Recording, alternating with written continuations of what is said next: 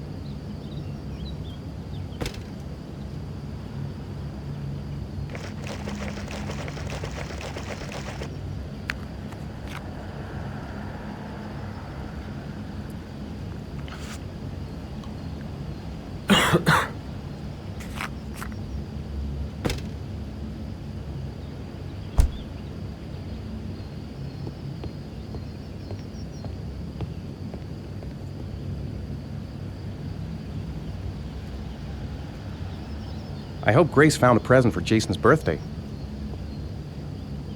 Whew, it's stuffy in here. I should get some fresh air in the garden.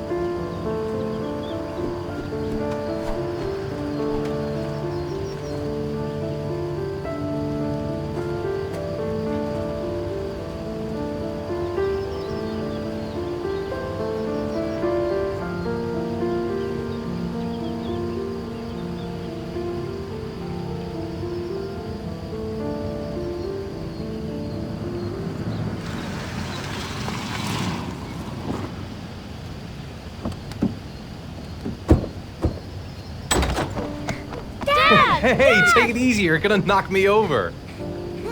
So this is your big day, huh? Am I grown up now? 10 years old, that's not exactly grown up, but you're getting there. Now, can I drive your car? And I think you're gonna have to wait a little while for that. Ethan, can you please help me? I'm coming.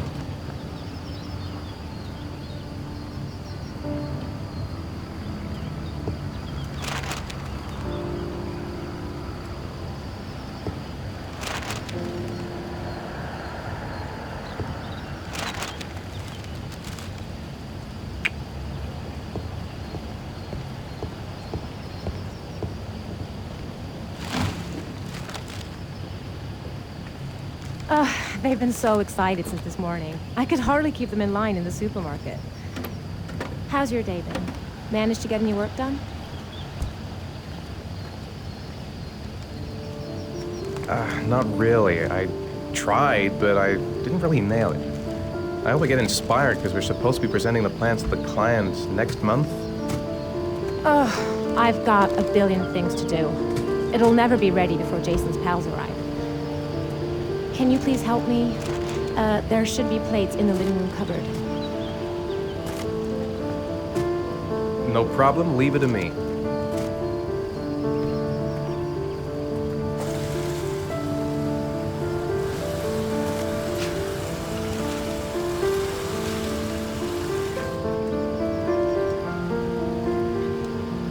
Hey, Ethan.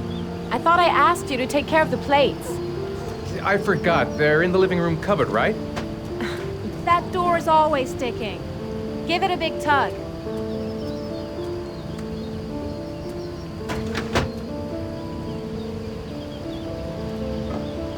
That's the set my mother gave us. Be careful, okay? Don't worry. I wouldn't want to be responsible for a diplomatic incident with your mother.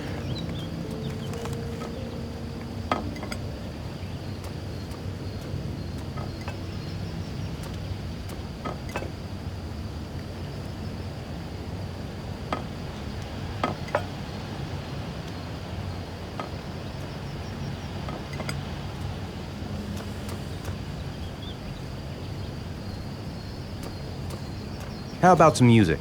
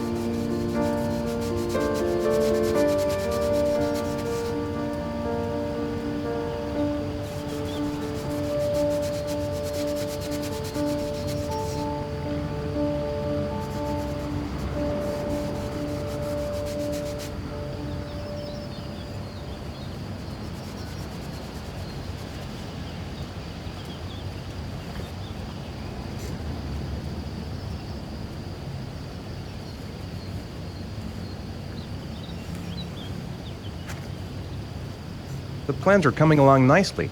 Should be finished by Monday.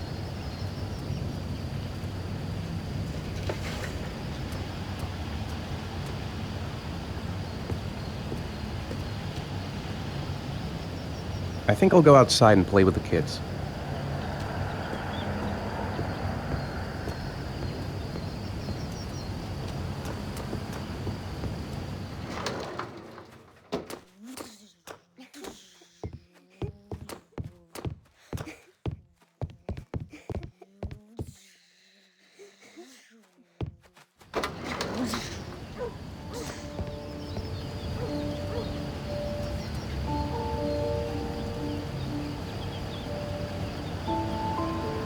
That's it. I'm free as a bird.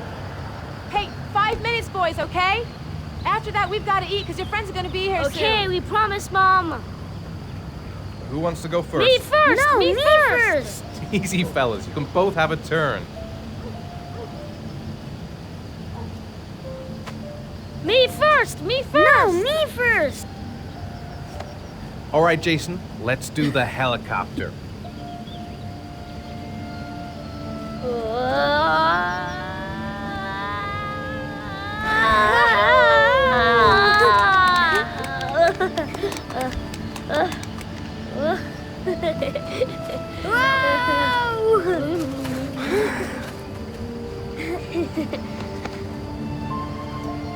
It's my turn now, it's my turn!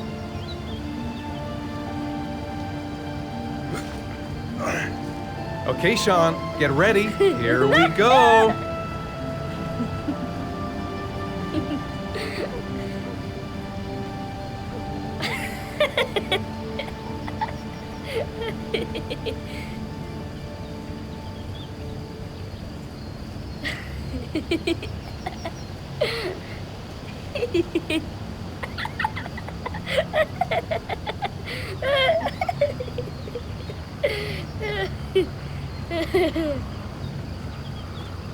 Come on, Dad, show us how strong you are. Big muscles. But be careful. Hang on.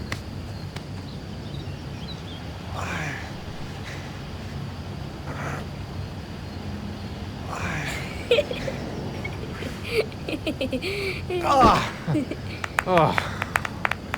Whew.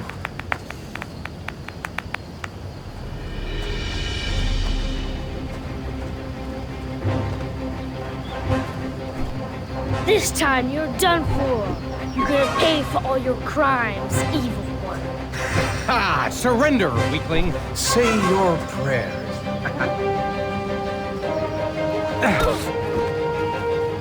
Come on, Jason. Hoya! Give up. I am victorious. Watch out! Oh! Attack! Attack! Whoa! Ah! Pay for that. Come on! Oh! Oh, that's gonna leave a mark. Yeah, Jason! Continue! Yeah, good! Watch out! Yeah! Ha! Ha! Go, Jason! Yeah! Yeah! No! Whoa! Yo! Yeah! I got you. Yeah! Yeah! Ha! Ha! Food's ready, kids. You coming in? We're coming!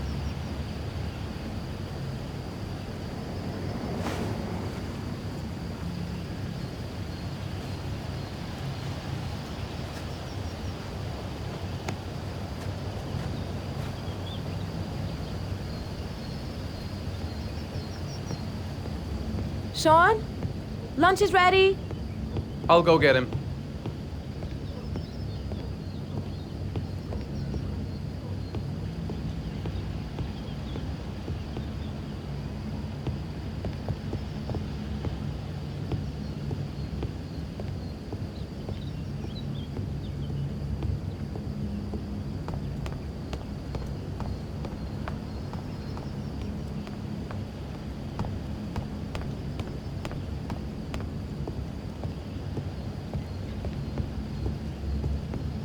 Sean? What's up? It's Merlin. He's dead. He's dead and it's all my fault. No, it's not, Sean. Of course it's not your fault. I'd give anything if you could come back to life. You know, Sean, there's some things which just have to happen.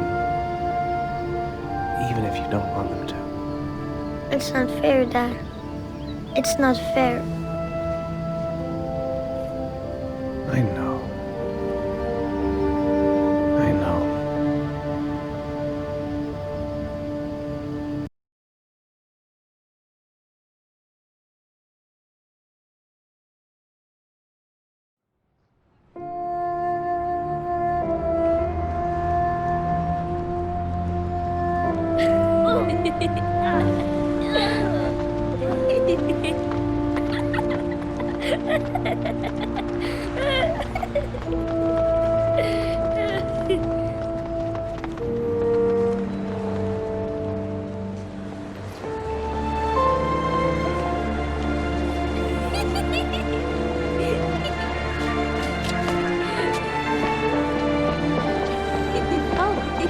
I'd like to have a quick look at some shoes for Sean. Can you watch Jason for a minute? I promise, we won't be long. Sure, no problem. We're not going anywhere, are we, Jason? Come on, honey.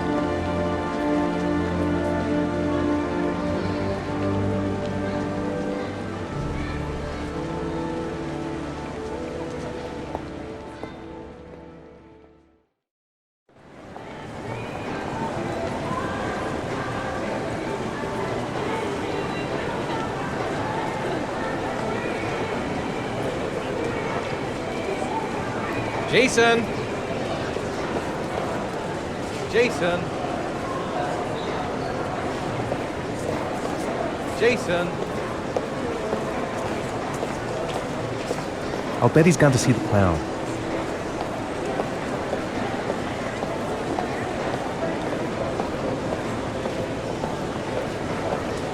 Jason!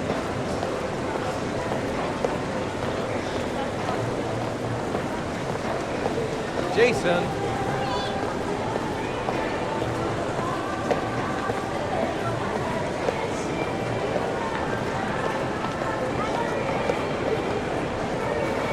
Jason, you really shouldn't run her off like that, you know? There's an awful lot of people in here. Please, Dad, can I have one? I would really love to have one. Please, Dad, come on. Okay, let's go buy a balloon. Great! Hey, champ. What's your name? Jason, Which balloon would you like, Jason? the red one. Here you go.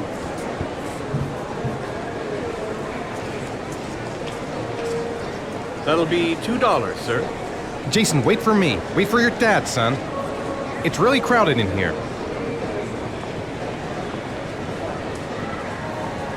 Keep the change.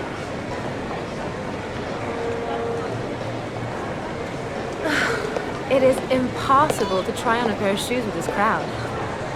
Where's Jason? He was here a second ago. I bought him a balloon, and I turned around and he just disappeared.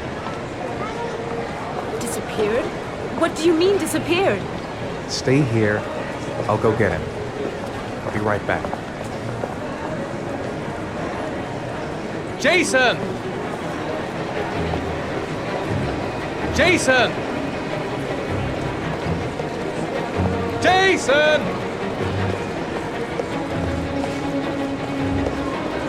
Jason! Jason! Jason!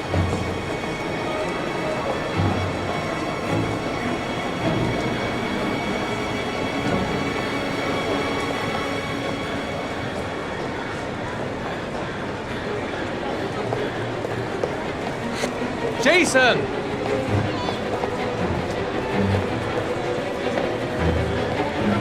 Jason!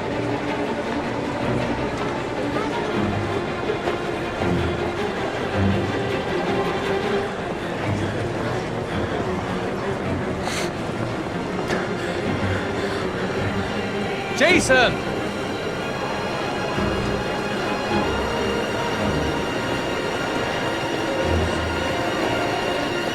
Jason!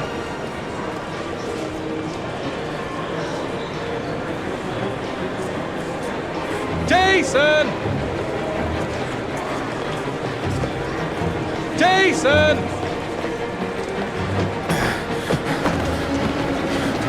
Just as long as he doesn't go near the exit. Jason! Jason!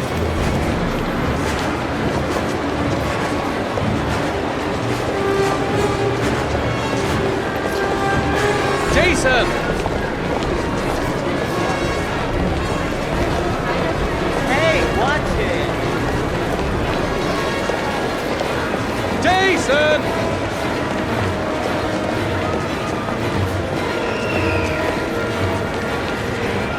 The red balloon! Follow the red balloon!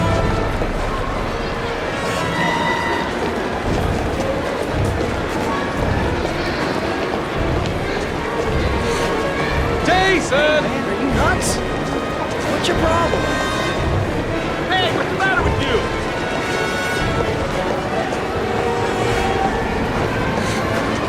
Are you nuts? Hey, what's the matter with you? Jason, God, you really had me scared there.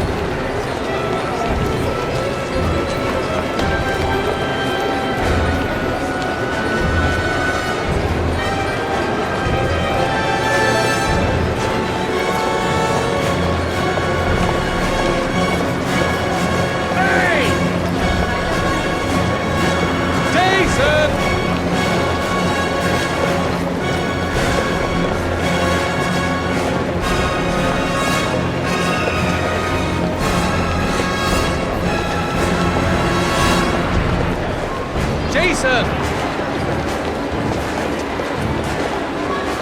Hey, watch it! Watch out! Jason!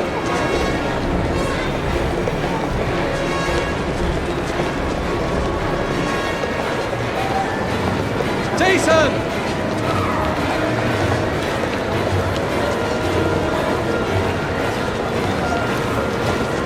Hey, man, are you nuts? What's your problem? Jason! Hey, man, watch where you're going! Watch out! Jason! Hey! Jason!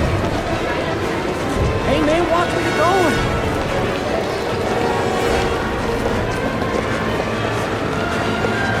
Watch out! Whoa! Jason! Nuts? What's your problem?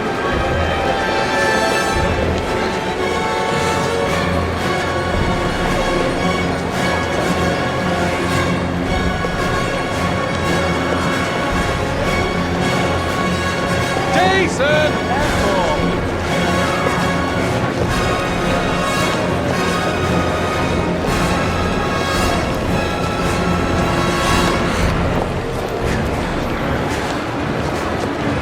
Watch it! Jason! Hey, man, watch it!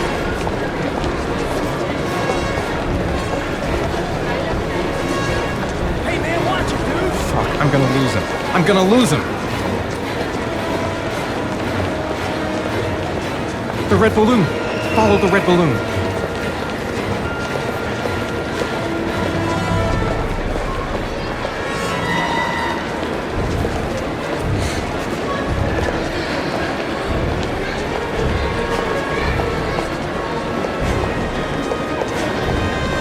Hey, what's the matter with you?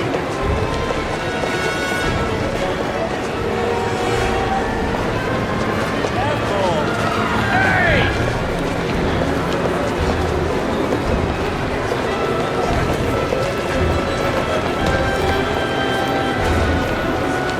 Hey, man, watch it, dude! Hey, man, are you nuts? Hey, be careful, right?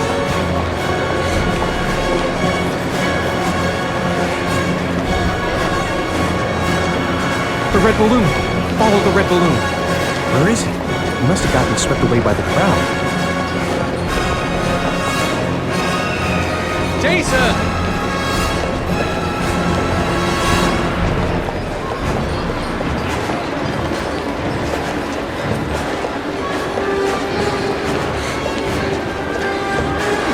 Jason! Hey man, what's your problem?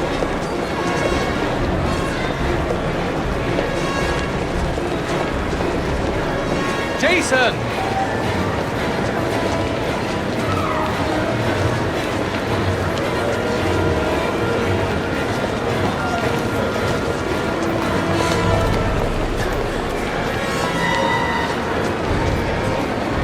I should never have taken my eyes off him. Why in God's name did I?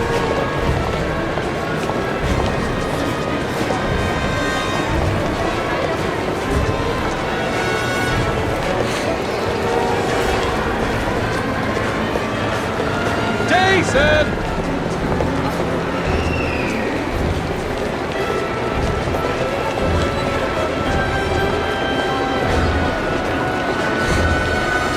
Jason!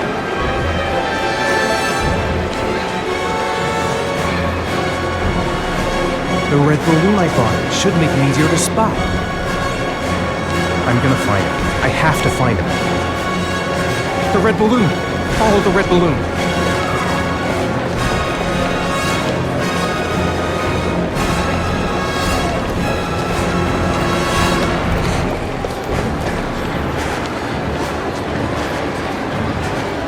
Jason! Hey, what's the matter with you?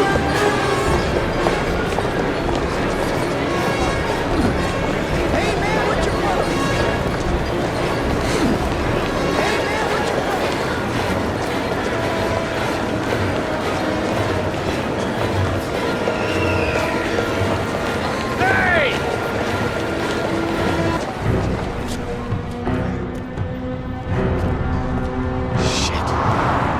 Shit!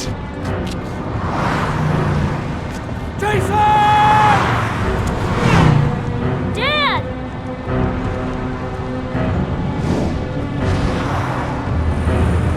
Jason! No!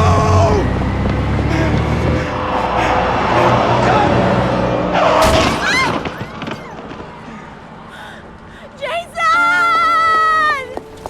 Jason! Oh my god, no! No! No, Jason! Oh my god, no! No! Oh my god. No!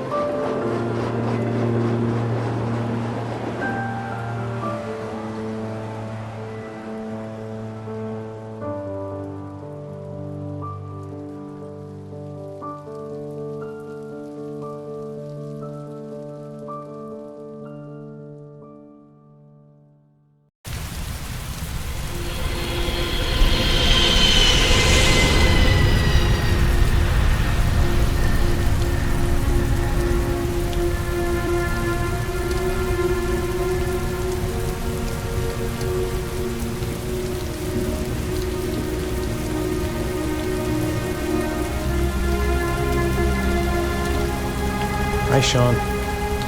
My dad.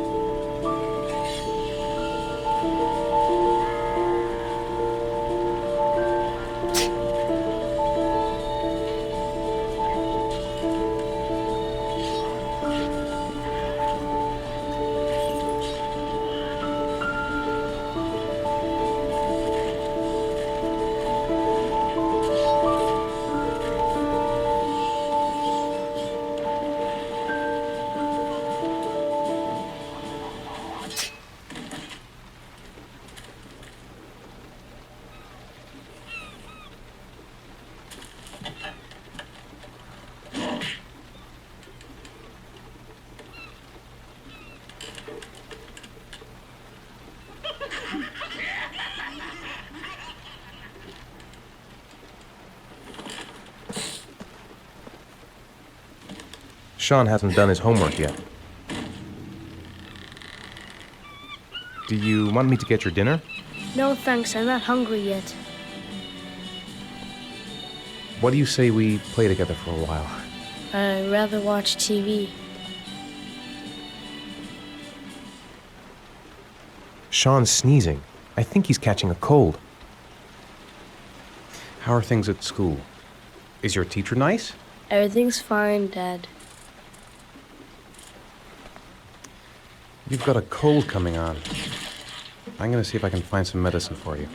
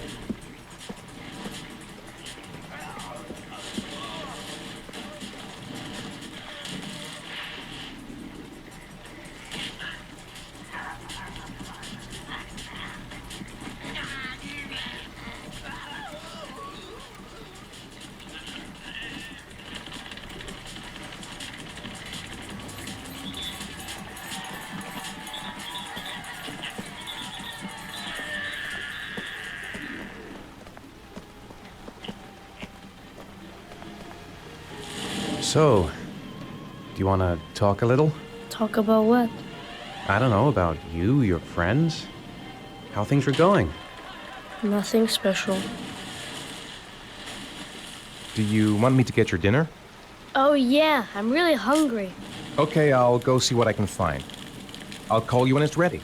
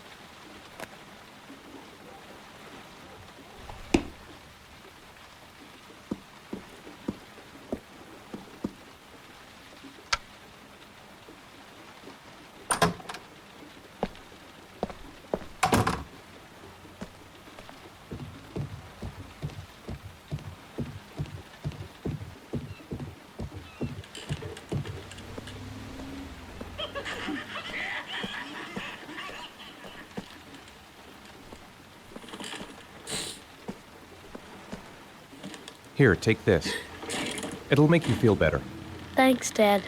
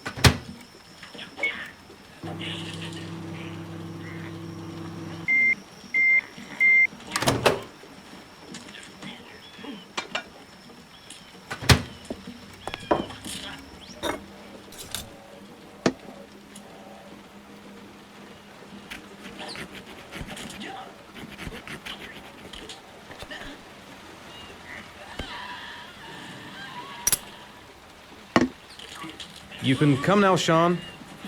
Your meal is ready. I'm coming!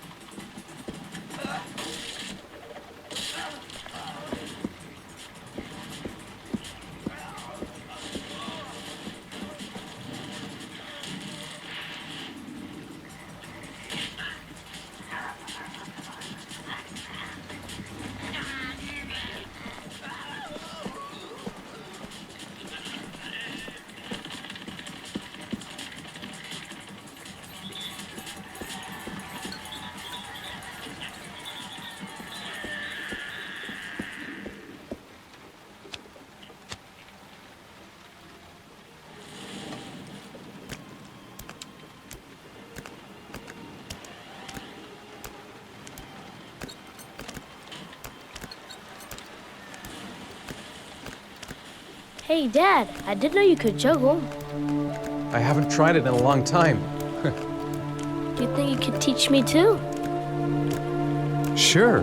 I'll show you if you like.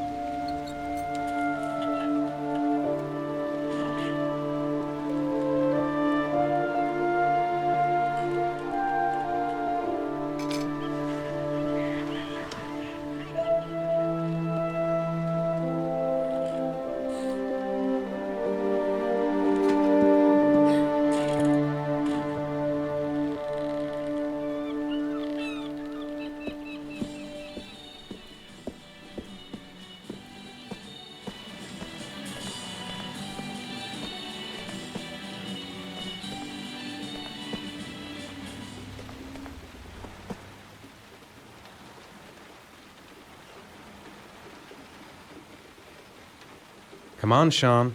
It's time for bed. I'm not tired yet. Can I stay up a little longer? All right, we'll wait a little before going to bed. But don't say anything to your mother, okay?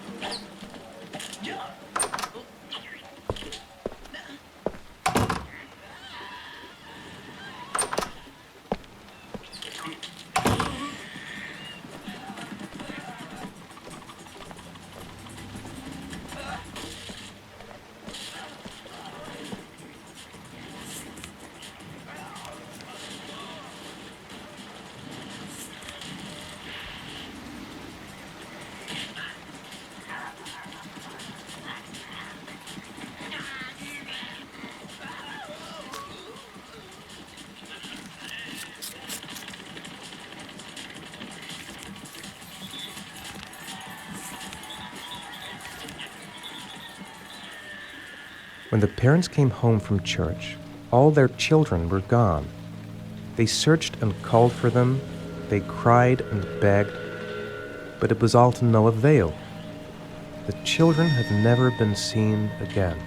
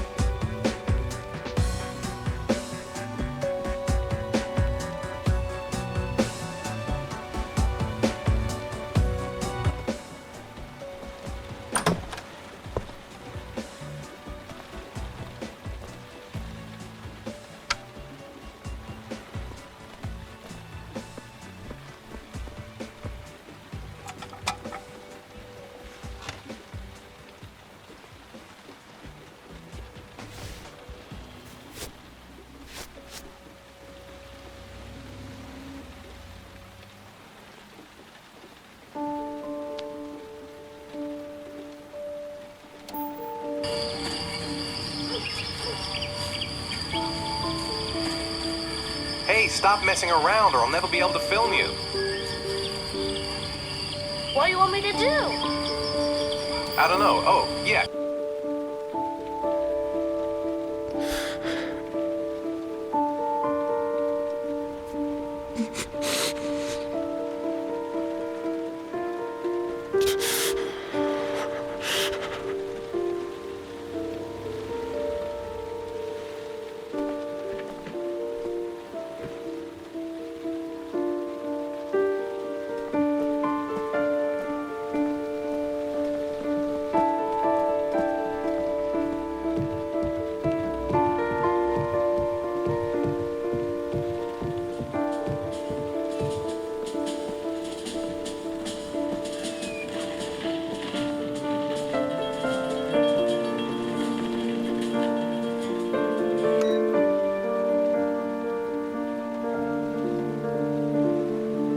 Come on, little man. It's late. Time for bed.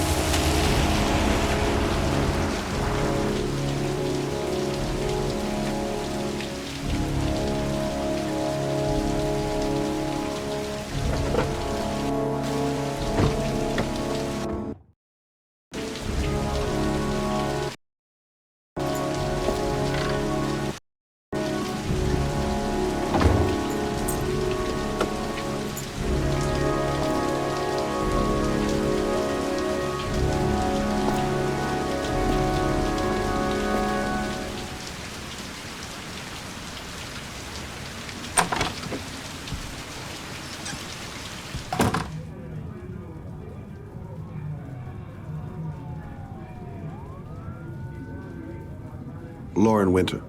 Ring any bells? Nope, can't say it does.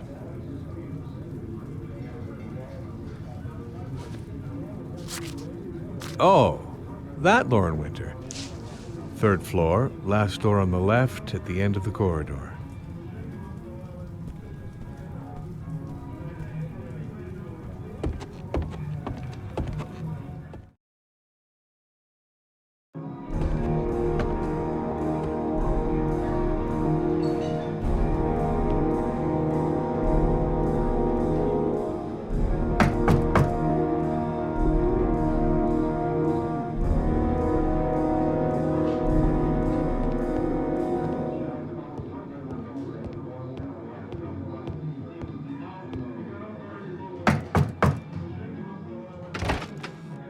Lauren Winter?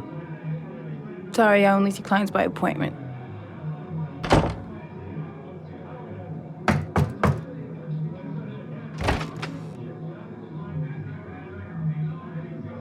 It's $50. I don't kiss and I don't do any weird shit. Fine by me.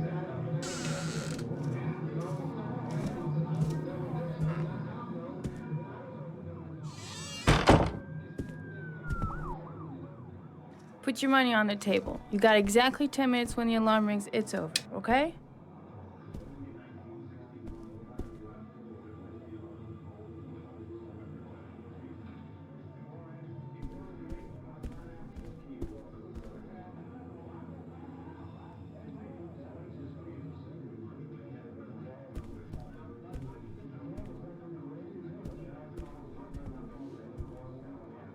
You should take your clothes off. We ain't got all day.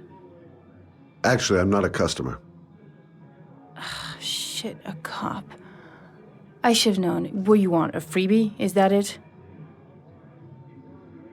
My name is Scott Shelby. I'm a private detective. The families of the victims of the Origami Killer asked me to investigate the murders. I came here just to ask you some questions about Johnny. I already told the police all I know and I have nothing to add. Leave me alone.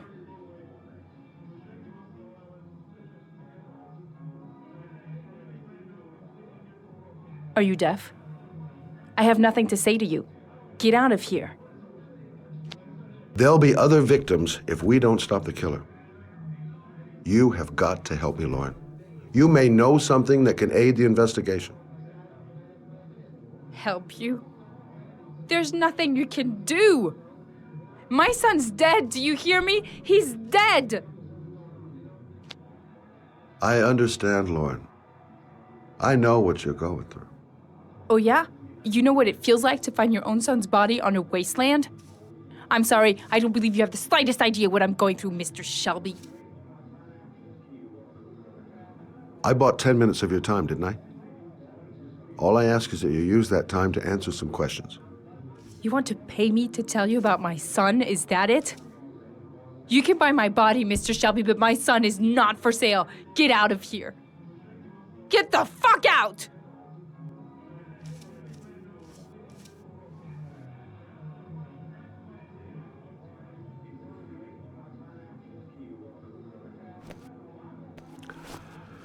Well, if you remember anything, the smallest detail, give me a call.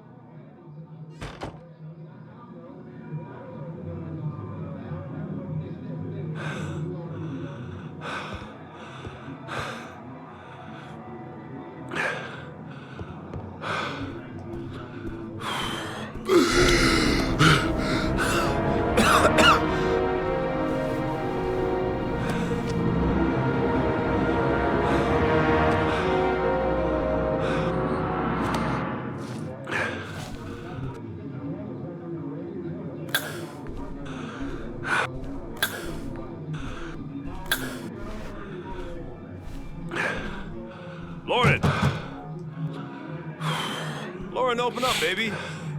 It's me. Troy, what are you doing here? I already told you I don't want to see you anymore. Sorry, Dal, but I really wanted to see ya.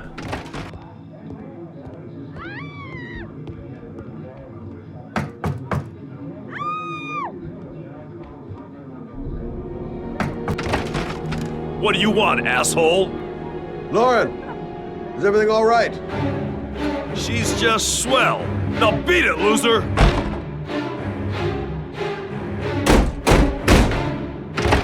You again?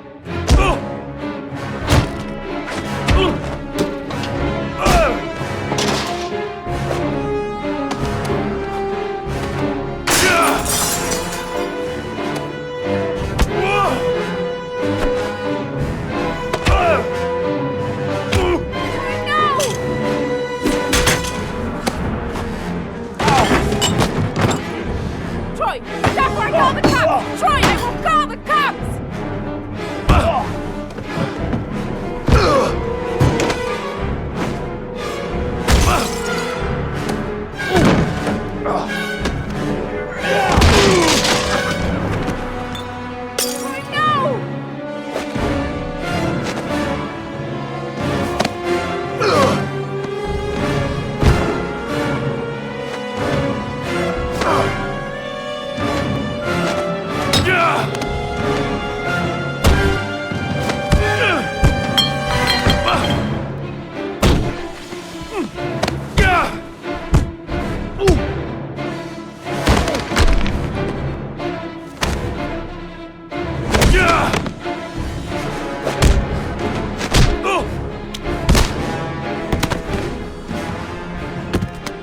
I'll see you again, asshole.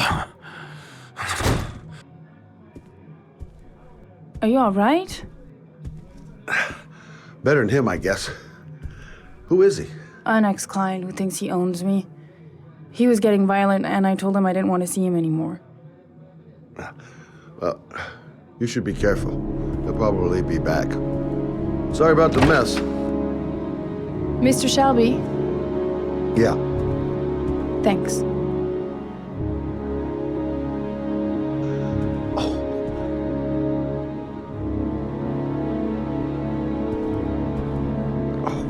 God.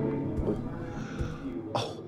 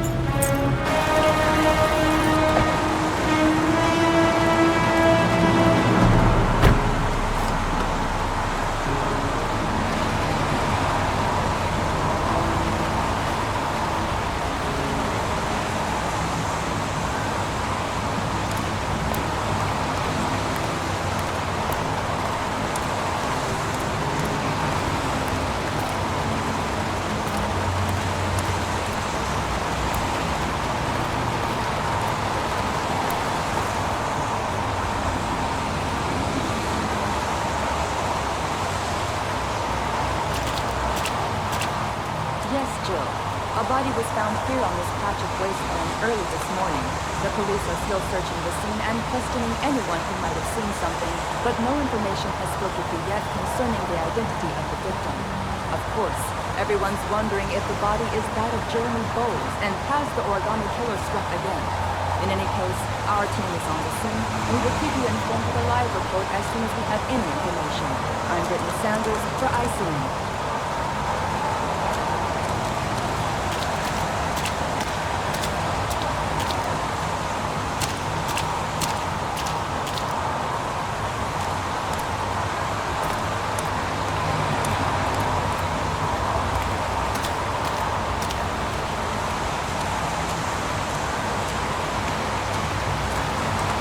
The zone is sectioned off, sir. Please step back.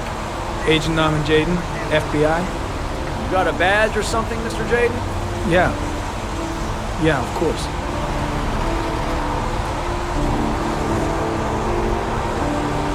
Check. You can pass. I'm looking for Lieutenant Blake. Is he around? I saw him arrive earlier. He's here somewhere. Thanks.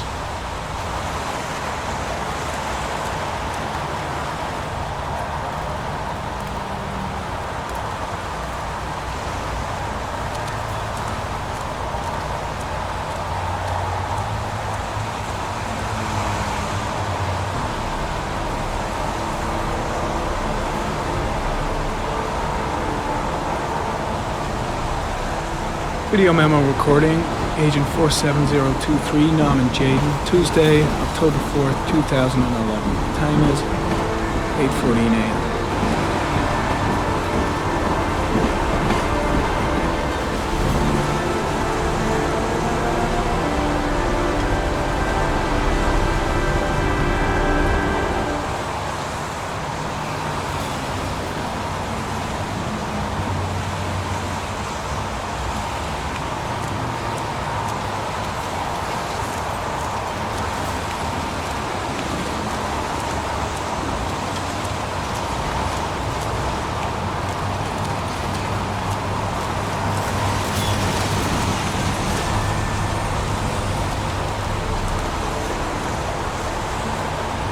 Hey! You there! What are you doing? Lieutenant Blake? I'm Agent Norman Jaden from the FBI. I went by your office this morning. They told me you'd be here. Now, if you're looking for rain, dead bodies, and highways, you come to the right place. Mike, will you tell that asshole with the bulldozer to stop for 5 minutes? I can't hear myself think here. Right away, Lieutenant. Well, are you coming, Jaden? So, what happened? Some guy taking his dog for a piss found a body about 6 o'clock this morning. We don't know much more right now. Based on what we've seen, looks like the work of the Origami Killer. Do we know the cause of death? There are no marks on the body. Chances are he was drowned, like the others. Any news on the coroner? He's on his way, Lieutenant. We've been waiting for an hour, for fuck's sake. There are a lot of people on the crime scene. Aren't you afraid your men might destroy some clues? You don't find proof sitting behind a desk. We're not in the habit of trampling things into the ground, even if we're not in the FBI.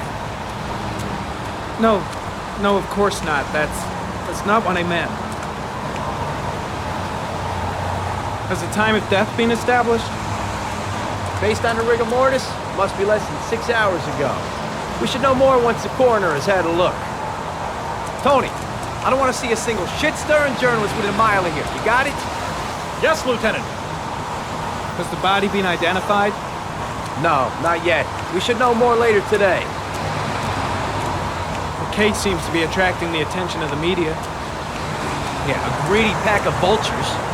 These guys have killed their mothers for a scoop. Some investigation. It's becoming a three-ring circus. Listen, I'm a little busy here. Why don't we discuss all this a little later, back at the office? Oh, no problem. I understand. Do you mind if I have a look around? Be my guest. Hey, Jaden, come and see me if you find anything, okay? We're on the same team now.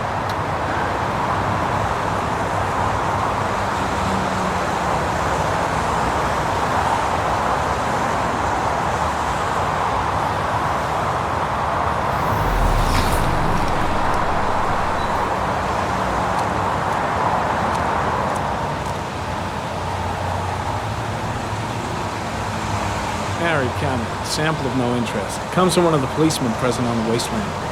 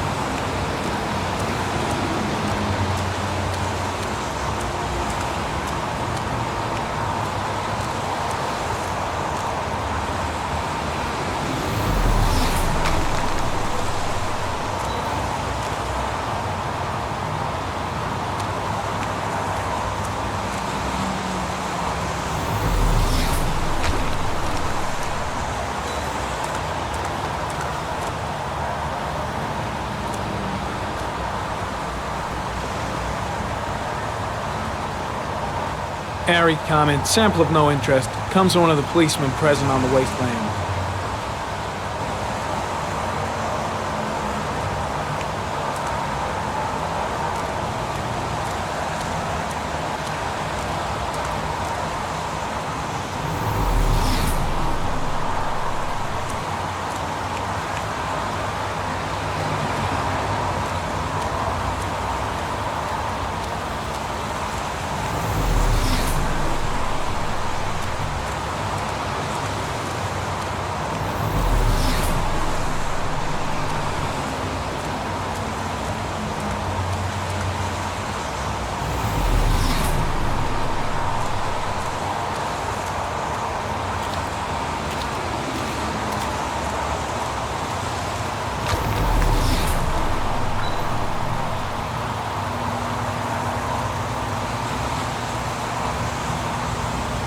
Harry comment. Sample of no interest. Comes from one of the policemen present on the wasteland.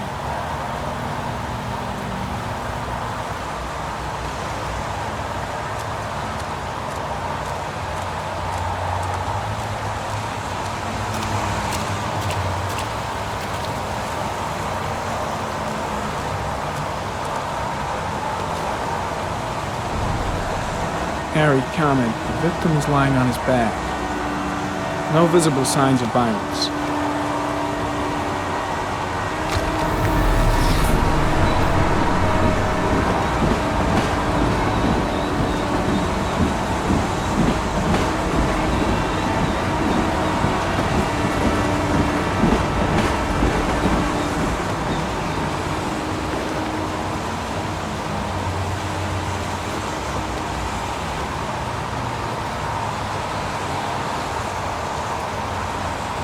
Superficial wound on the right thigh.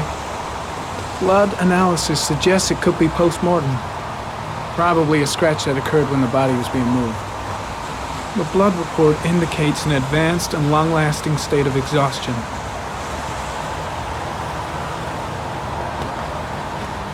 His face is covered with mud, like the other victims.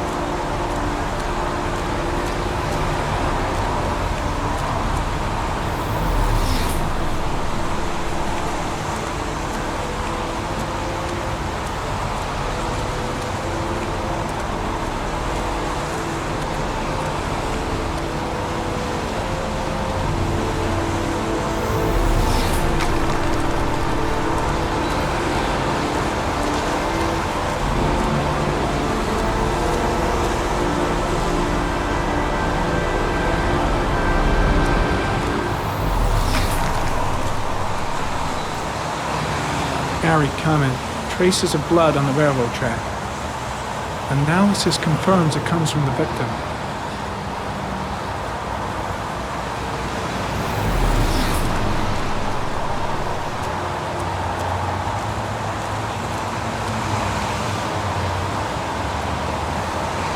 Very common. Traces of footprints leading toward the body. They don't look like those of the police. No correlation with the body for the moment.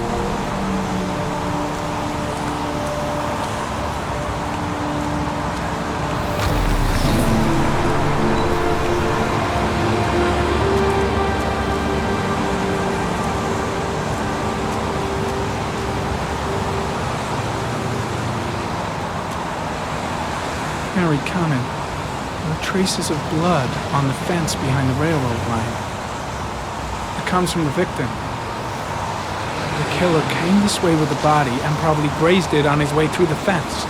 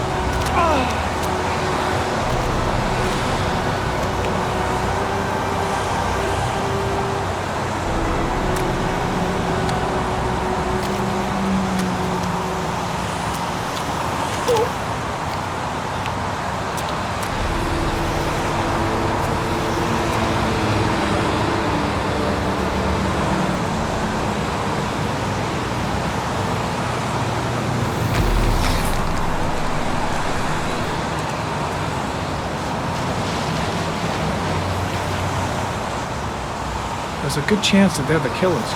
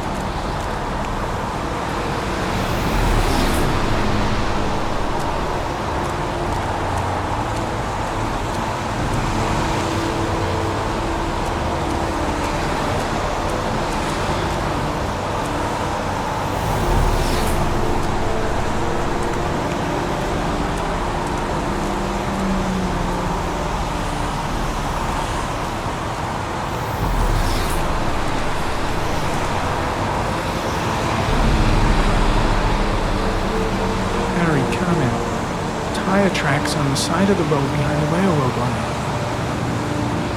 It may be the killer's car. I think I've seen all there is to see.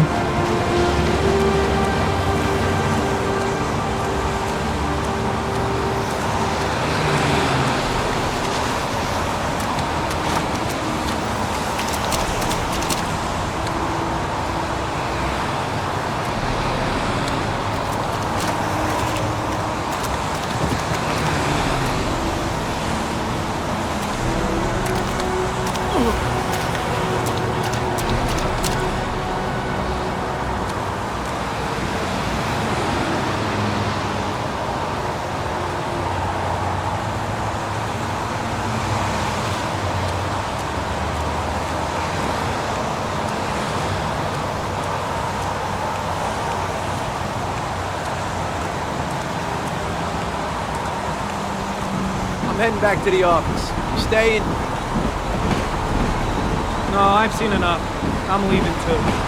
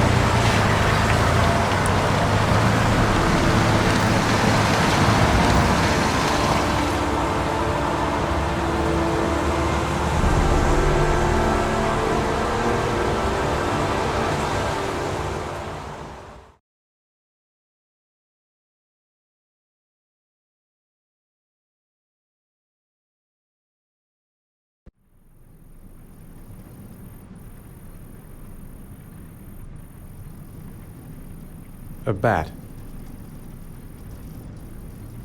A wolf's head. A crab.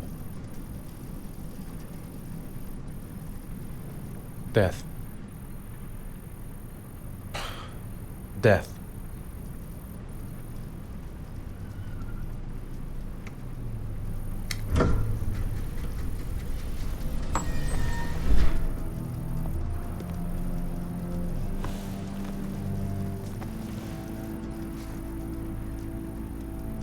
I have the results of your MRI scans.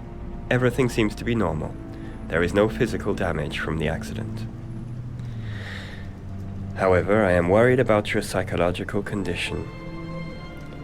I know it's not easy, but you've got to start over, Ethan. You're not responsible for what happened. It's my fault Jason is dead. He'd still be alive if I'd been looking out for him. It was an accident. Accidents happen every day. You can't blame yourself forever for your son's death. How is Sean? He's a very solitary kid, very focused within himself. He's really close to his mother. With me, he's more distant. And what about you, Ethan? What do you feel?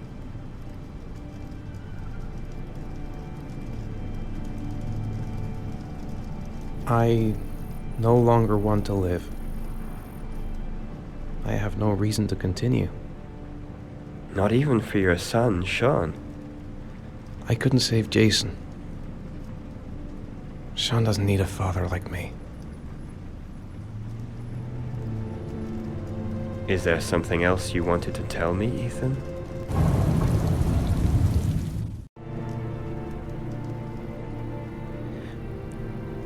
I sometimes have these blackouts.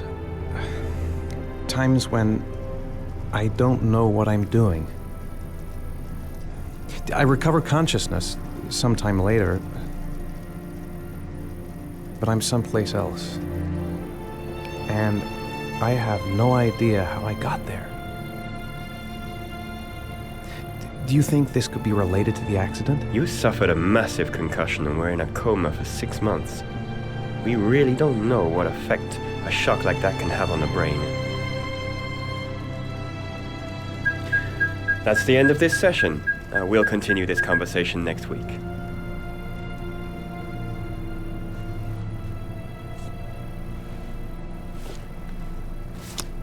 You were lucky, Ethan.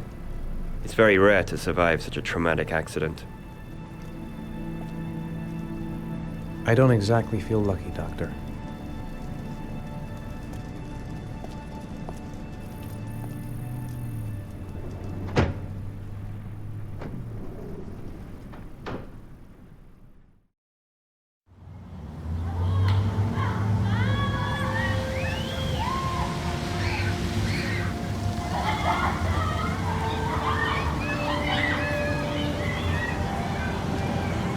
Aren't you gonna go play with the other kids? I don't feel like it.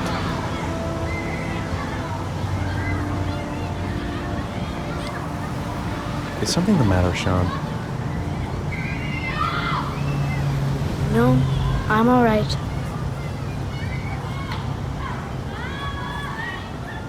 How did things go at school today? I was punished because I didn't do my homework. I'm sorry about that, Sean. Next time, we'll really pull it together, okay? Do you want to eat something?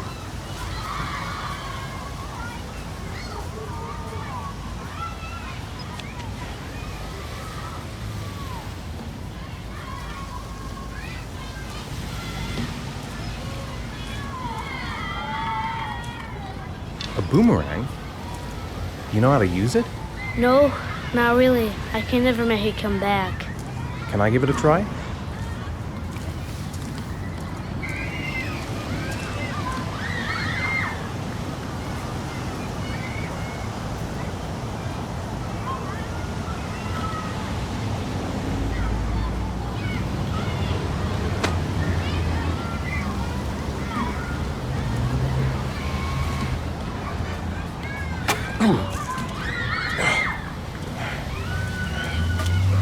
Gotta be able to improve my catch.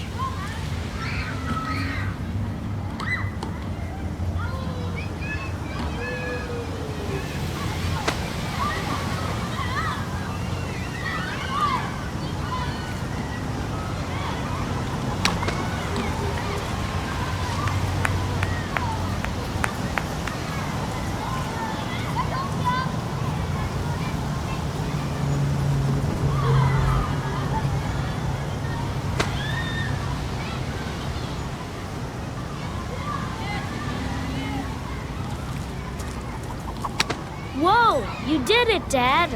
Do you want to give it a try? I won't be able to do it. Oh, come on, let's try it together. Now, the main thing is to get the right position at the beginning. Now, you gotta throw it straight and a little to the right.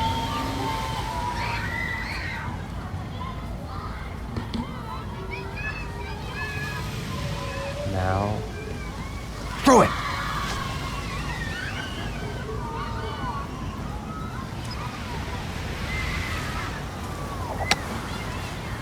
I did it! I did it, Dad! Good job, Sean. See? That wasn't so hard.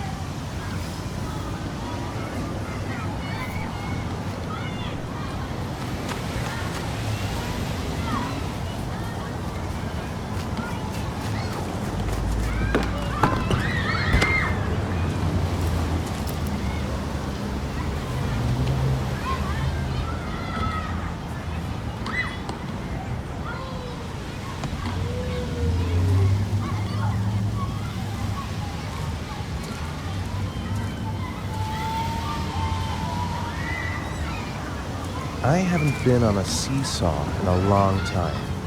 What do you think? Yeah!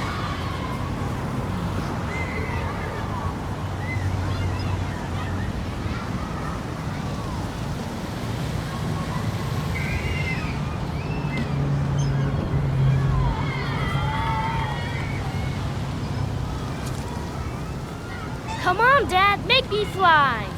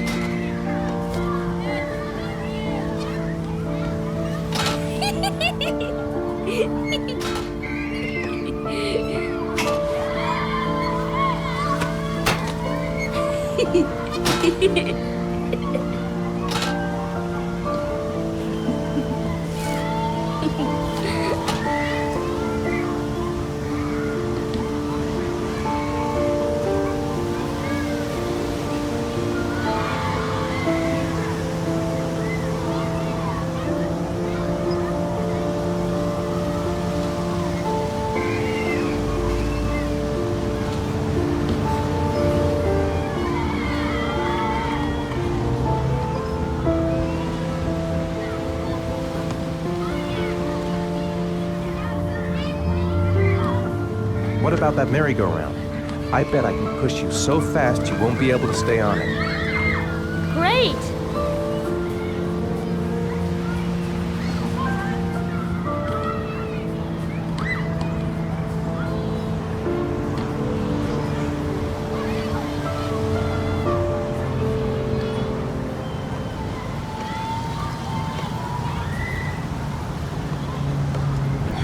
Go on, Dad, as fast as you can. Faster!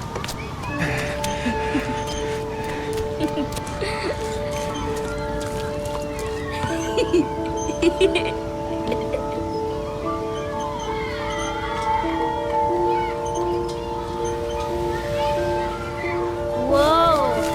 I think my head is spinning. Good training for astronauts, though.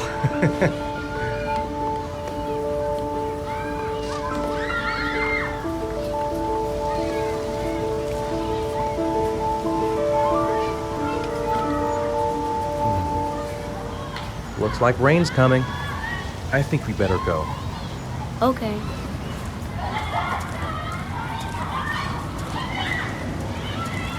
You know, sometimes I remember before. I mean, when Jason was still here. Sometimes I wish everything could just be the way it was before. Me too, Sean. Me too.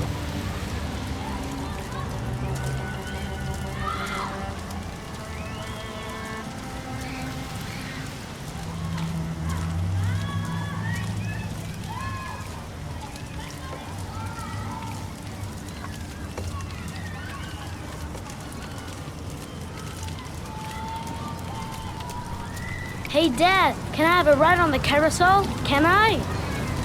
Sure. Go pick a horse and get on. I'll get a ticket.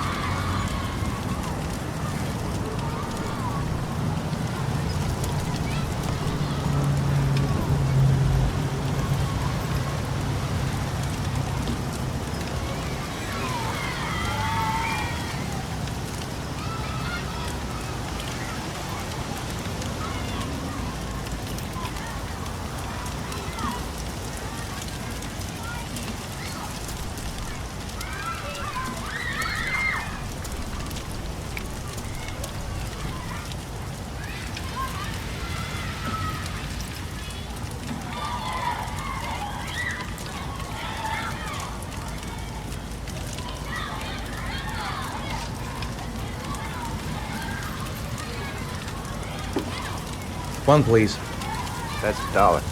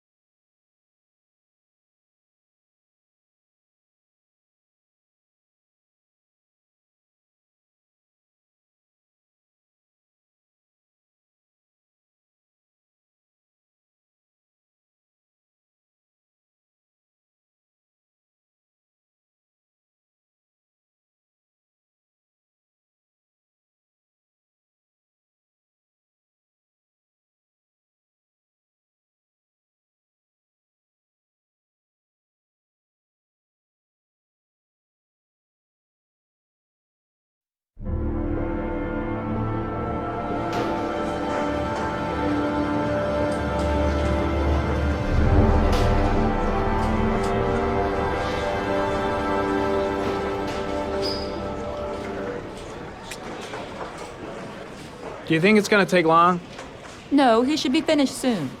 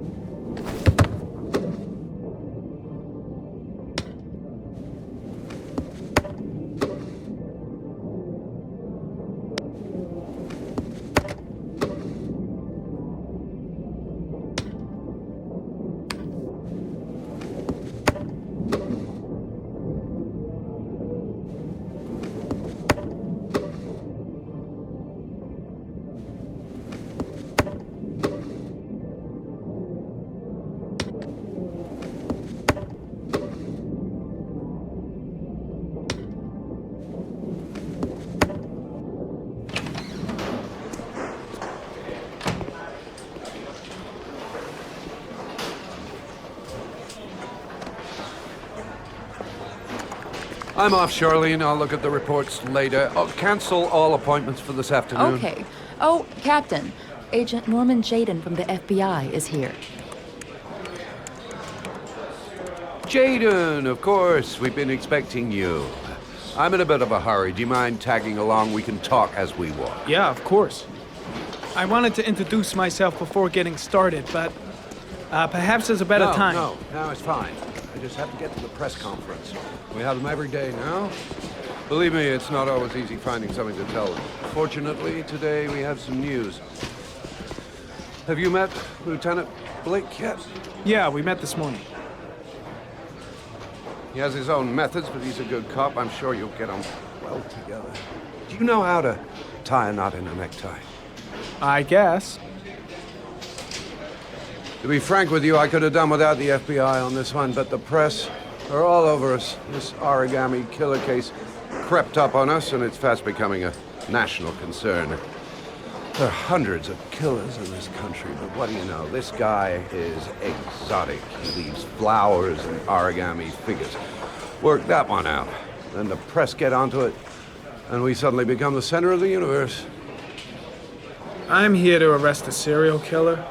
With all due respect, sir, the rest of it, it's none of my business. No, of course not. All I'm asking is that you make progress, and fast. The press want a perpetrator, and we're gonna have to serve him up on a silver platter. Not bad.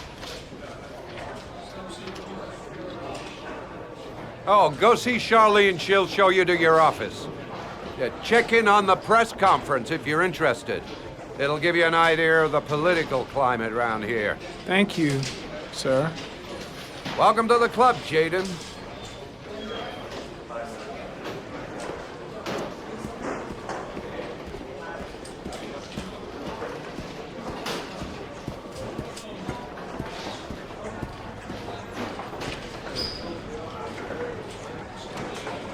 I'm ready to start.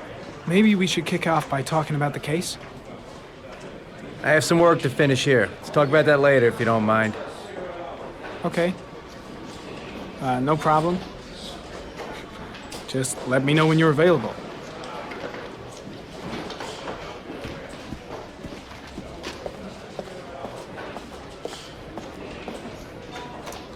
Nice watch.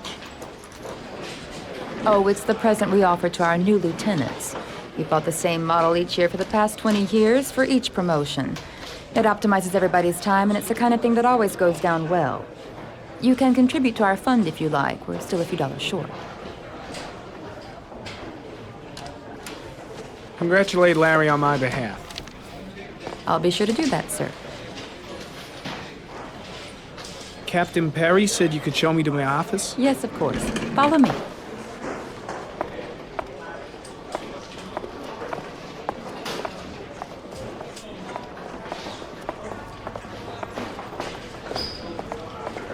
Agent Jaden, are you coming?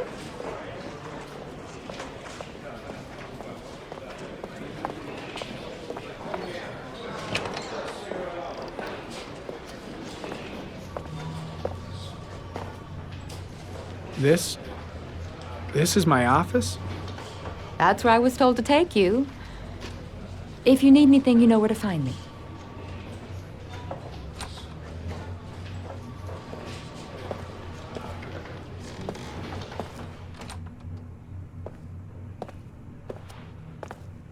Okay, time to work.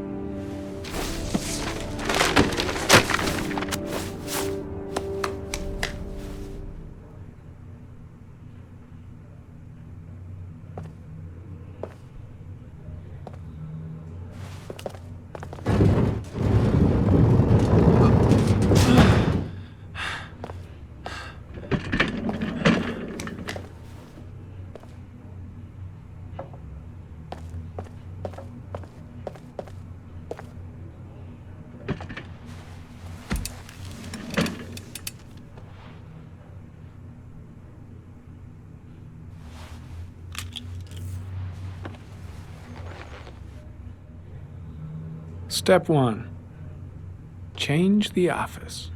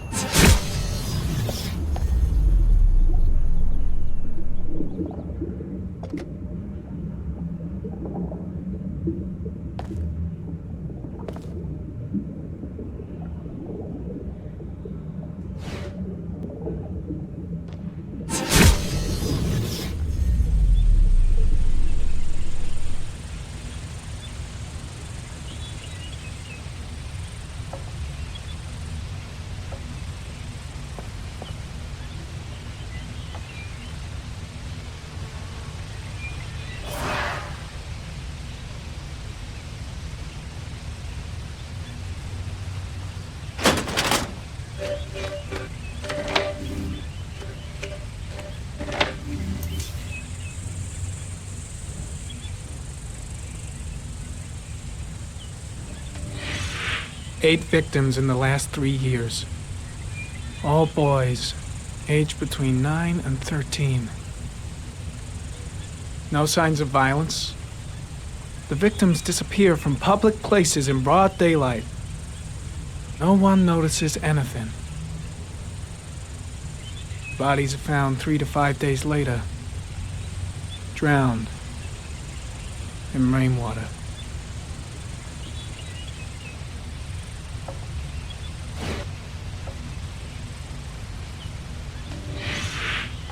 Always the same ritual. An origami in the hand, an orchid on the chest. The victims have always been dead for less than 6 hours when they were found, which means they remained alive for several days before being drowned. Over 3,500 people questioned. Over 100 suspects interrogated. Not a single lead to go on.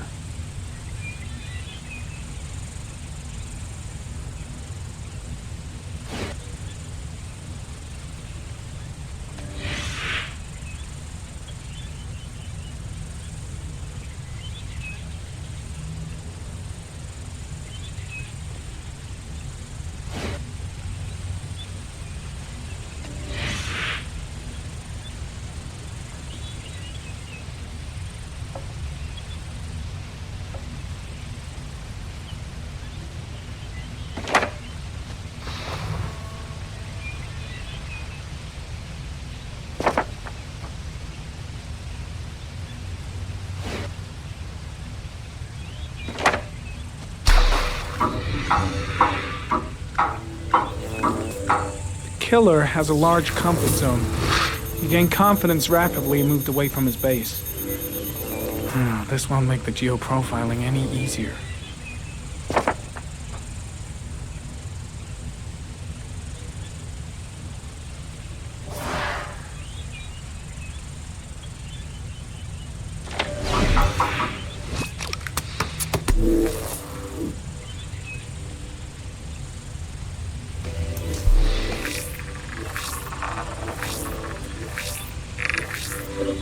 The killer's car is probably a Chevrolet Malibu 83.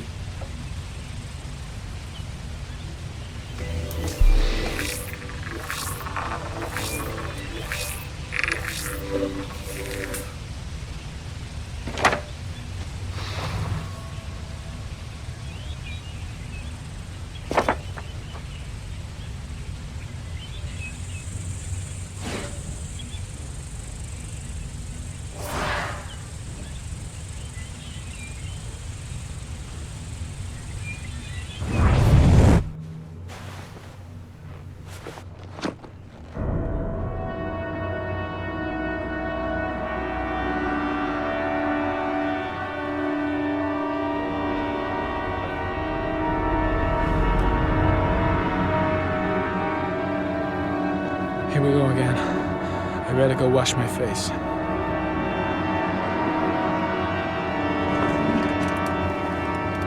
I need to take some. I'm gonna faint if I resist. It's all right. I know I can make it. I know I can make it.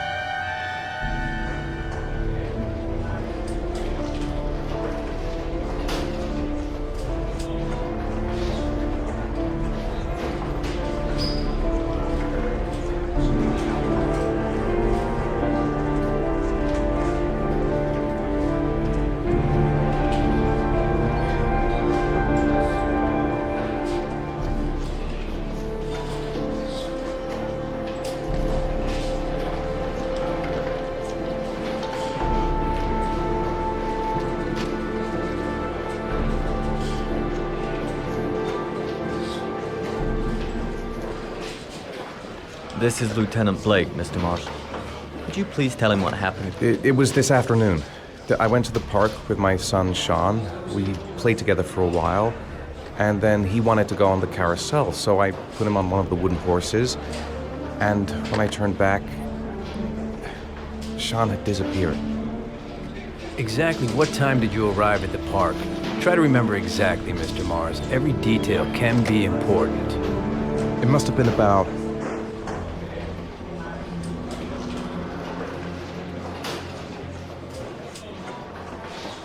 4:15. Yeah, that's it, 4:15. I remember exactly because I looked at the clock in the park when we arrived. What was your son wearing when he disappeared? He was wearing a coat.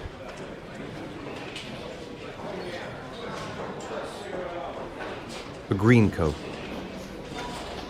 and a pair of pants. Brown pants. How could Sean have disappeared without you even noticing? Weren't you right by the carousel?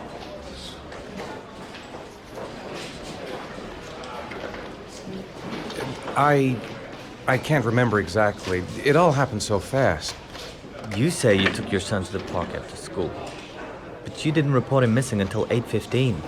Why did it take you so long to contact the police? I don't know. I panicked. I didn't know what to do. All right. That's all the questions I have for now. You're free to go, Mr. Mars. We'll continue to look for Sean overnight. We'll contact you if we have any more questions. Do you think the Origami Killer... Listen, your son's probably just run off and he'll turn up in a couple of hours. But what if it is the Origami Killer? Well, then we have about 4 days to find him alive.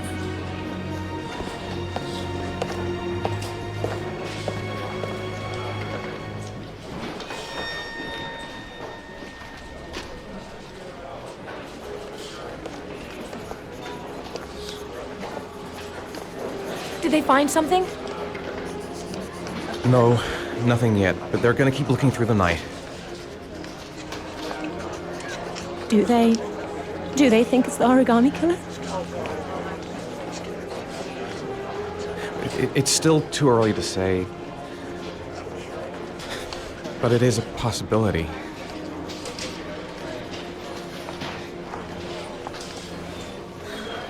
What happened, Ethan? How could you lose Sean like that? You should never have taken your eyes off him. I mean, for God's sake, how hard is it to keep your eye on a child in the park? Why did you leave him, Ethan? Why? Wasn't it enough losing Jason? I'm sorry. It's not what I meant to say.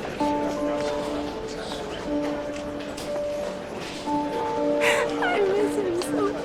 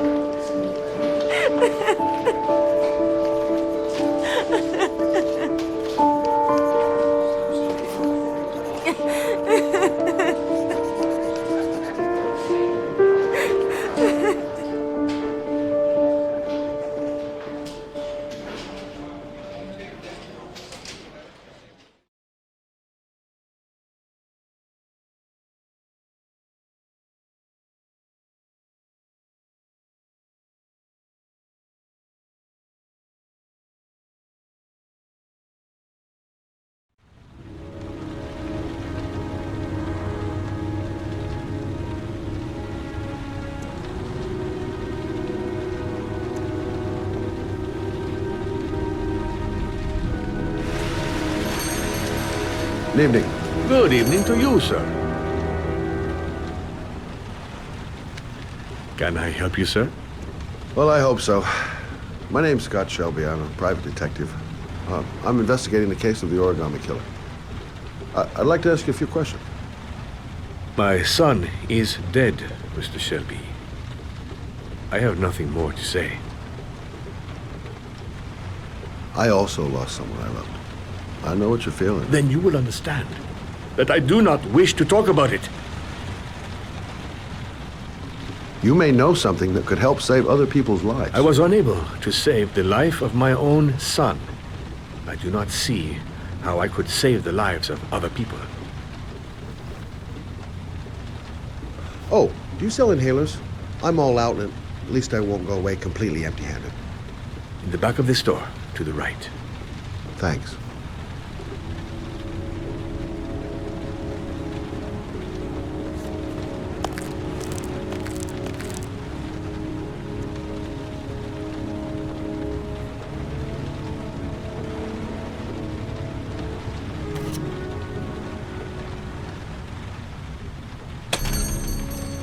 Good evening, sir.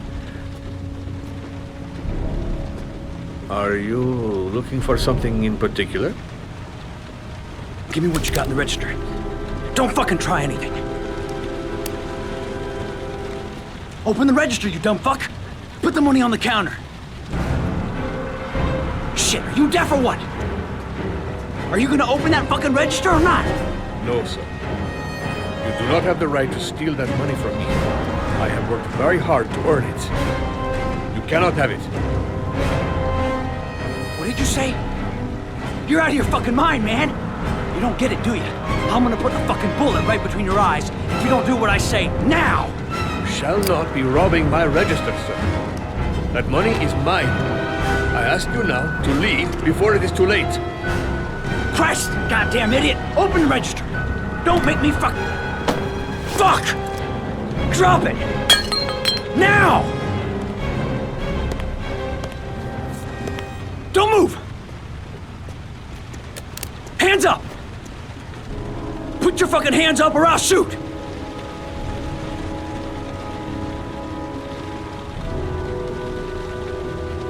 Don't panic. Let's just stay calm. Nobody here wants to hurt you. We're all just gonna be cool, and everything will be all right. Yeah. I'm cool, man. Everything's gonna be all fucking right.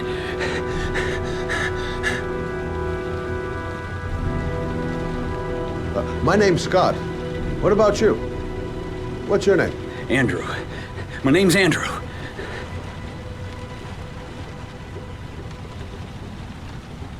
Look, it's not worth it. Put the gun down and just walk away. You giving me advice? I'll give you some fucking advice. Do you have anyone you care for in your life? A girlfriend, maybe? A family? Yeah. A little girl. I got a little girl. Her name is Jessica. What would Jessica think if she saw you here? Ask yourself, what would happen to her if things go wrong? You don't really want to shoot anybody, do you? I'm sure we can find a way out of this mess, right?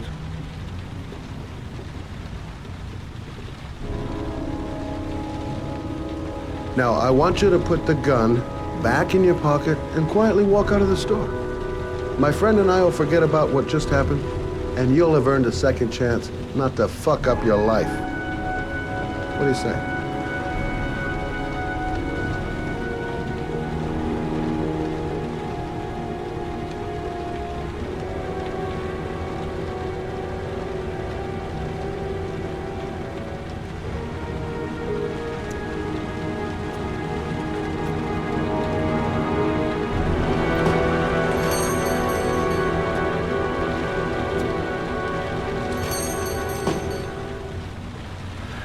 Thousand thank you, sir. I don't know what would have happened if you had not been here. Well, at least I didn't come by for nothing. Have a nice day. When my boy, Reza, disappeared, I received a letter with a locker ticket inside. Inside the locker, I found this box. I do not understand what it means, but I think it must be a sort of message from the man who took my son from me. Can I?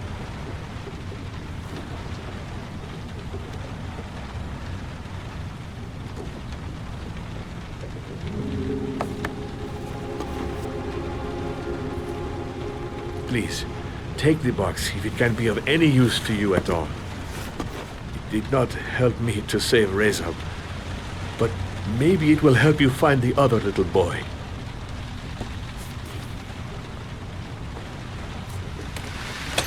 Mr. Shelby, I was beginning to think that there was no good to be found in this place. I can see now that I was wrong.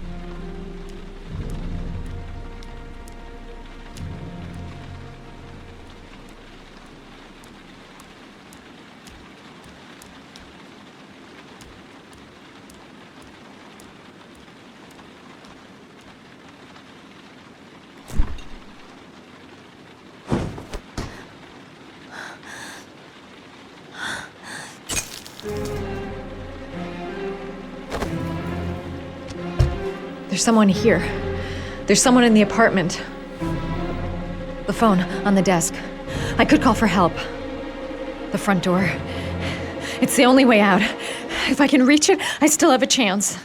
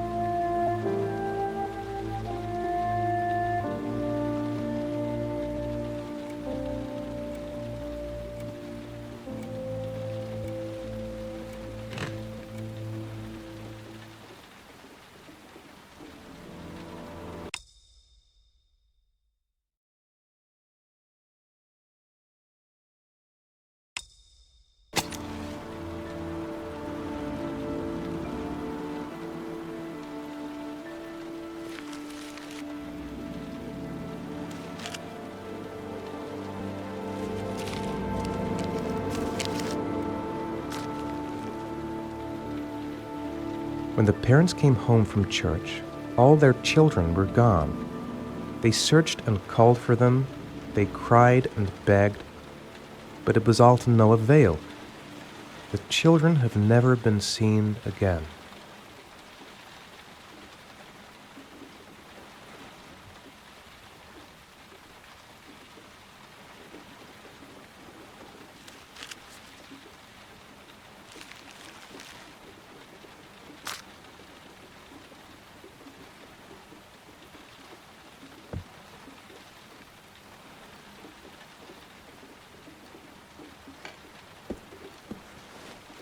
I have to get out of here and find out what this ticket is about.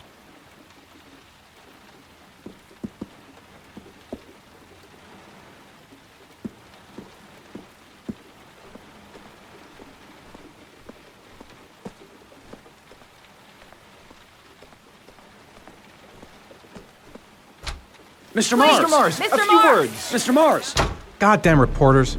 They've been camped outside my house all day.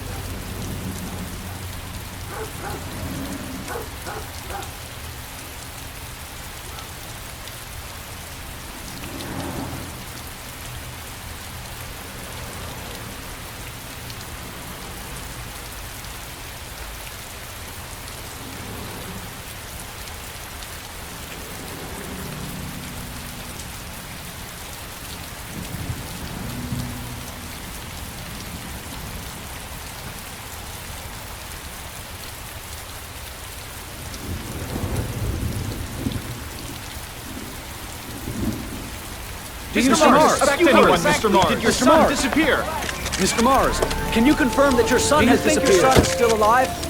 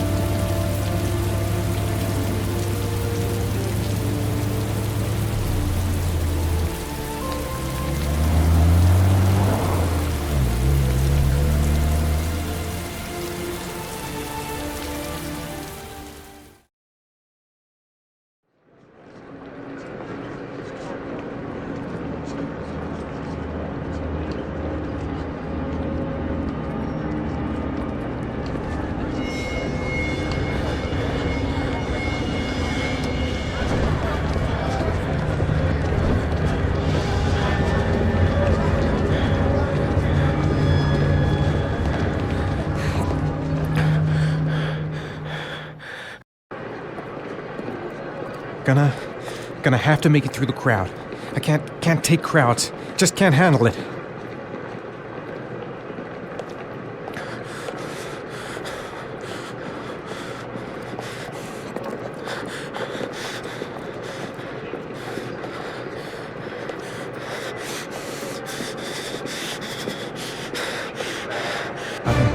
I can't make it. Too many people. Too many people.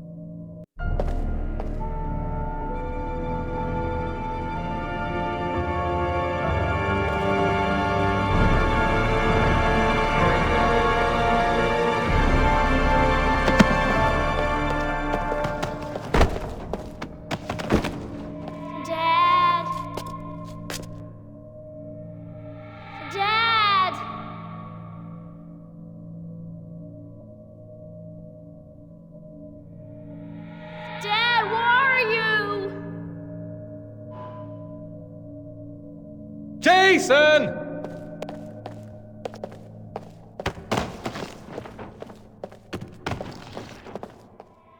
Dad!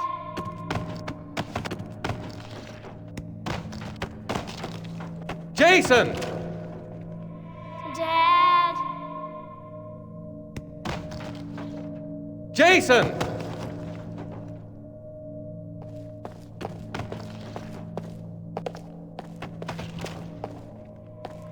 Dad!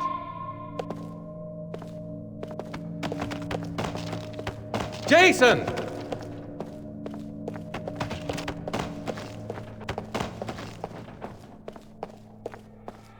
Dad! Jason!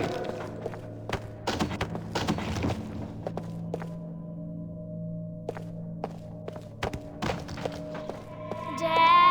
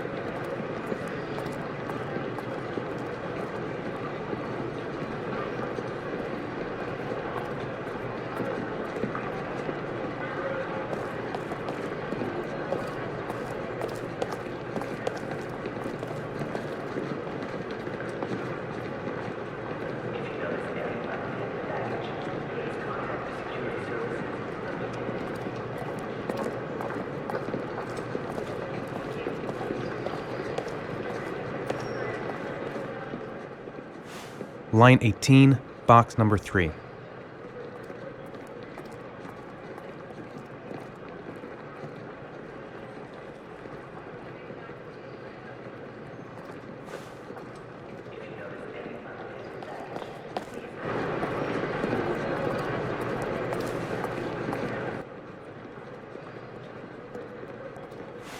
Line 18, box number 3.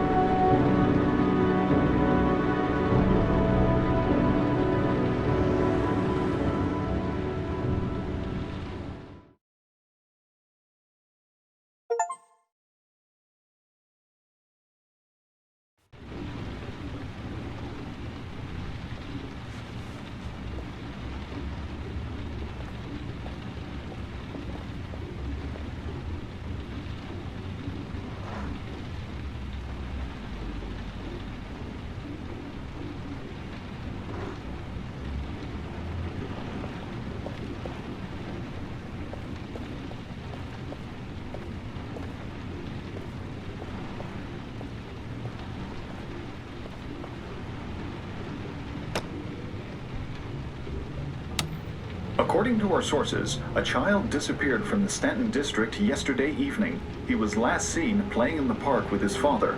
Full details are unknown, but following the disappearance of Jeremy Bowles, there is suspicion that this again may be the work of the Origami Killer. If confirmed, it will bring the number of victims to 9.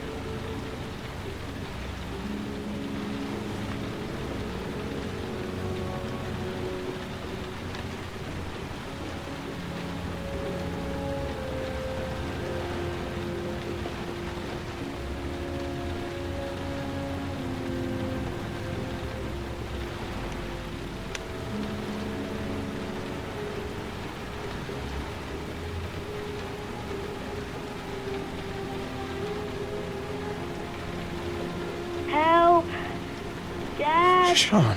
Where are you? I'm so cold. Dad!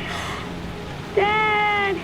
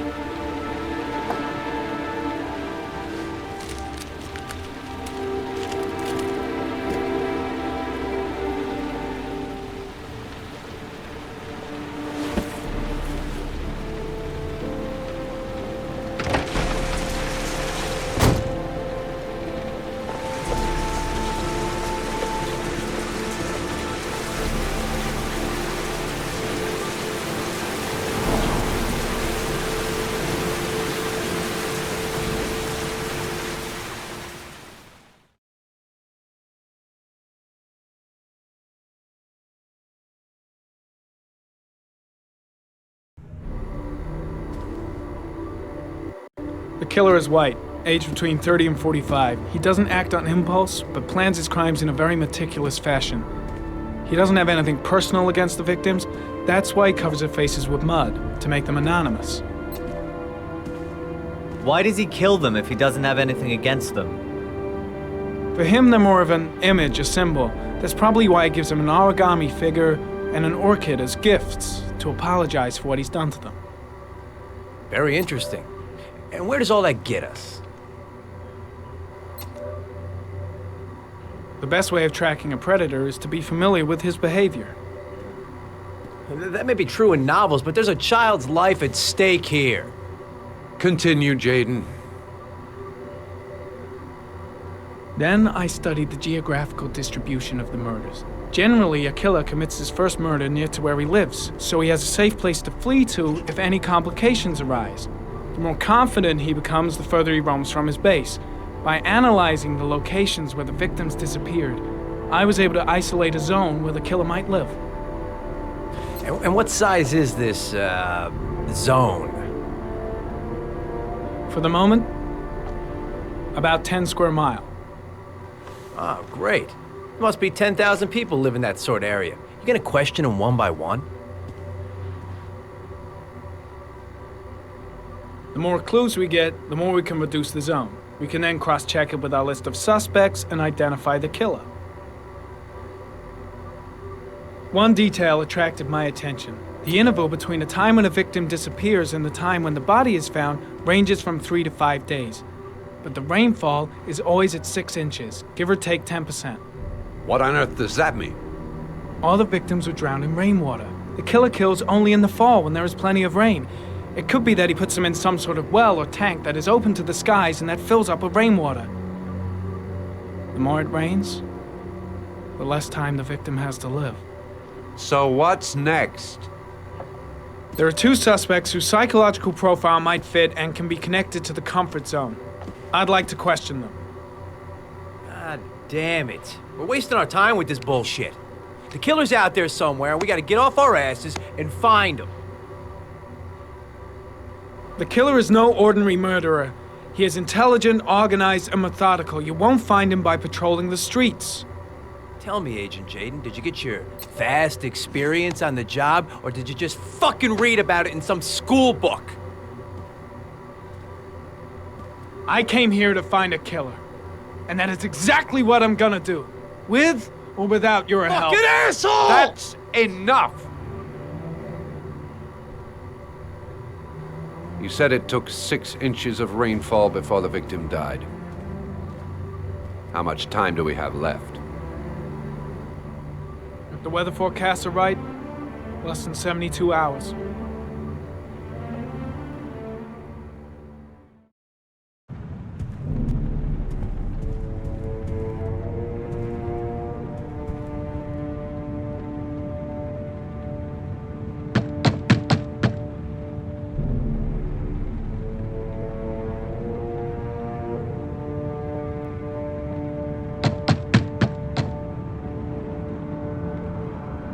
No answer. We waste our time coming here. Maybe we should have a little look inside anyway. There's nobody home.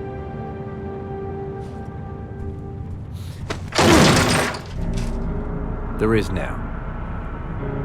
I'm not sure that's entirely legal. Call the cops.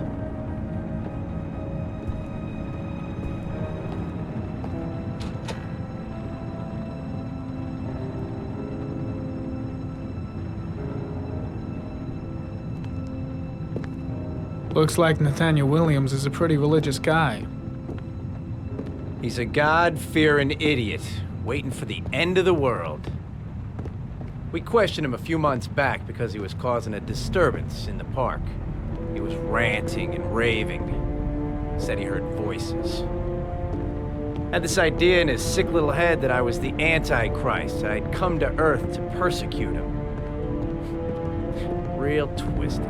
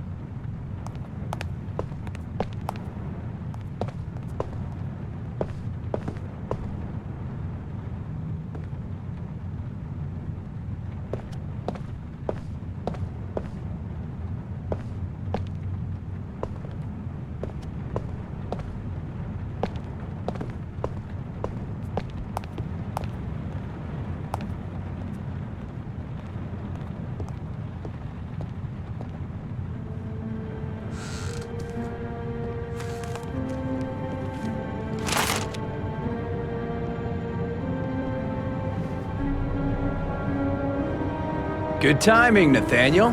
Just the man we're looking for. Angels and ministers of grace defend us. I'm Agent Norman Jaden, FBI. I'd like to ask you a few questions. As God is my witness, I haven't done anything. I'm innocent. Relax. Nobody's accusing you of anything. We just want to talk.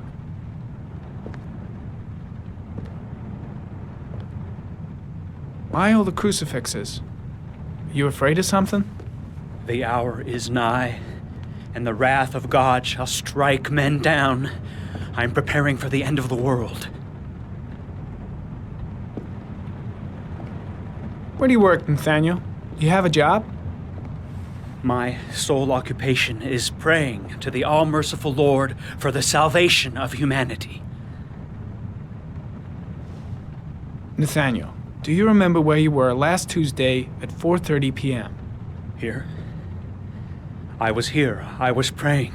All day. Was there anybody with you? No.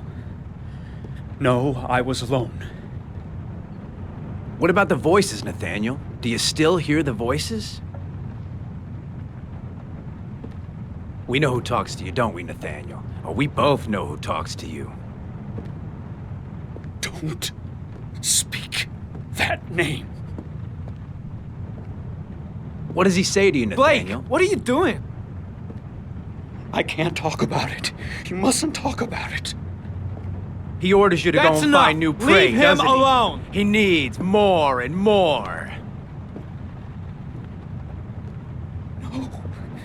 No! You mustn't mention him. You'll bring him here. He told you to go and find that kid in the park. The voice Carter, is tormenting shit! you Are you all out of night your long. mind? You wanted them to stop, didn't you, Nathaniel? Stop! Stop! That's enough! So you obeyed them to make them stop. You took that boy with you and you drowned him. Isn't that right? No! killed them, didn't you, Nathaniel? Are you gonna confess, you bastard?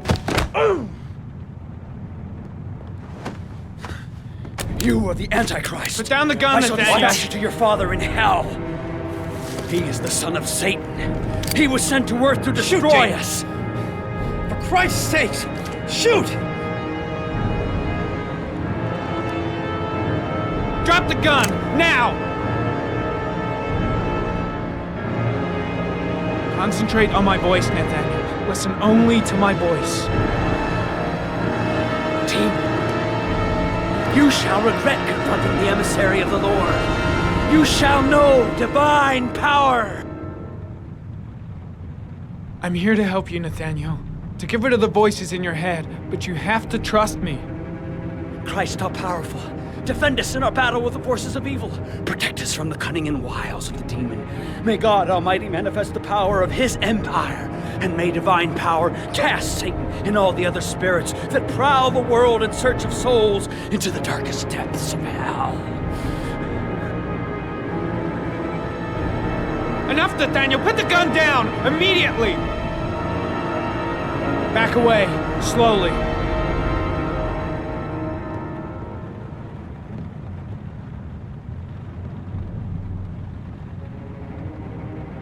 Now drop the gun. Drop it, Nathaniel.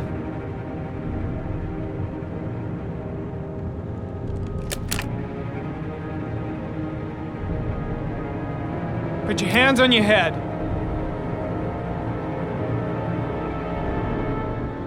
Turn around.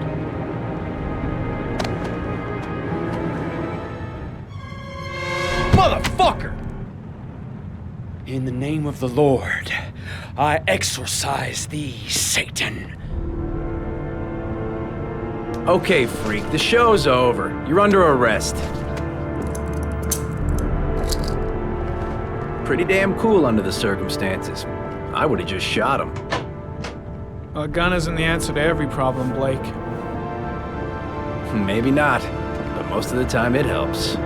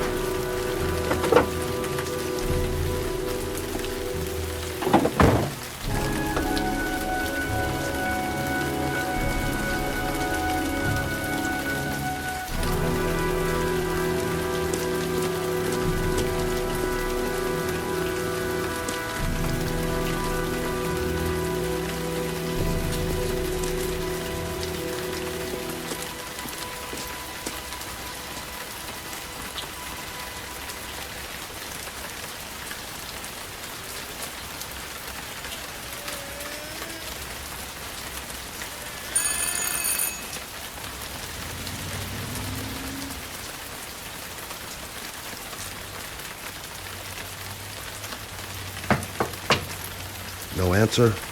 Baby screaming inside. Not a promising start.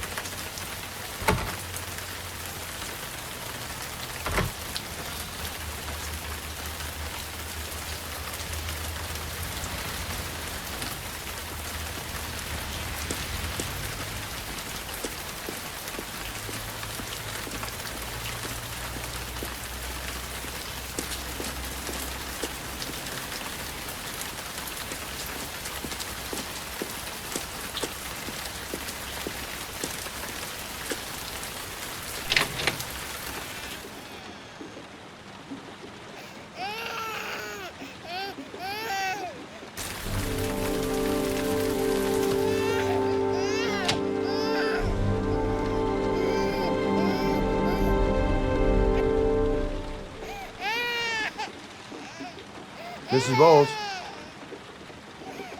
Anybody home?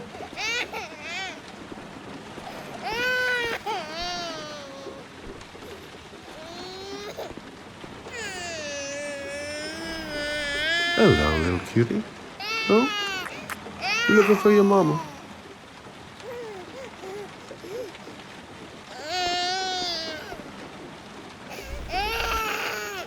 Oh, Jesus.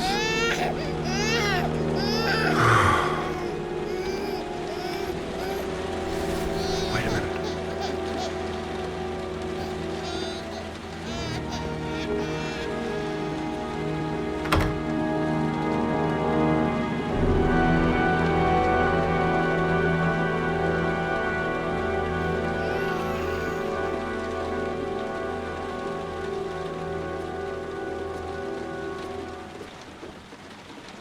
Mrs. Bowles?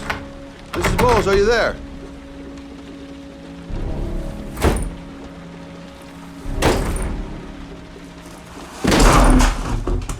Oh, shit.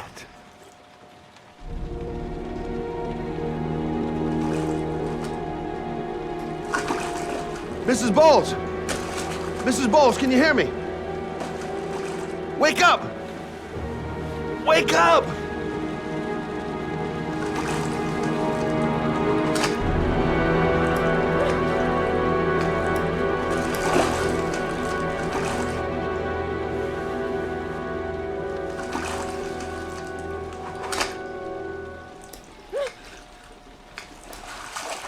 There you go.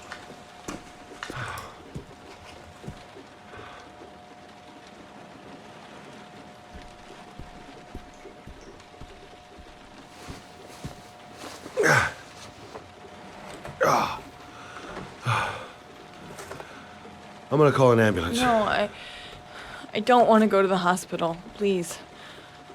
Okay. You got something around here I can dress this wound with? Yeah, I think so. Okay, don't move. I'll be right back.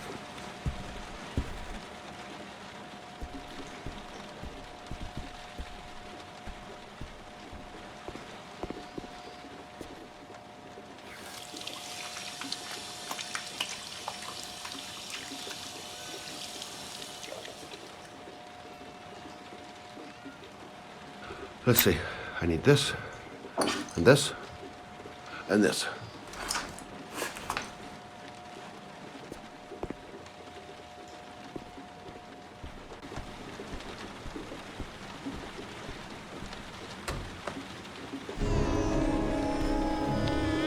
I'm here for you, Susan. You'll be all right. I'll take care of you. Stay with me, Susan. Susan, do you hear me? Susan, stay with me. Can you hear me? Stay with me. Okay, come on. I need more. Still bleeding.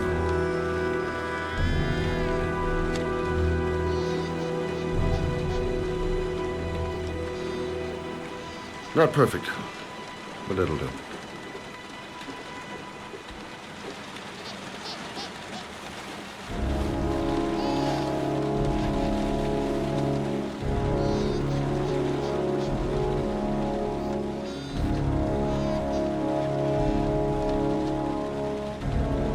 There, I done what I can. That should stop the bleeding. Well, luckily the wounds aren't too deep. Hey, how are you feeling? You okay? My baby. My baby needs me. Right. You stay there. I'll take care of the baby. Okay? Do you know what to do? With a baby, I mean. I'm a private eye. There's nothing I can't do. Her name is Emily. Gotcha.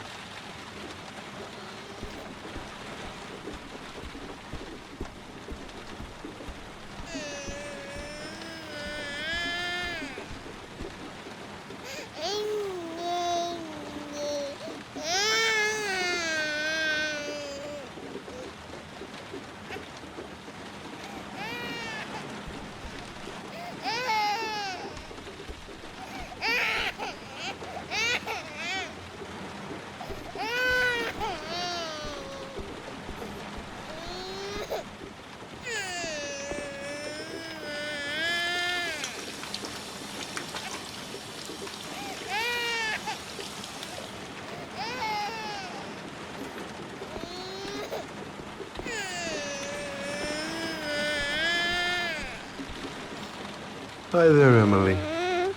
So, what seems to be the problem, huh? Oh! Going by the smell, I got a pretty good idea.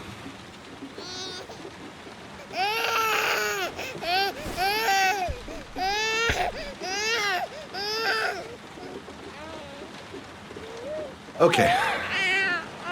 How do you do this again?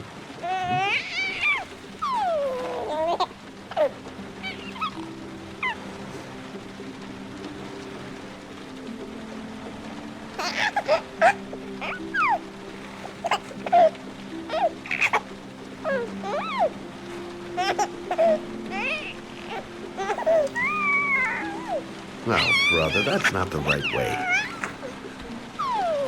Okay. Let's start again.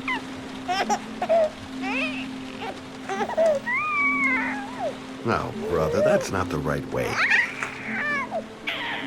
Okay. Let's start again.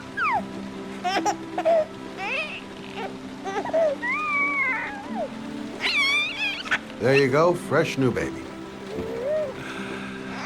That should feel better. Right, Emily?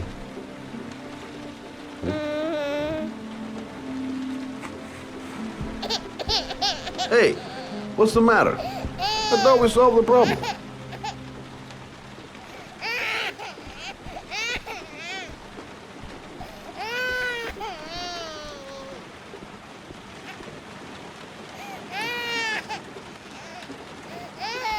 I guess I better warm this thing up.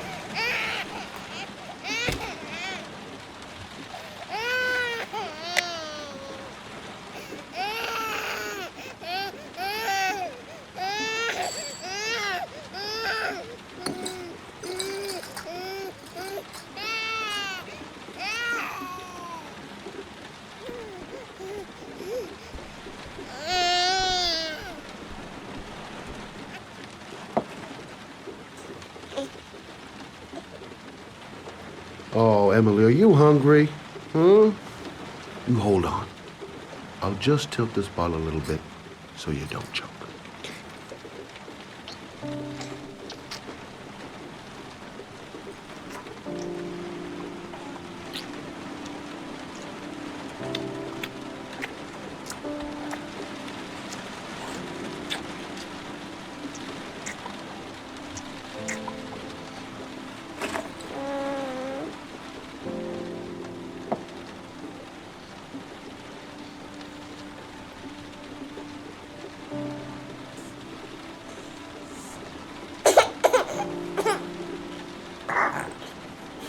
Oh, good job, Emily. You're feeling good now, right? Now, I'm gonna rock you very gently so you can have a nice little snooze. Okay, all right.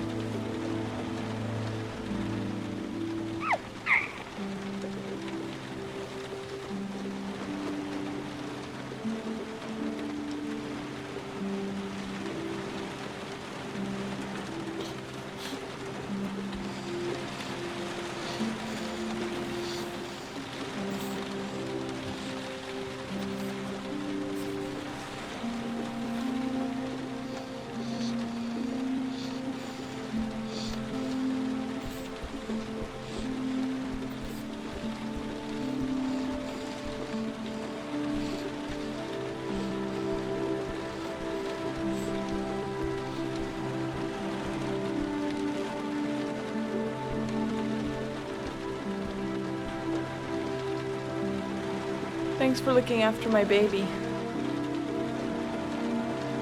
I didn't want to leave her. I just couldn't cope anymore. Just not having Jeremy around. He was such a good boy. Can't understand why anyone would want to hurt him. Do you take care of this baby on your own? Doesn't Jeremy's father live with you anymore? He disappeared. The day after Jeremy. I don't know what happened to him. Maybe he couldn't take it. Ever since I've had to look after Emily all on my own, and I couldn't do it anymore. I understand. Did your husband say anything before he disappeared? Did he leave a note or something? No. He left the house without a word, and there was just the cell phone. A cell phone? Yeah, I found a cell phone in his dresser. I'm sure it wasn't his. I'd never seen it before. I tried to turn it on, but it didn't work. Do you still have it? Yeah, it's in a drawer in the living room. You can have it if you'd like. I'm sure it's of more use to you than to me. Do you have any family or anybody to help you? Yeah. My mother. I didn't want to ask her for anything. We don't really get along. But I guess I'm out of options. Well, look after yourself. And Emily. I will. I promise.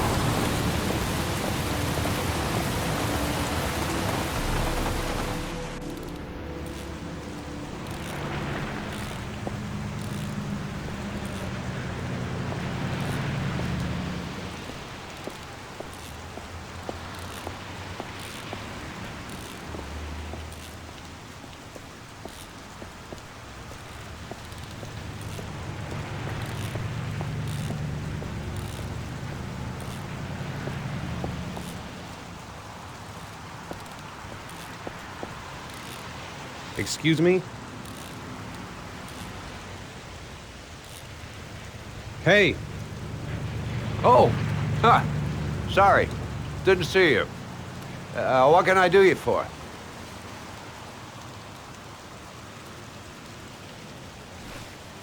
I'd like to get my car.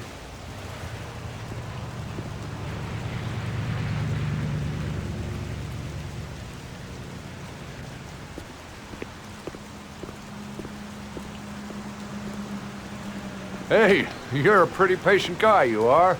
That car's been there for 2 years.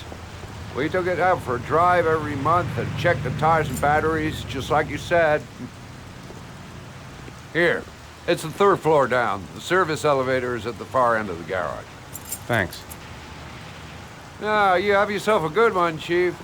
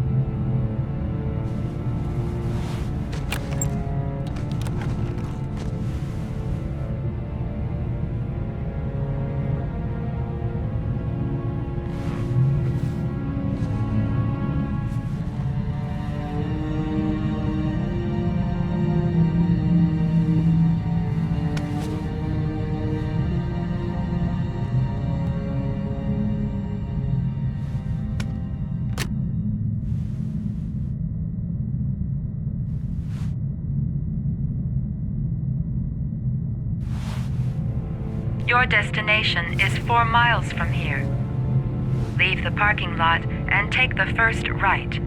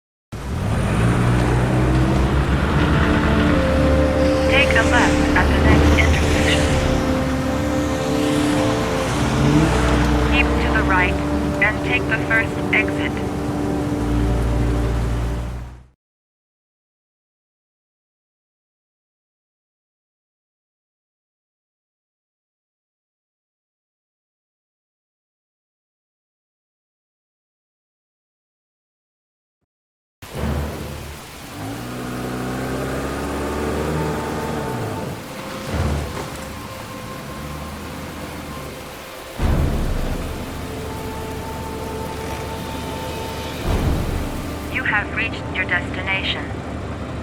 Are you ready to show your courage in order to save your son? Listen carefully. Take the highway and drive against the traffic for 5 miles. If you haven't reached your destination in 5 minutes, you will have failed. If I succeed, I'll get more letters for the hangman. It's my only lead. No turning back now.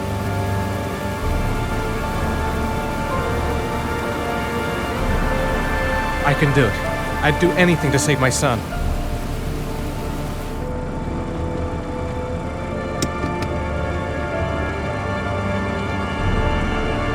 A lot of good it'll do Sean if I kill myself on this highway. Go the wrong way on the highway for 5 miles? Am I willing to take that risk in order to save my son? I've got to do it, for Sean's sake. I have no choice.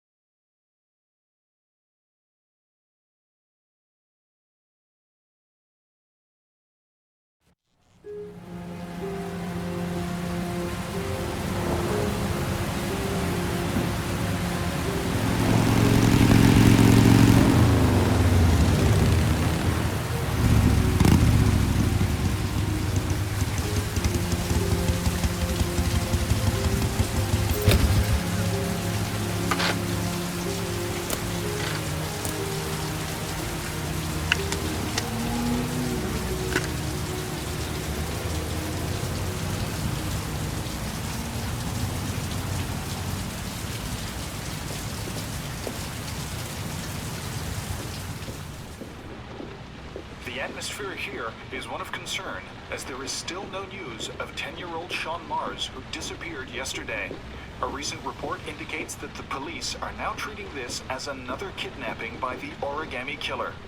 If this information is confirmed, he may still be alive, as the previous victims were all killed 3 to 5 days after their abduction. Obviously, time is running out fast for the investigators trying to find the child. I'm Michael Nettie for ICN.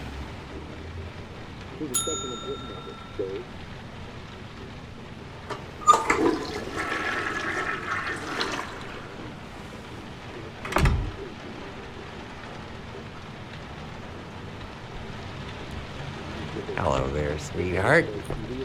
What can I do for you? I'd like a room. For you? Anything. Feeling the register.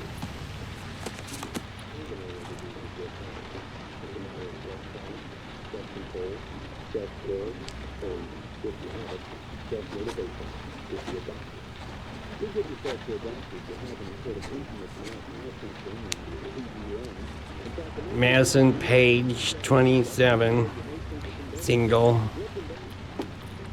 How long will you be staying with us, Ms. Page? I don't know yet. Room 201. Last floor, stairs on the right, in the courtyard. Thanks. The pleasure was all mine. That's for sure.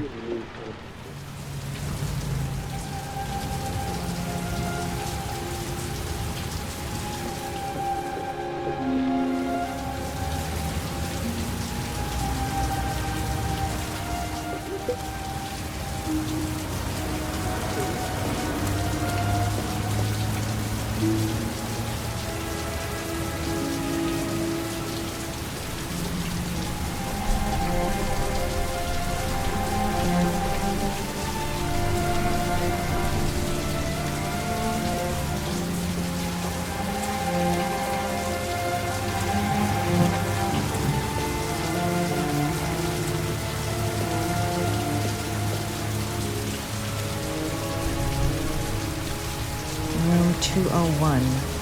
Stairs on the right, last floor.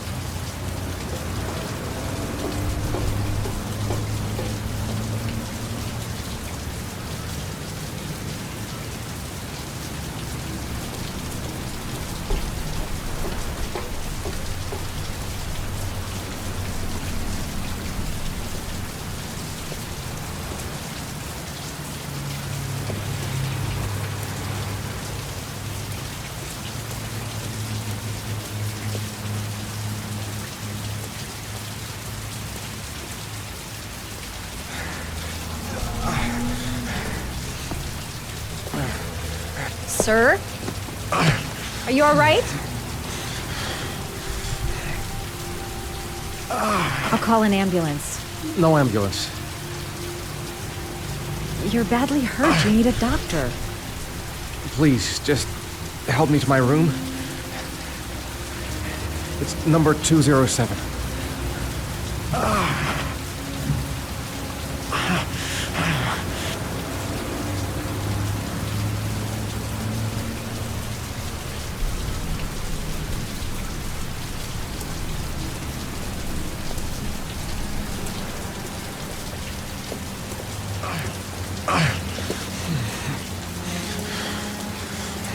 Have you got the key?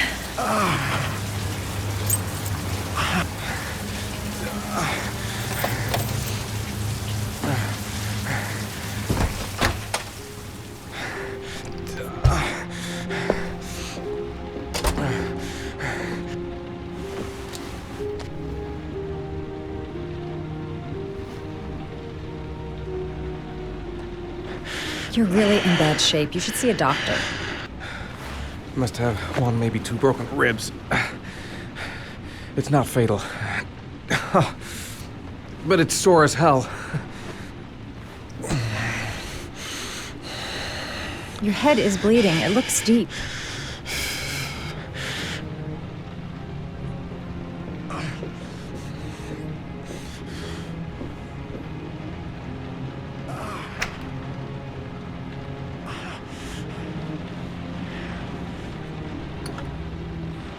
I should disinfect his cuts.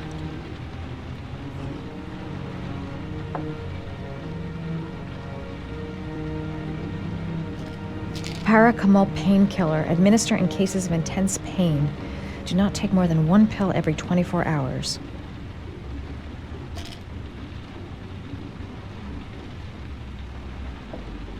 Necophren 100 antibiotics. Administer to combat infection.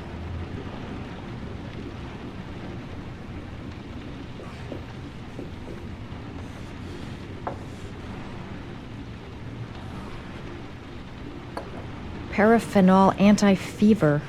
Administer only in cases of high fever.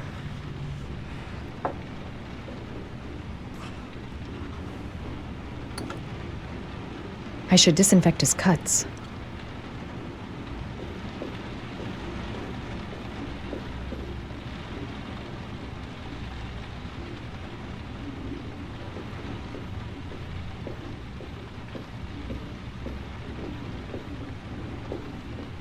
I'm gonna disinfect your wound. This might hurt a little.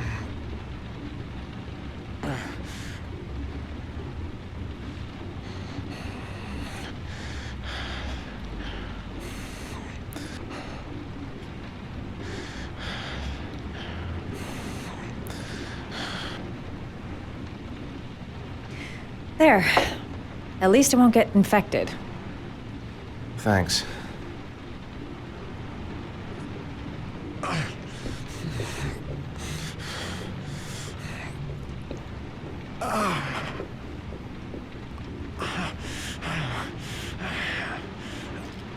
Paracetamol painkiller. Administer in cases of intense pain. Do not take more than 1 pill every 24 hours. Here. Take this. It should do you some good. It's a painkiller. It'll help reduce the pain. It says on the box to take 1 every 24 hours. I don't think it's a good idea to exceed the dose. I can't afford to wait. I wouldn't move around for a few days if I were you. I'm gonna take a shower. All right, let me help you.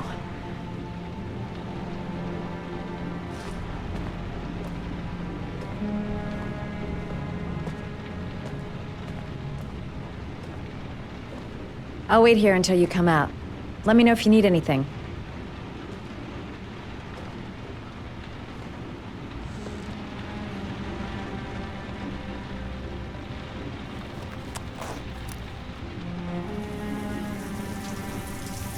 Talk to me. That way I'll know if you pass out. What's your name? Madison. Are you staying in the hotel?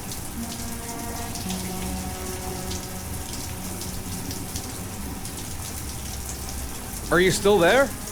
Yeah. Yeah, I'm sorry. No, I live in town. I suffer from chronic insomnia. I seem to only be able to sleep in motels. Don't ask me why. Whenever I get too exhausted, I come and spend a night here. I'm just passing through. And what else do you do, Madison? Apart from fixing up strangers. I'm a photographer. I take pictures of furniture for fashionable design magazines. And you? I'm an architect.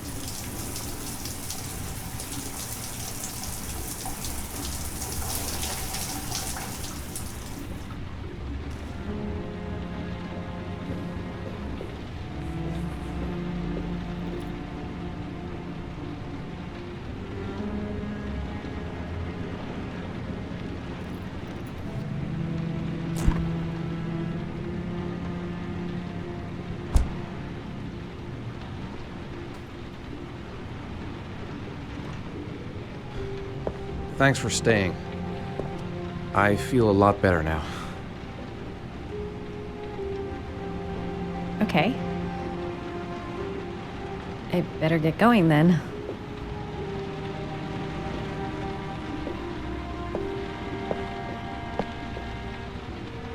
By the way, you never told me your name.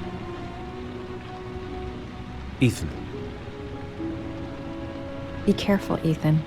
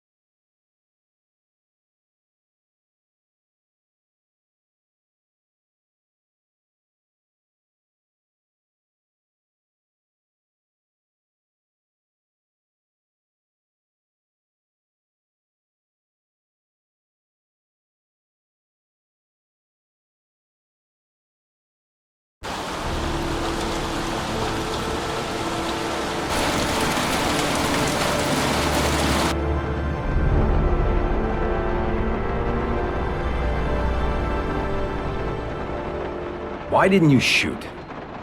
Sorry? Well, back there. Nathaniel could have had a gun. Could have killed me. Why didn't you shoot? I prefer to have all the information before I make a decision.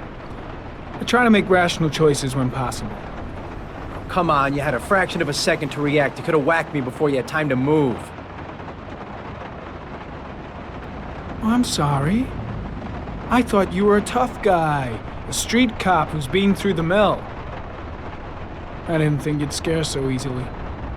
Why don't you fuck off, Norman?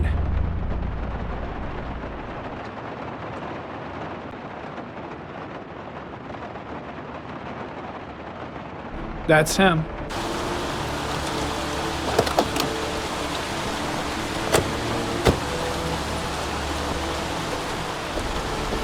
Miroslav Korda? Yeah? Lieutenant Carter Blake, I'd like to ask you some questions.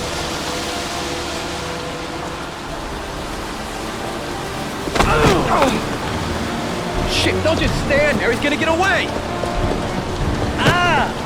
Hey man, watch it, dude!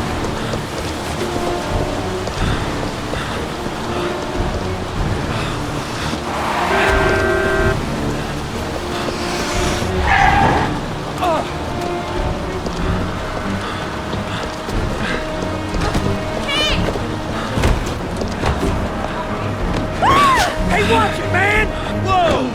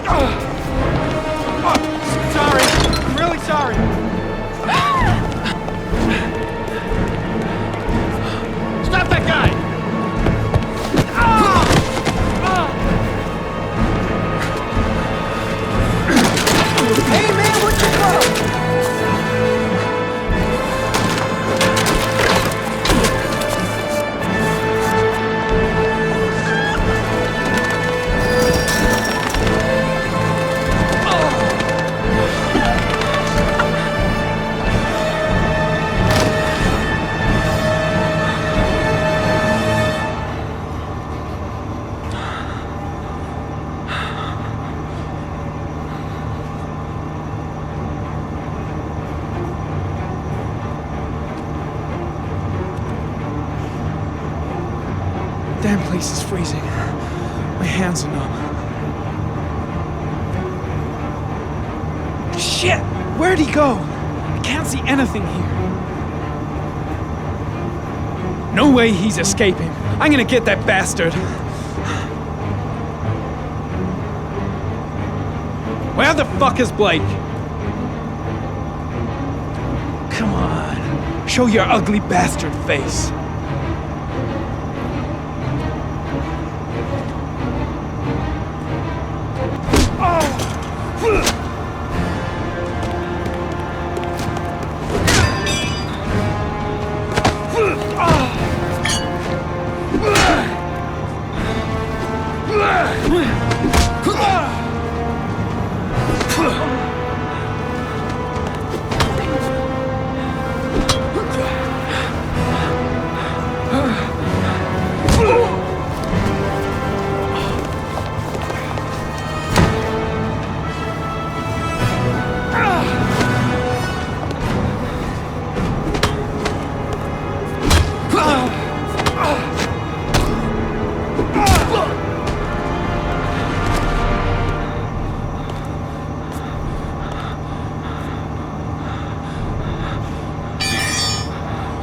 This time it looks like we got our Origami Killer.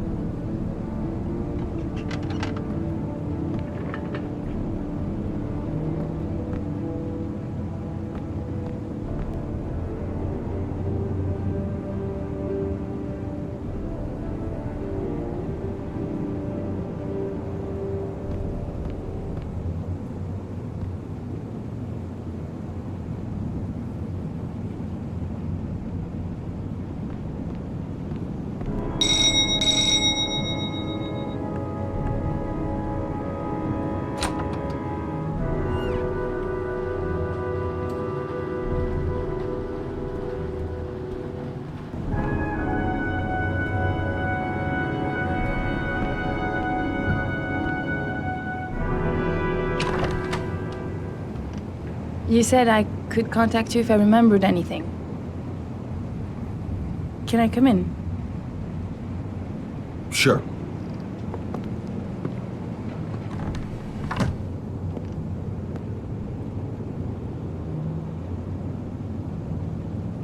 Let me take your coat.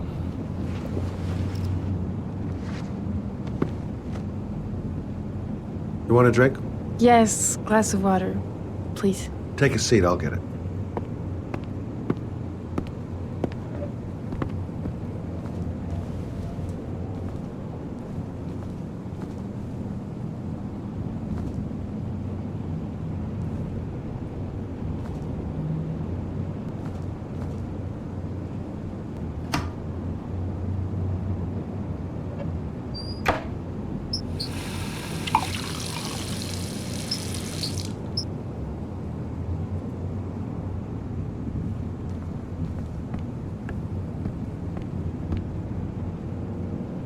Thanks.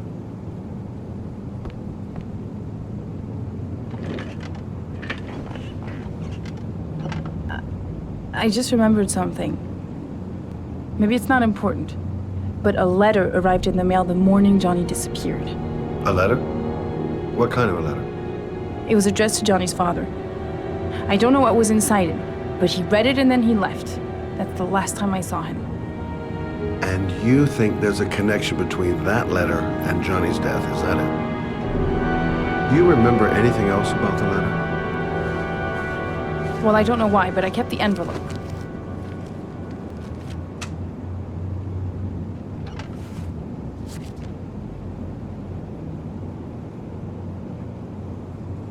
Nothing particular. Except the address. The address? It was typed with an old typewriter. Could be a lead, you never know. Well, thanks for your help, Lauren. I'll let you know if it leads to anything. Wait, I can't just sit around and do nothing while you're out there looking for the man who killed my son. Ever since you came around, I've been thinking, and I want to come with you. Help you in your investigation? There's nothing you can do to help, Lauren. It's not a good idea. Believe me. If you won't let me help you, I'm keeping the envelope. It's all or nothing. I'm sorry, Lauren, but I work alone. How many clues have you got, Mr. Shelby? This envelope. Maybe your only link to the killer. I understand. It was a stupid idea. Sorry for wasting your time, Mr. Shelby. Wait. You're really something special, Lauren. I'll give you that. I'm just a mother. A mother who wants to find out who killed her son. Are we partners?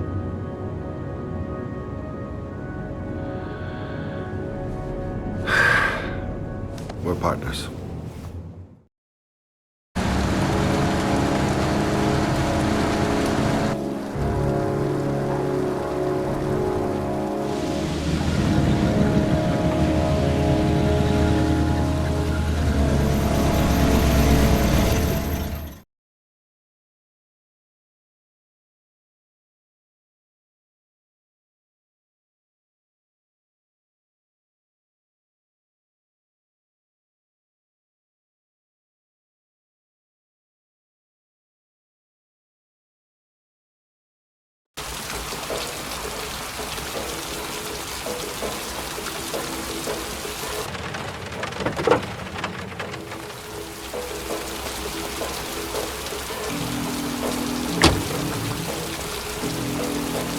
Maybe you better stay in the car. We're partners, remember? Wherever you go, I go.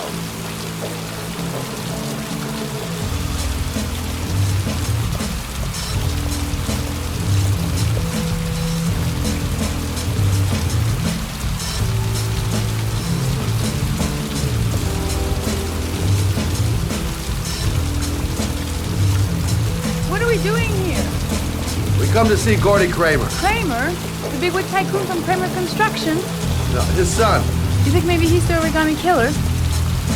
For now, I just have a few questions that need answers.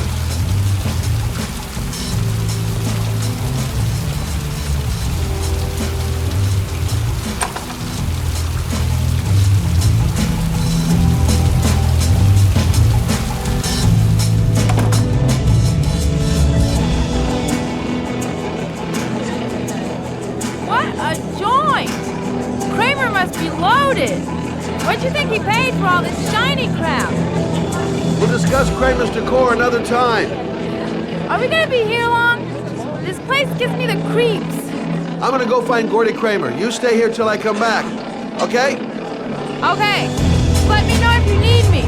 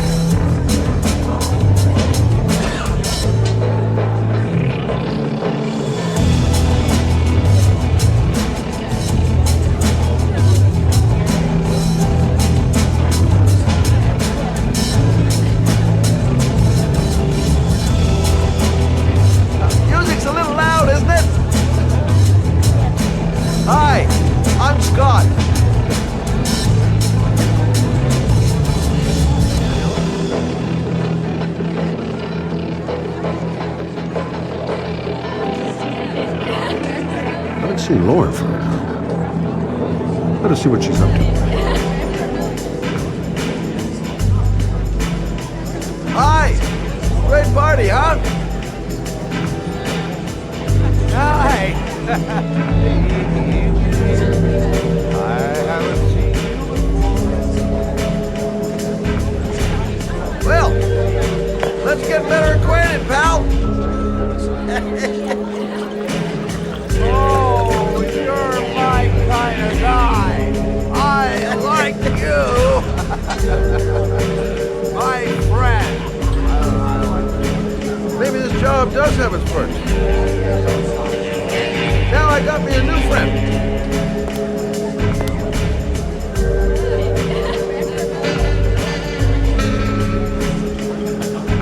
Booze, babes, and coke. Gordy Kramer seems to be quite the party animal.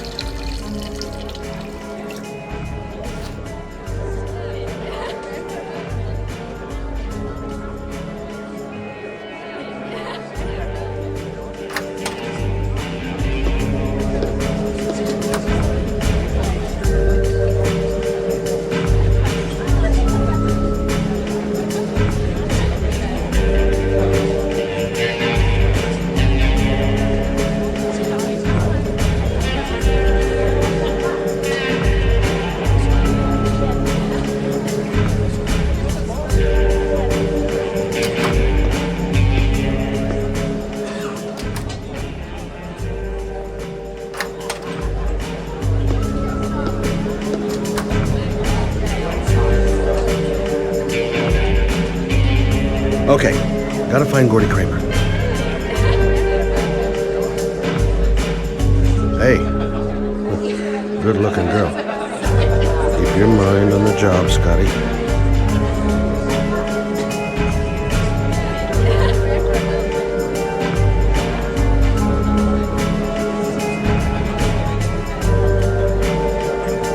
Well, I'm here.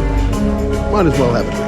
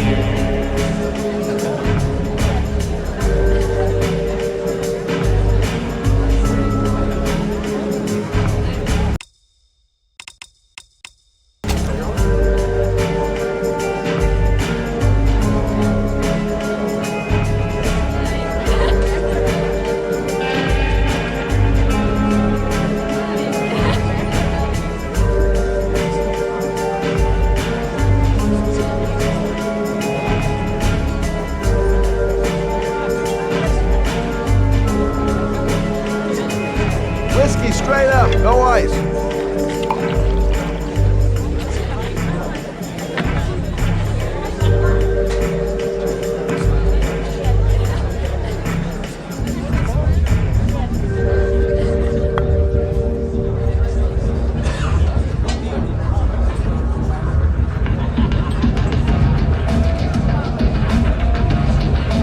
I don't know why they have that goddamn music so loud. Can't hear myself thinking here.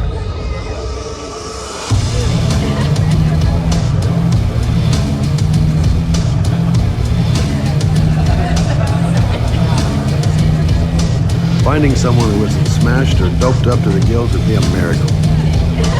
And I need one right now.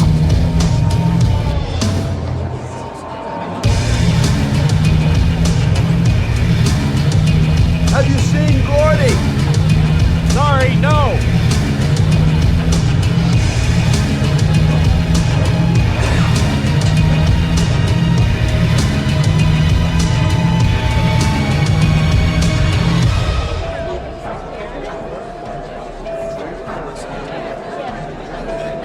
Hey, man, you think you could help me out? Do I look like a dealer? Get out of here!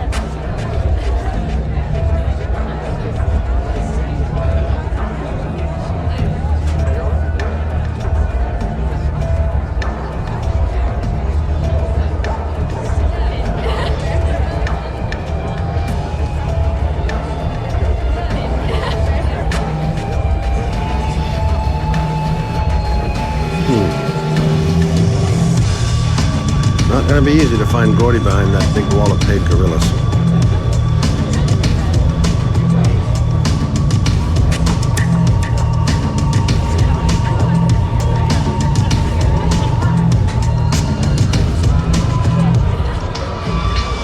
Hi, I'm looking for Gordy. You know where he is? I saw him a while back. You'll be lucky to see him. He rarely hangs out down here with his dad. Oh, really? Why bother throwing a party then? Why don't you go ask him? You okay? I really don't like this place. Did you find out anything? I want to get out of here. Not yet. Gordy's a hard man to meet. Well, I'm going back in. Hang tight.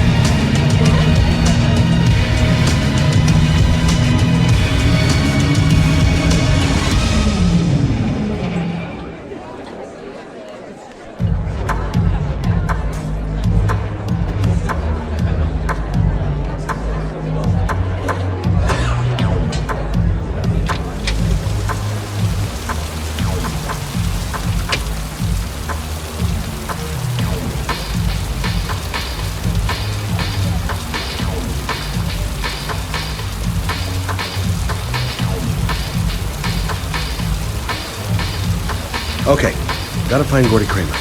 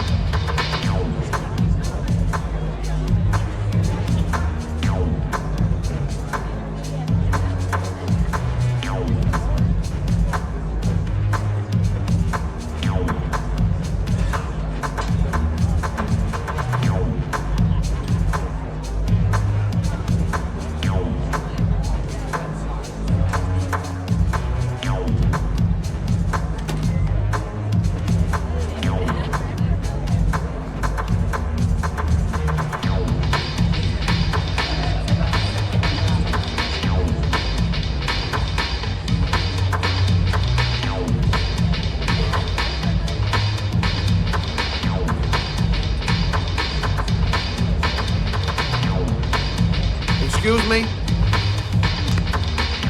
Nobody allowed upstairs. Look, you just tell him that Scott Shelby wants to speak to him. Okay?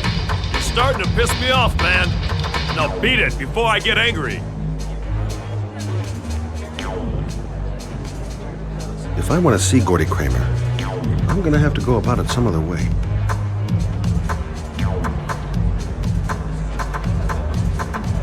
Got to find a way to get them away from the stairs, long enough for me to be able to slip past. Maybe bust a few heads? Yeah, tempting. But not such a good idea. Too many goon-shaped reinforcements around here. Those two goons and me seeing Gordy don't mix. Gonna have to think of another way to get rid of him. I'm at a dead end. Maybe I'll take a flyer on one of Lauren's ideas.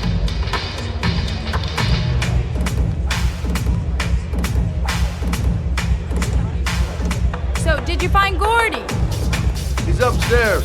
He's got two goons blocking the way. Do you want me to handle them? Hey, what are you gonna do? Knock him out with a pair of high heels?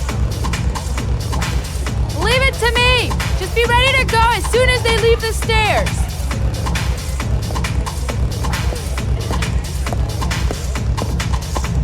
Wait, Lauren.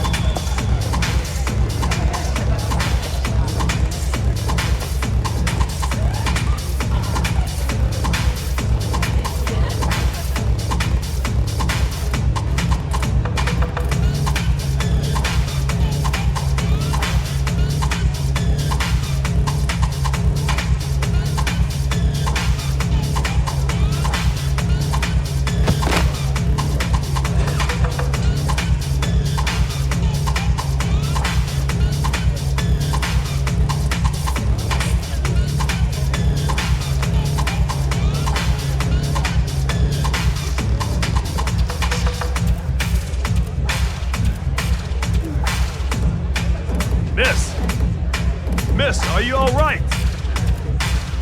Hey, wake up! Shit! Another one's gonna OD on the dance floor.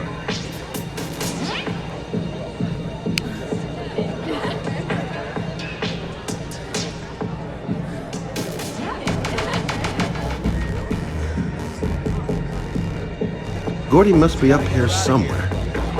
Shouldn't be too hard to find.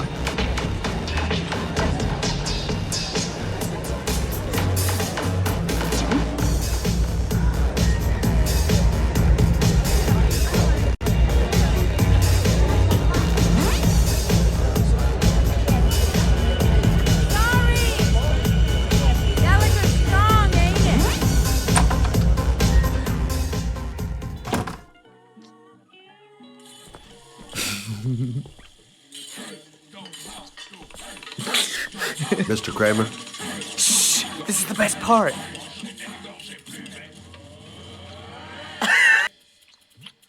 My name is Scott Shelby. I'm a private detective. I'm investigating the case of the Origami Killer. I'd like to ask you a few questions.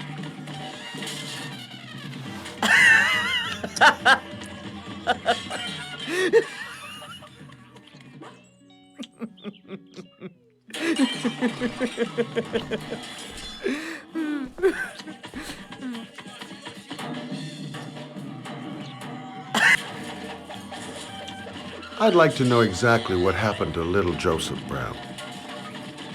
Beat it! You hear me? Get the hell out of here!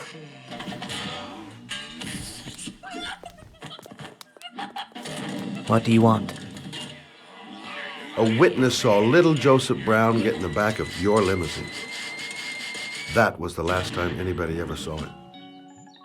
Now, I know you've been arrested and interrogated until your father made a little phone call and the file was closed. I'd like to hear your version of the facts. The kid was lost. I just offered to drive him home.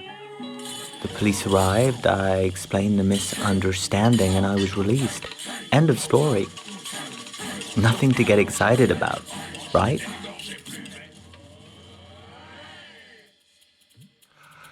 I don't know why, but your story just doesn't check out. You're giving me the crap now. Tell me something I can't believe.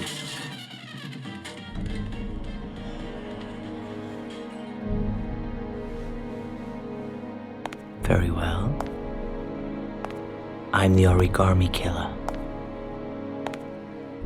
I get my victims into my car. I drown them in rainwater. Then I dump them on a wasteland with an origami figure in one hand and an orchid on their chest.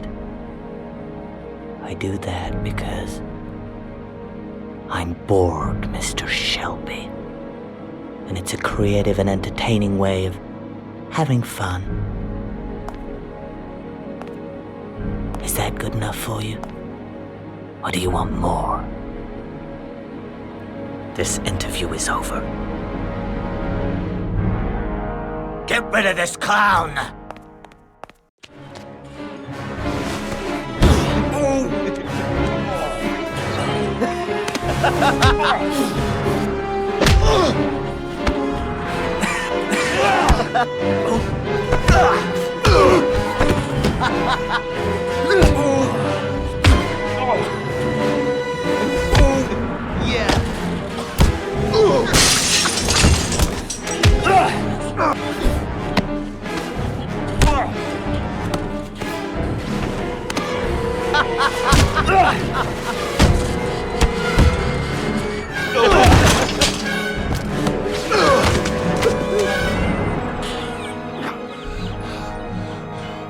It's a dangerous game you're playing, Kramer.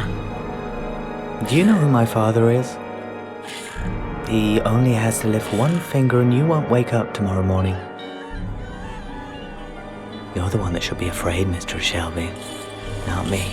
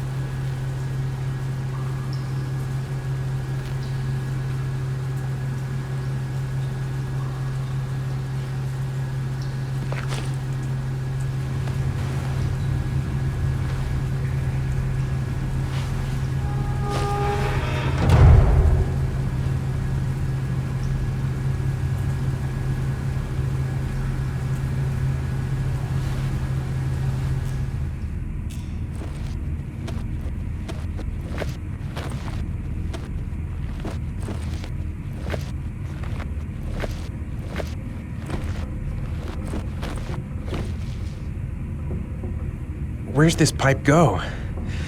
I've got a bad... Whoa!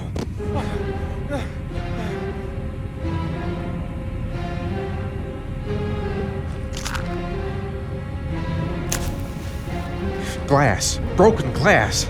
Sharp as a razor. Impossible to go back.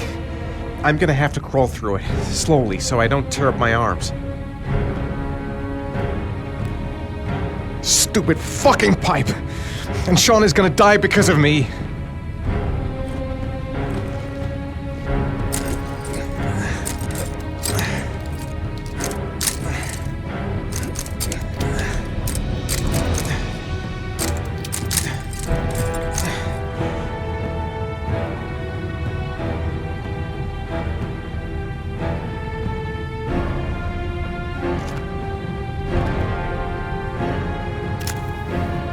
The match flame. It indicates where the fresh air comes from. All I have to do is follow the wind.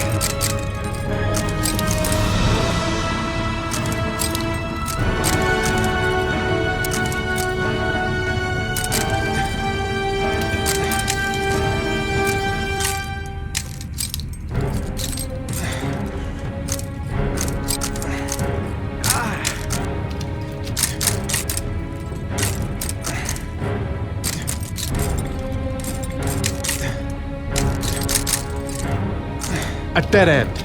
I'm gonna die in here if I don't find a way out soon.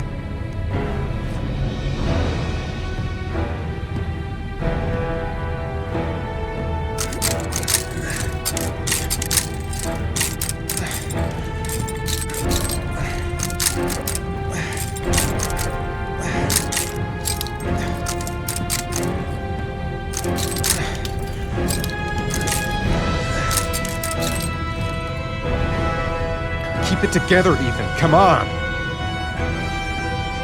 Which way now? There must be some way to get my bearings. can't see a thing in here. Where are those matches?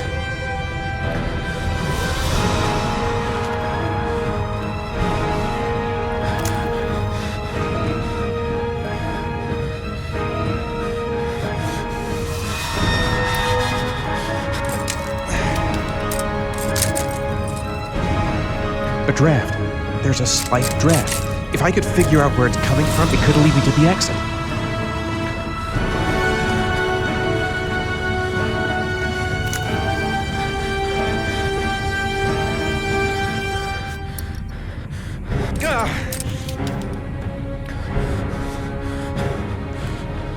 I will not give up. I'm in this all the way to the bitter end if it saves my son.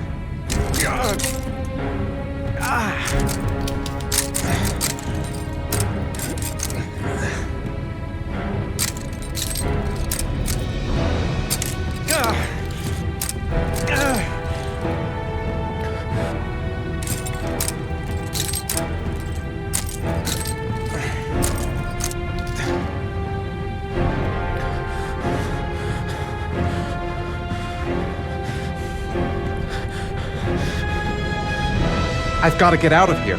There's got to be a way out.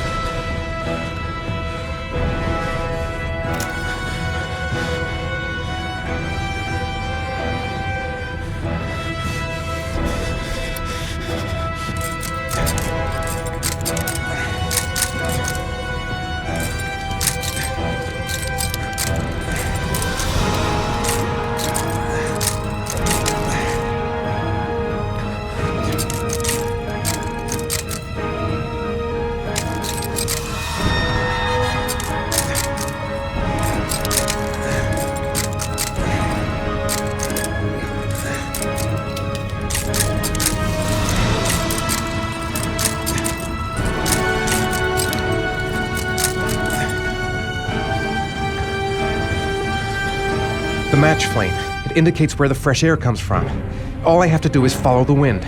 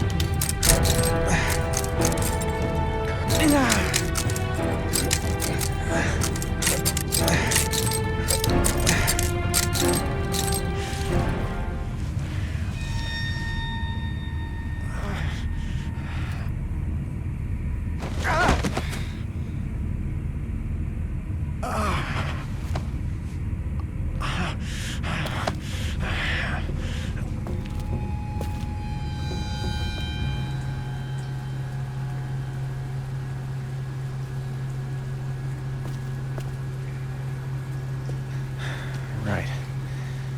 I guess I don't really have any choice.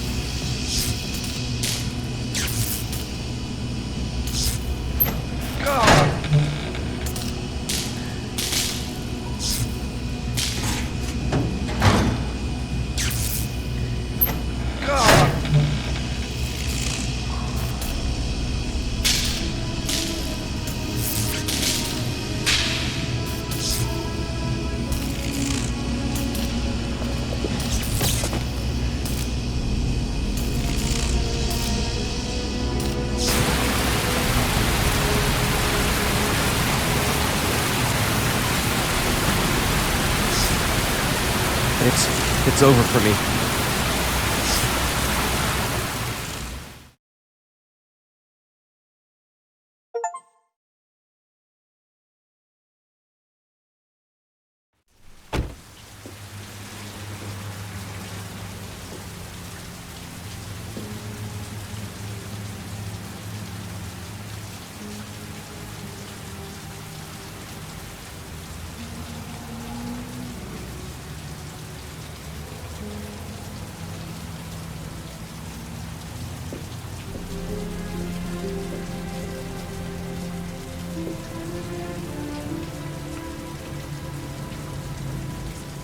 Oh my God.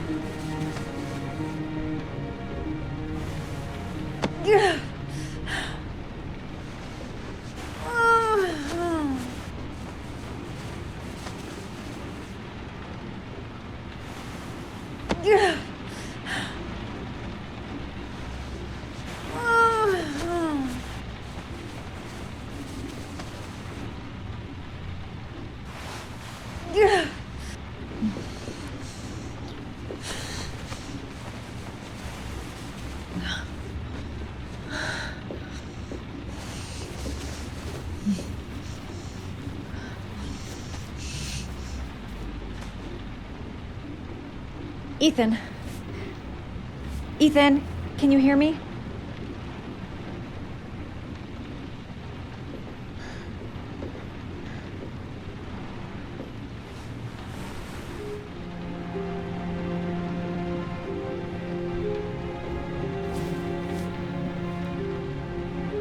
You've got a hell of a fever.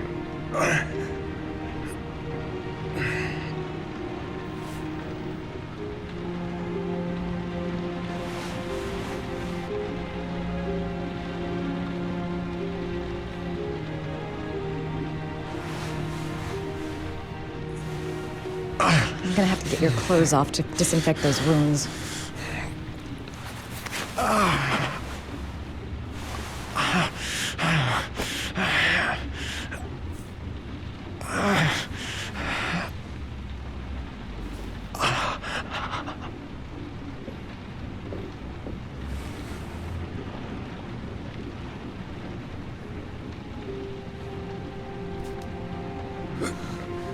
Arms look really bad. I need to disinfect your wounds.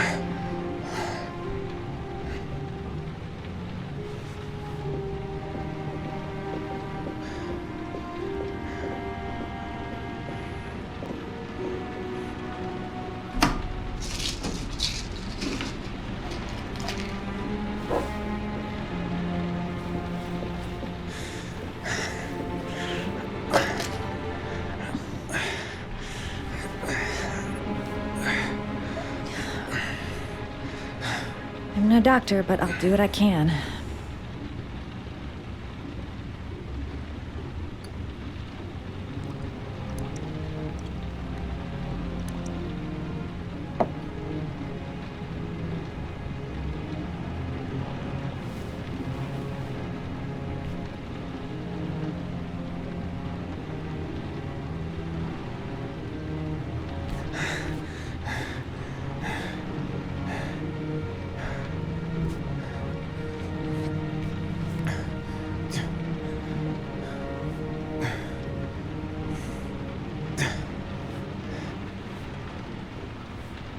Your wounds are disinfected.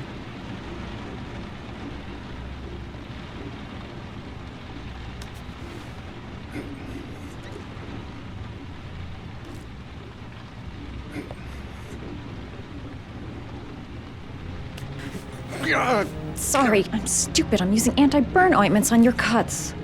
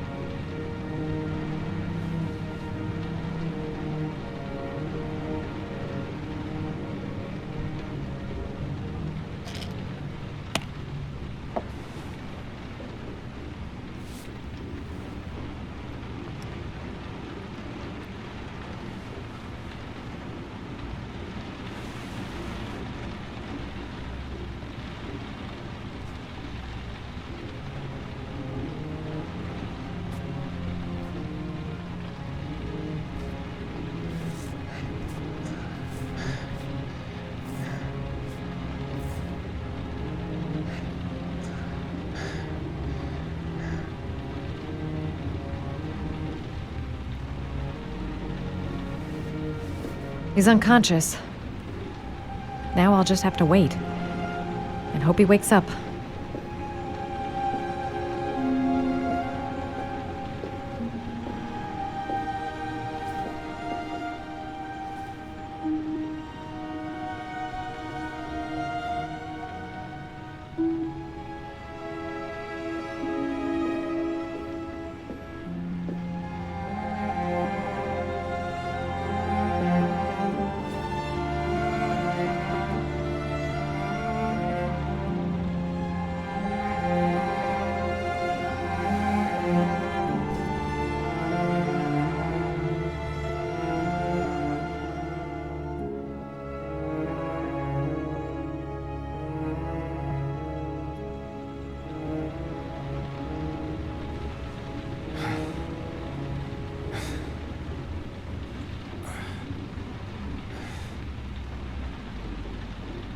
How do you feel?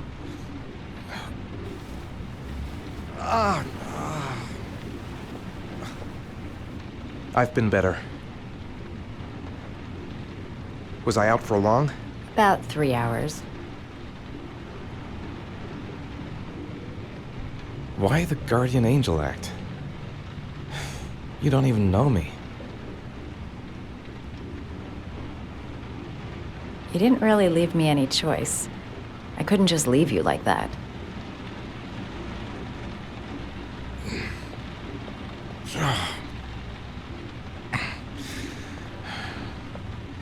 You said you were here because you're an insomniac?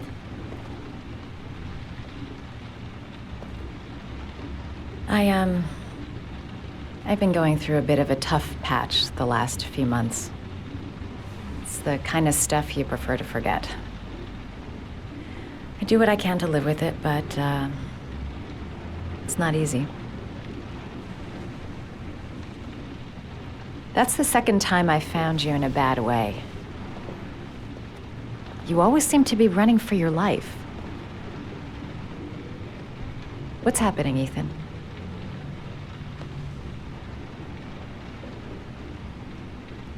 You mixed up with the mafia? Owe someone money? Something like that?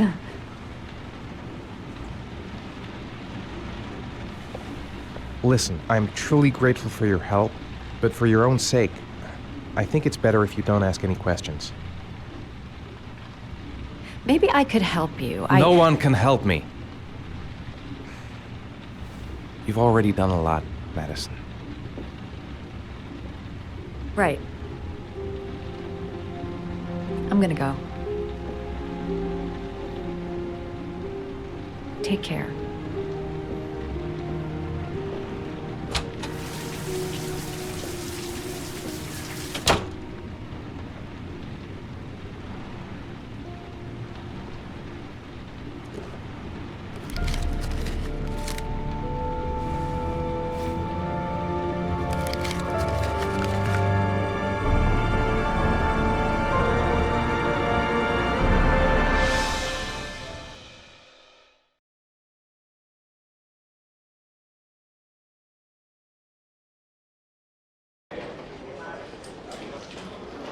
I didn't do it. I swear I didn't do it.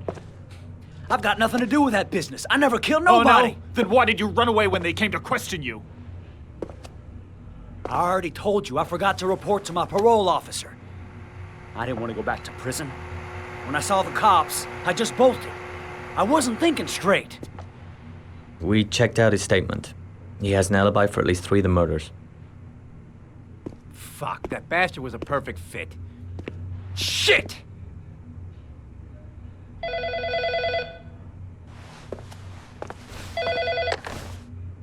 Ash? Okay. Sean Moss's mother's here. She'd like to speak with you.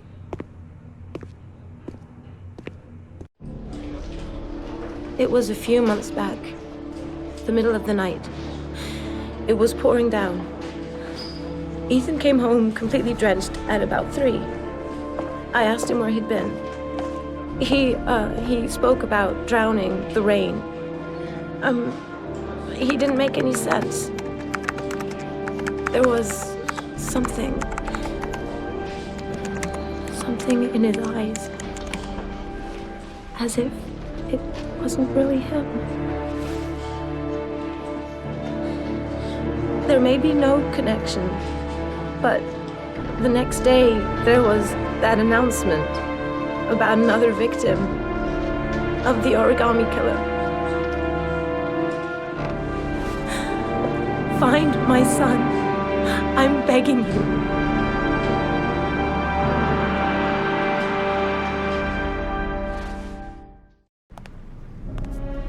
I'm Police Lieutenant Carter Blake, and this is Agent Norman Jaden of the FBI. According to our information, Ethan Mars is one of your patients. We'd like to ask you a few questions about him. I'm sorry, that's impossible.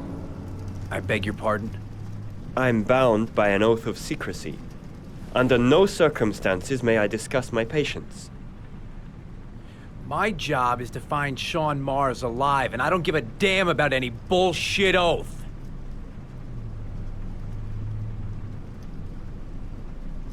It's your duty to inform the police if you suspect one of your patients, Doctor. I'm sorry. I can't help you. And now I must ask you to leave. You need to cooperate. For your own sake. Doctor, a child's life's at stake. You may know something that could help us save him. Are you threatening me? I'm just giving you some free advice, Doc. I suggest you take it. I know you don't want to protect a murderer. If you know anything, you must tell us, Doctor. I am going to call the police and make a complaint about your behavior. Doctor, you are really pushing my buttons. The only thing I'm interested in is saving that kid's life. So, you're gonna be a good boy and tell me what I want to know, or I am really gonna lose my temper. That's enough. Let's get out of here. Let go of me. You have no right.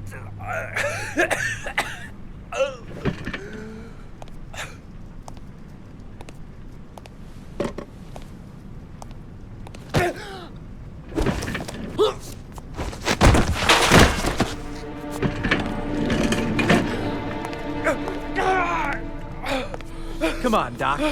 There's an easy way and a hard way. It's your fucking choice.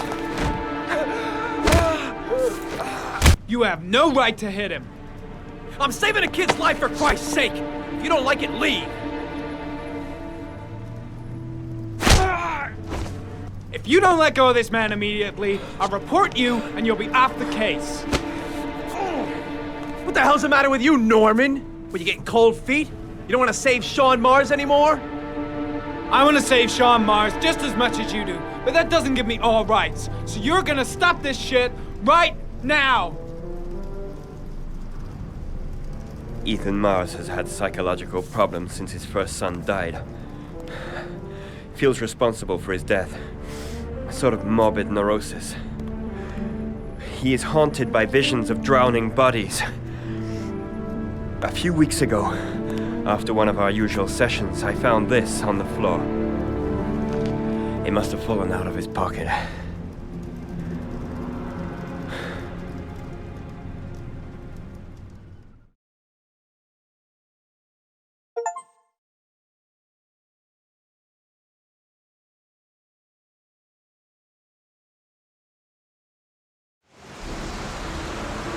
Ash, I want you to assign every available man to finding Ethan Mars. I want a man outside his place day and night.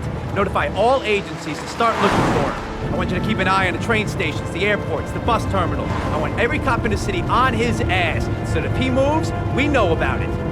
Yes, Ethan Mars is the Origami Killer.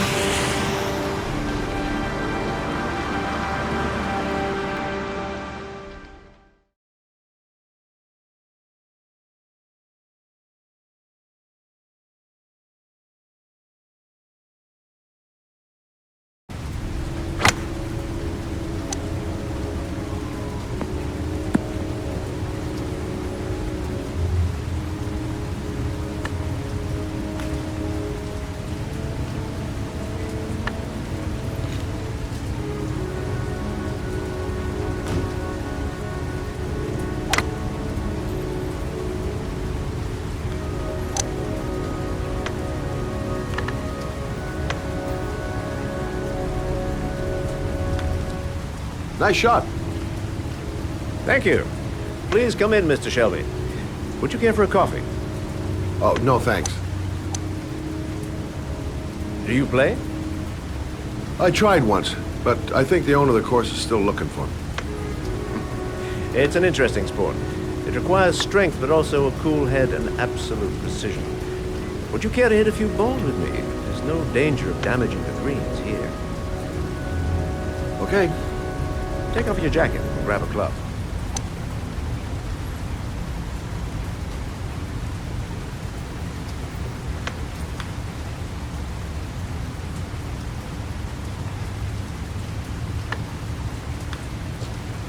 The balls are in that basket.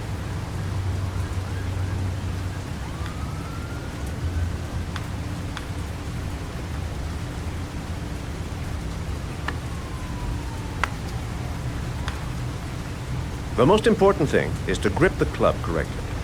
When you feel ready, you swing.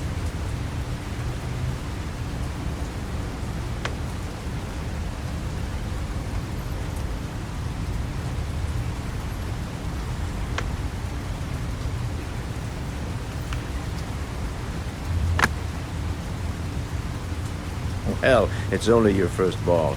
You should try to strike it a little harder next time.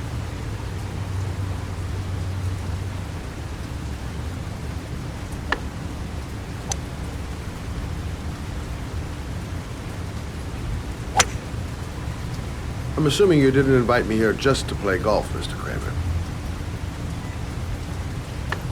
I hear you've been asking questions about my son. That's right. I want to know if Gordy is linked to the Origami Killer case in any way.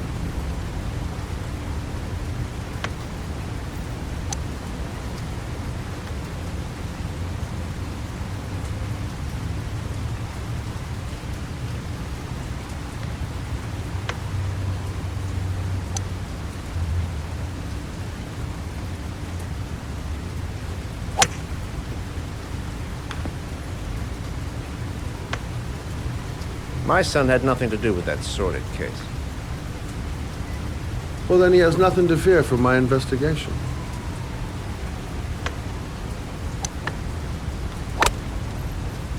You have no business investigating my son. I told you, he had nothing to do with it.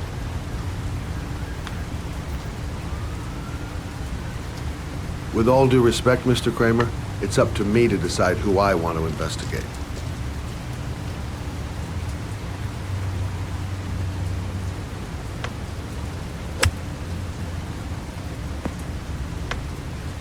I'm an influential man, Mr. Shelby, and I pay very well for loyalty. Are you trying to buy me? Let's just say I'm trying to show you where your interest lies. How much do you want to leave my son alone? I think you misunderstood me. I don't play that game. Don't go near my son, Mr. Shelby. If you do, you'll regret it. Have a nice day, Mr. Kramer.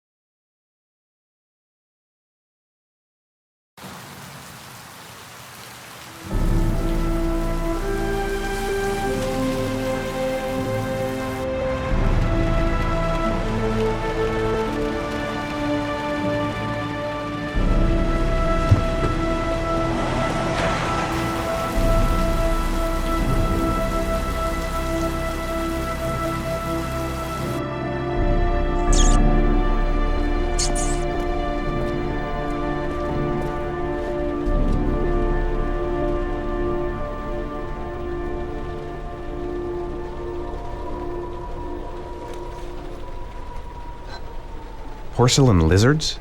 They look new, out of place with the rest of this old beat-up stuff.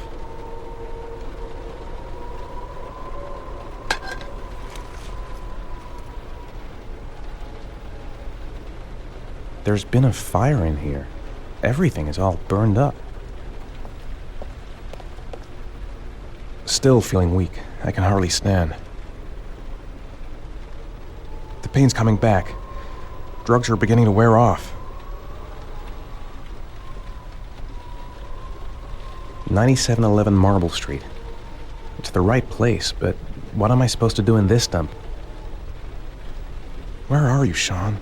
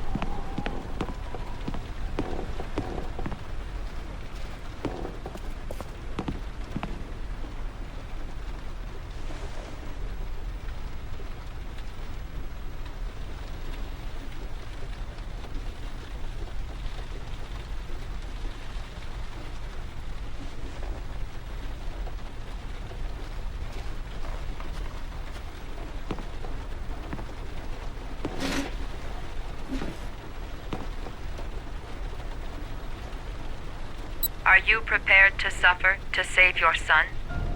You have 5 minutes to cut off the last section of one of your fingers in front of the camera. If you succeed, you will get your reward.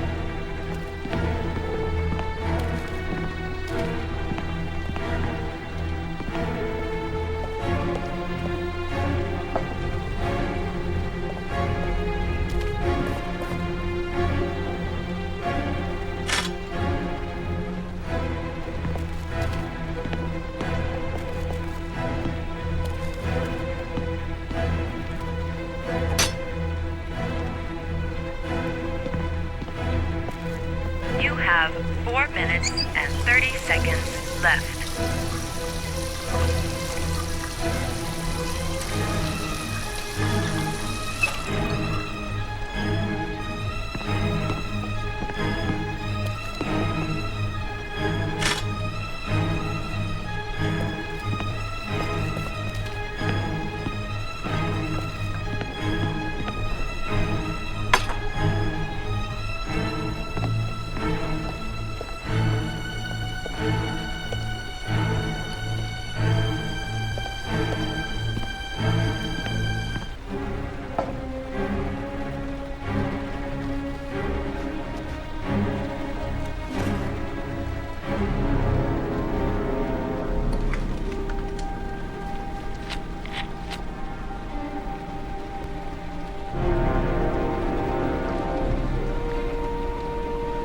You have 4 minutes left.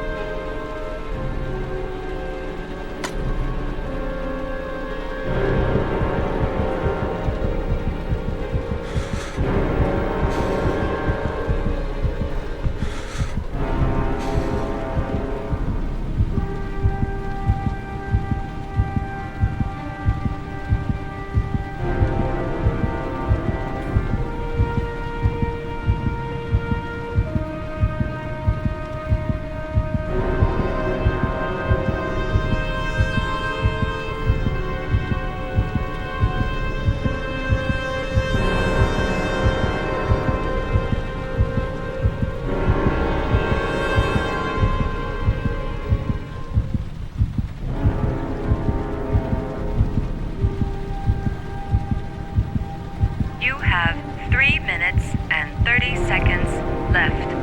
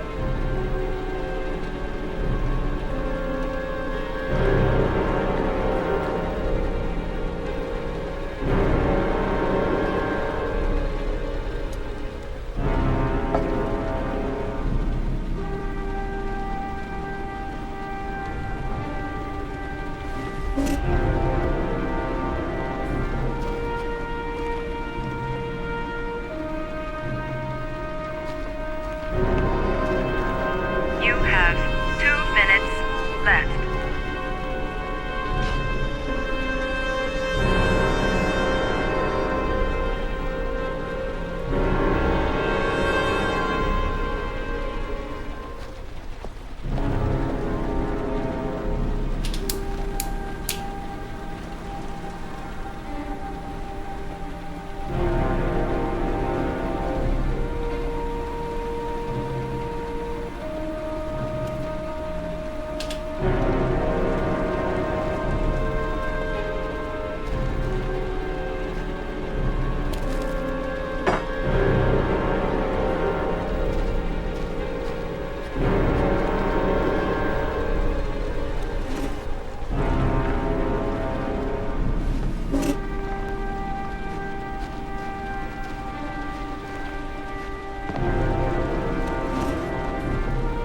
You have 1 minute and 30 seconds left.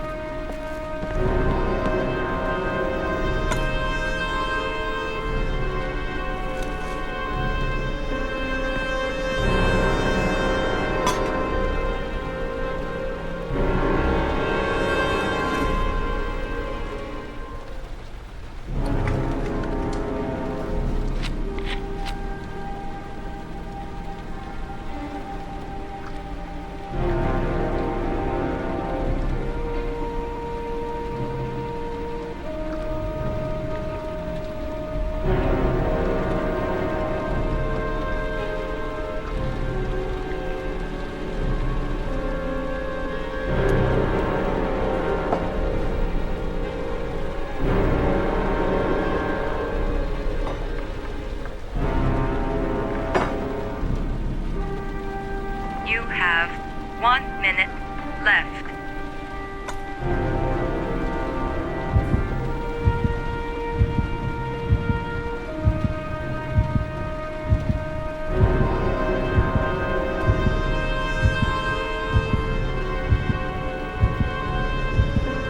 You have 50 seconds left.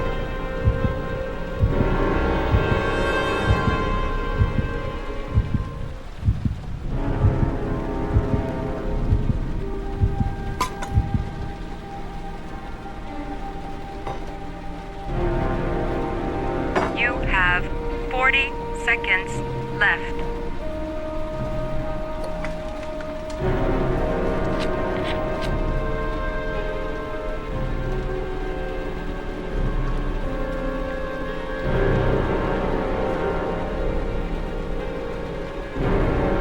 You have 30 seconds left.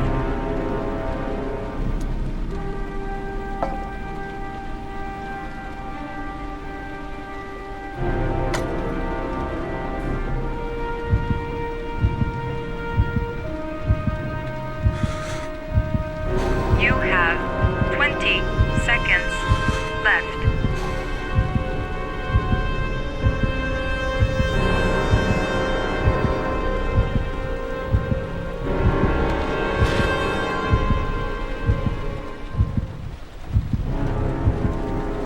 You have 10 seconds. 9, 8, 7, 6, 5, 4, 3, 2, 1. You've run out of time. You've failed.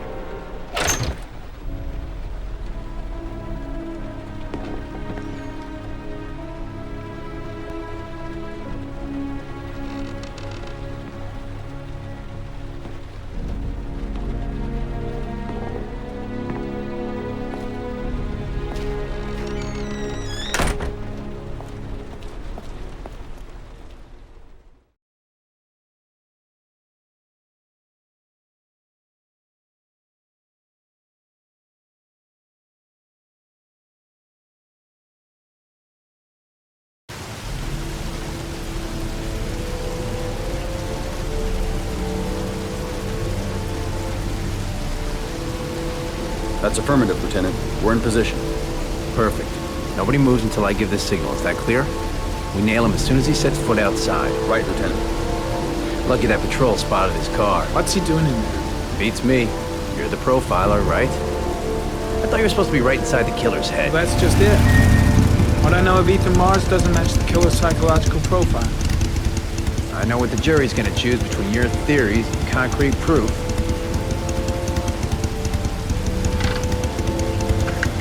What the fuck is that girl doing there? Mars comes out now, she's gonna be in trouble. What do we do, Lieutenant? Want to get her out? No, stand down.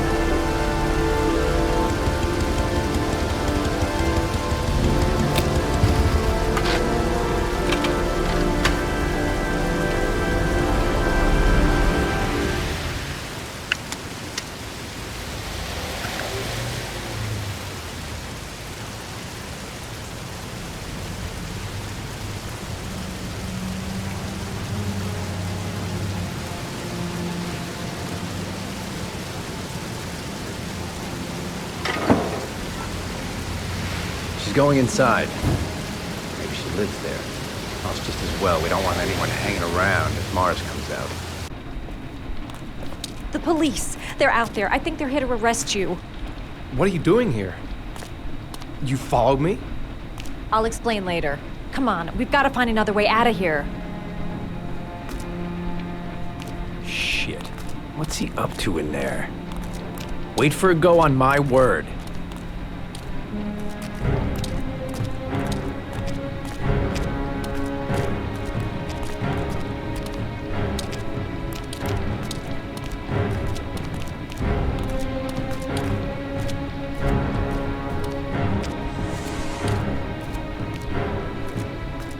They're still out there. We've got to find another way.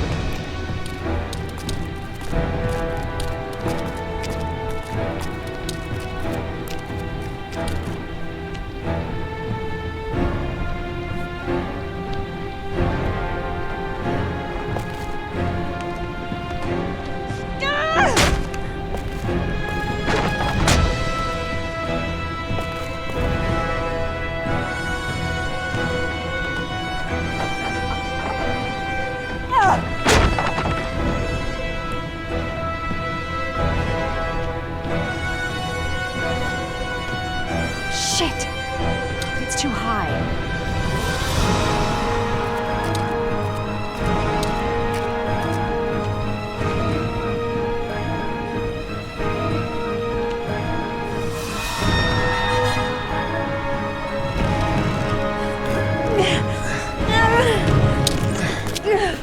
Ready on my go. Stay here, Jaden. Out of the question. I'm coming with you. 2 men at the door, hold your positions. It's a go.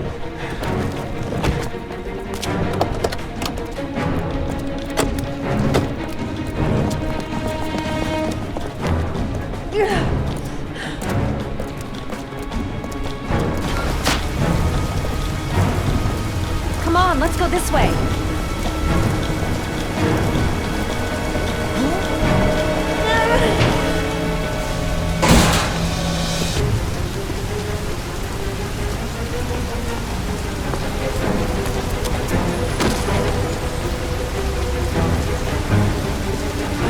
Don't move or I'll shoot! Ethan!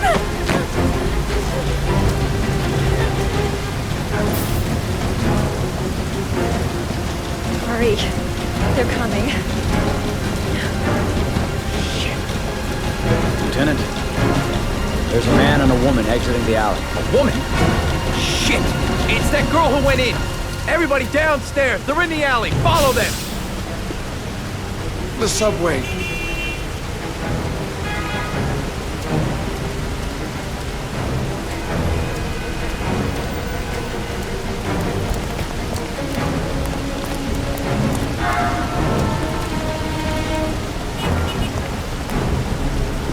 Don't move!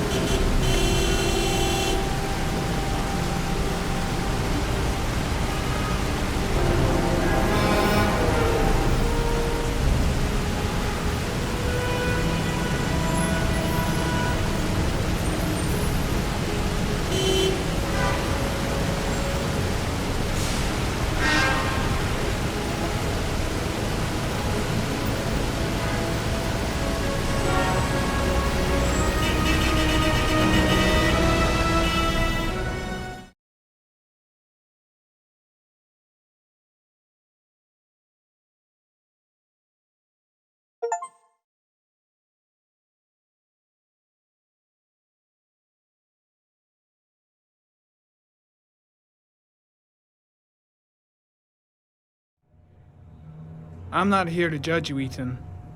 I'm trying to save the life of your son. We still have time, but it's running out. Help me, Ethan. Tell me what you know.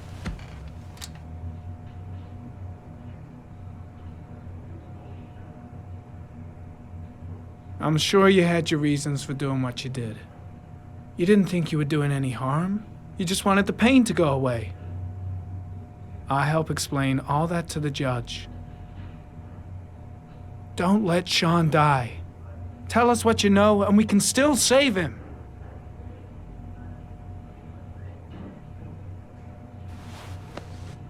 Look at these, Ethan. Look at these. 8 photographs. 8 lives taken. Drowned in the goddamn rain. Recognize this one, huh? That's your son, Ethan. That's Sean. He is still alive. Talk to me, Ethan. Say something!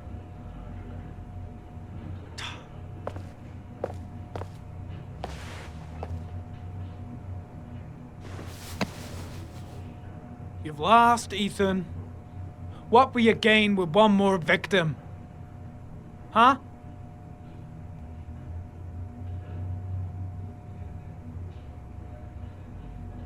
I kidnapped my son. But I can't remember what happened. I don't know where he is. But the only way to find him is to let me out of here. I'm the only person who can save him.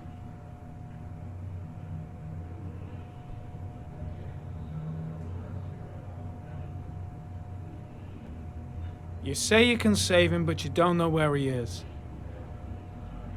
It doesn't make sense, Ethan. I love my son. I love my son. If you keep me here, Sean is going to die.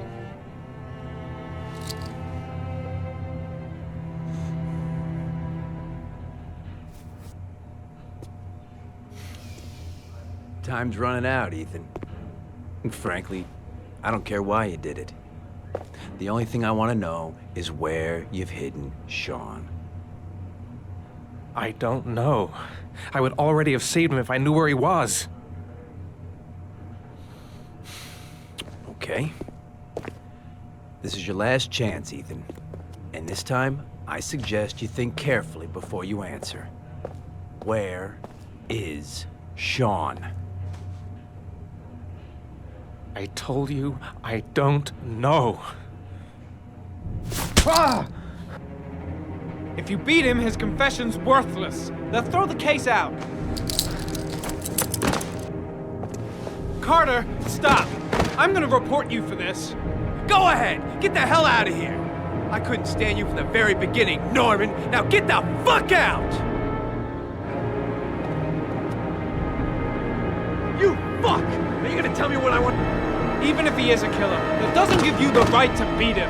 Whose side are you on, Norman? Are you defending this piece of shit? I'm defending the law, and the law says he is innocent until proven guilty. This guy's got no rights, do you hear me? No rights at all!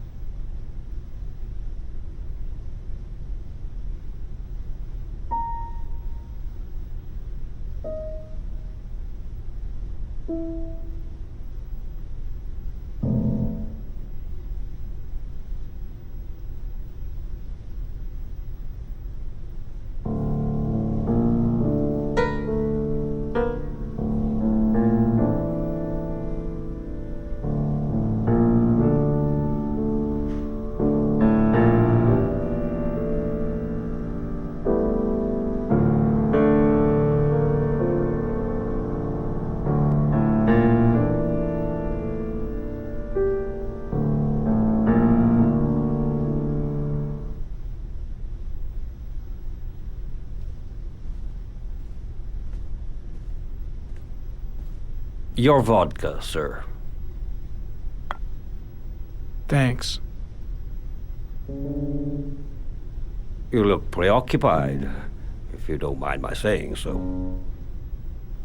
Problems with the investigation?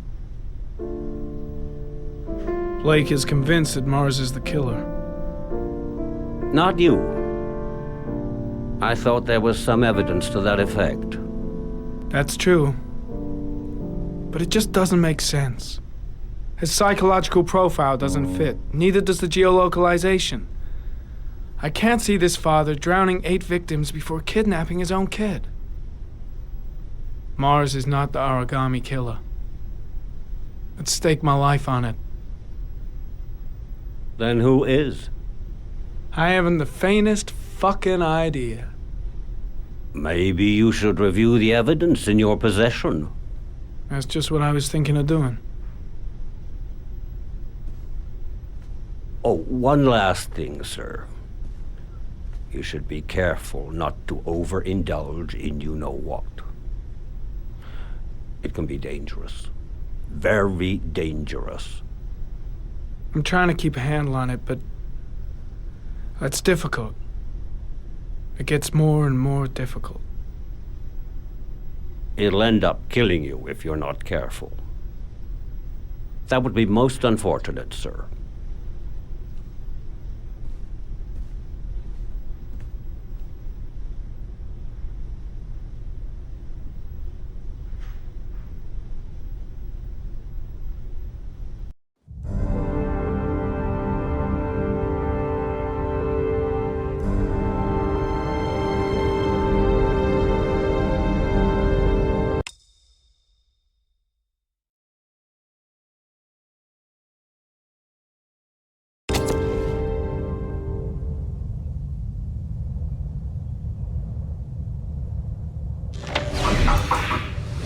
Well. Looks like there's something new. The video recording from near the park on the afternoon Sean Mars disappeared. I doubt there's anything on it, but you never know.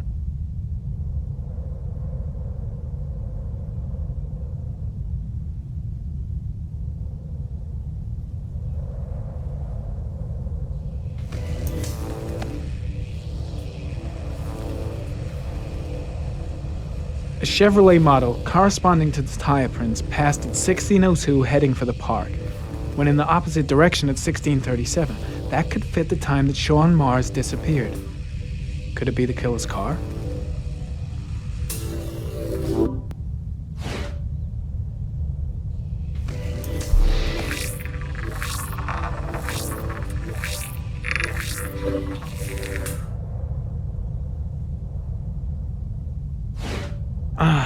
Pity we can't see the driver's face.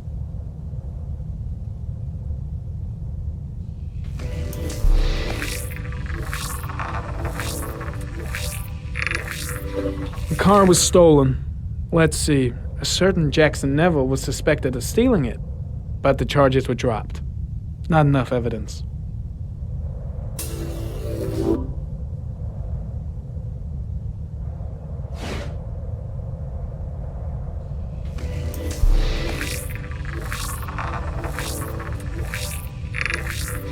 Jackson Neville, aka Mad Jack, involved in several cases of buying and selling stolen vehicles, considered to be very dangerous.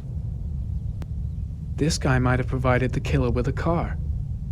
It's a pretty slim lead, but it's all I have right now.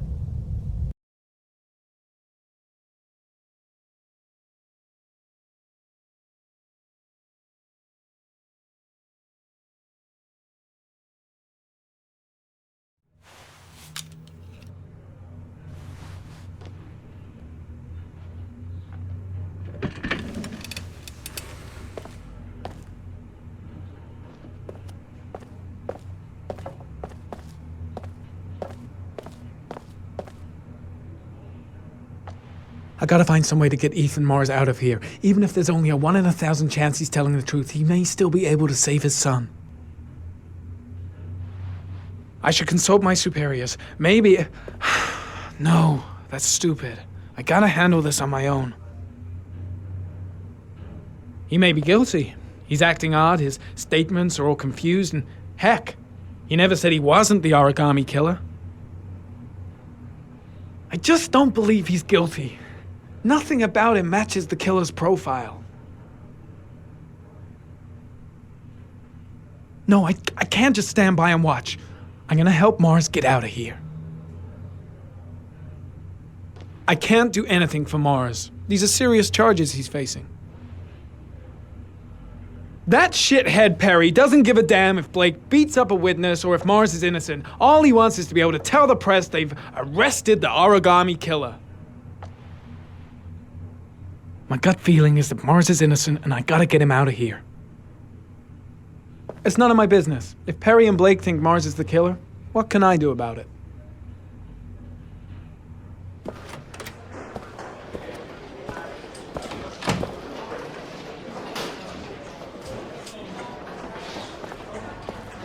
Did Mars confess?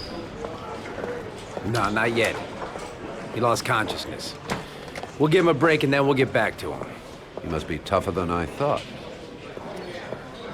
Tough or not, he'll crack. They all do. In any case, congratulations, Lieutenant. You've done a fine job. I've called a press conference. Gonna kick off in 1 hour. I expect it'll be quite an event. Don't you want to wait till we actually got his confession? No point. We've got him dead to rights. That's all the press wants to know. Ethan Mars is innocent. He truly believes that he alone can save Sean. What if he's right? I'll play those odds. I've got to get him out of here.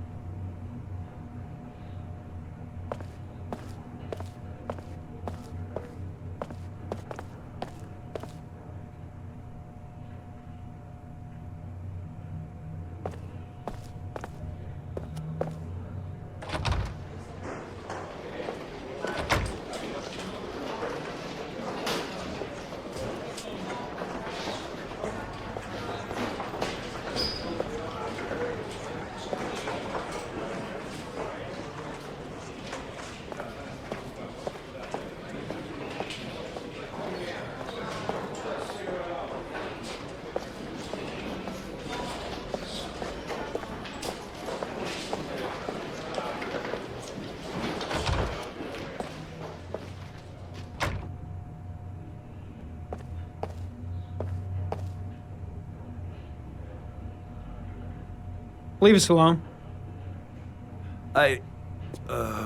Lieutenant Blake said to... Please, leave us alone. Right, I'll be at the door if you need anything.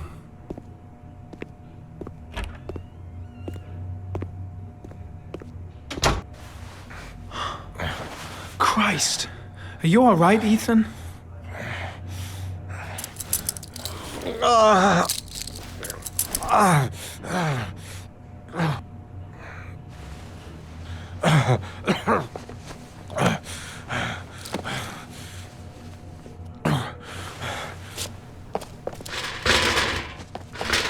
I gotta get out of here. I've gotta save my son. Let's see what I can do.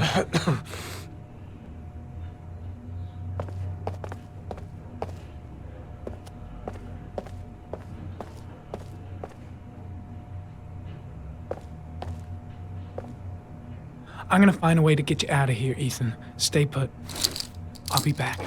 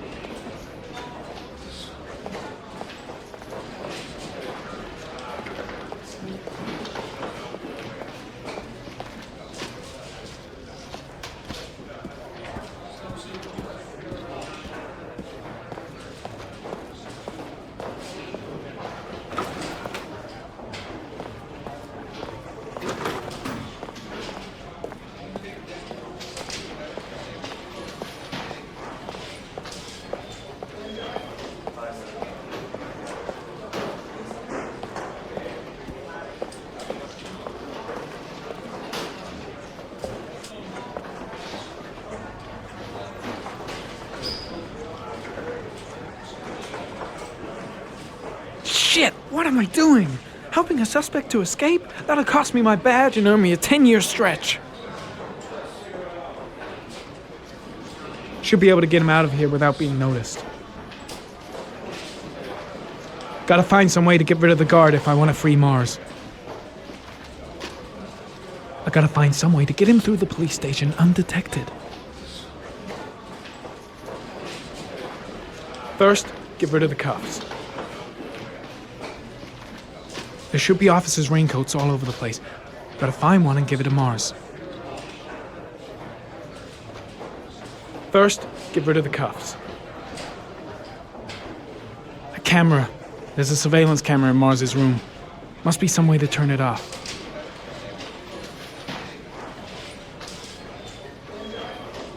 I gotta find some way to get him through the police station undetected.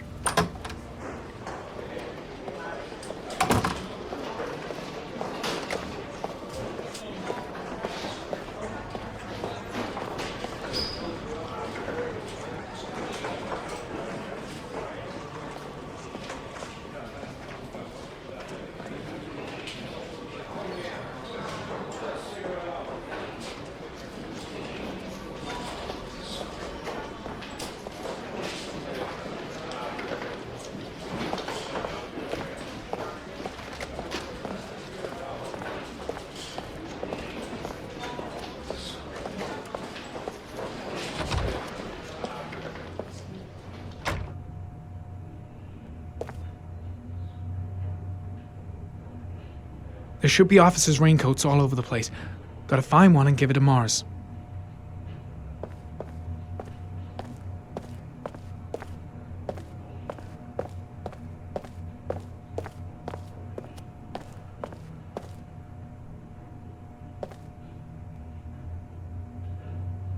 First, get rid of the cuffs. There should be officers' raincoats all over the place. Gotta find one and give it to Mars. I gotta find some way to get him through the police station undetected.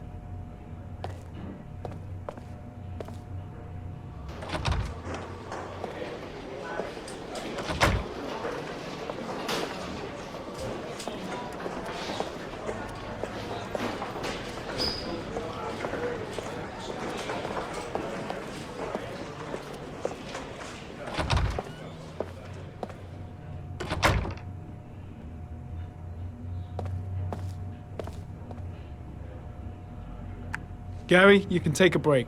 I'll keep an eye on him. You sure? Actually, I was busting for a piss. If you need to adjust his handcuffs, the keys are on my desk.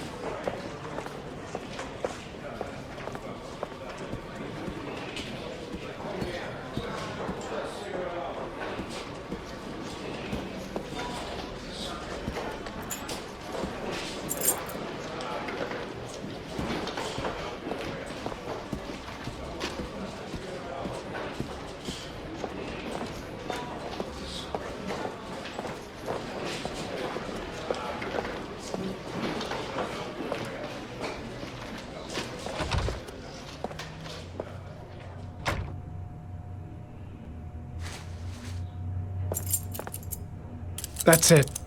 You're free.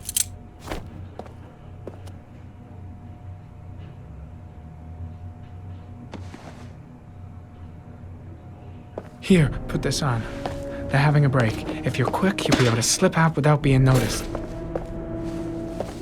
Head straight to the exit. Don't stop, don't talk, don't even think. Just walk. I don't know what to say.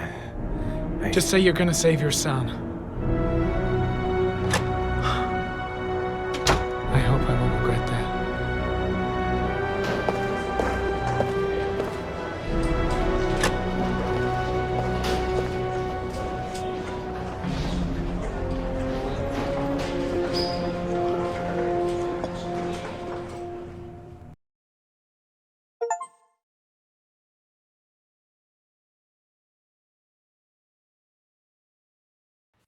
Less than an hour ago, we heard from the police who have identified the man thought to be the Origami Killer. Ethan Mars, father of the kidnapped victim Sean Mars, is on the run and should be considered armed and dangerous. A police manhunt is now underway, and they hope that they will soon be able to announce the apprehension of this dangerous lunatic.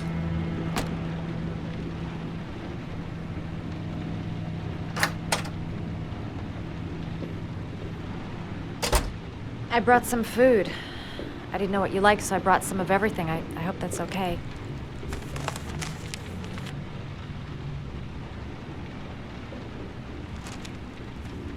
Why are you helping me, Madison? You know nothing about me. You could have been killed. I don't know. I guess it just seemed like the right thing to do at the time. You needed help, I helped you. You were all over the news reports, Ethan. Every cop in the country will be hunting you. They say you're the Origami Killer. Is it true? Are you the killer, Ethan?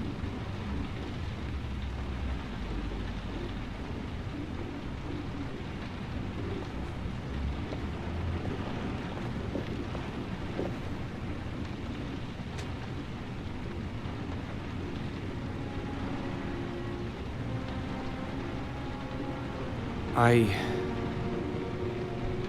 sometimes have these blackouts. Times where I don't know what I'm doing. As if I'm someone completely different. The only thing I remember afterwards is the bodies. The bodies in the water. Why are you hurt, Ethan? Why were you in that apartment? I think my other self is testing me, testing my love for Sean. He wants to know if I love my son enough to save him. That means there's some part of me that knows where Sean is. But the only way to find him is to go through these trials. Why can't you tell that to the police? And tell them what? That I'm a schizophrenic who drowned his victims and has kidnapped his own son? They'd never let me go, and I have to stay free to save Sean. I have no choice. I'm his only chance. When Sean is out of danger, I'll turn myself in, but not until then.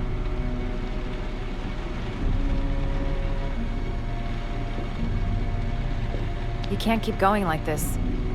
You're destroying yourself, Ethan. Finding Sean is the only thing that matters. There has to be another way. You don't understand. Time is running out. Sean will be dead in a few hours. I have no choice.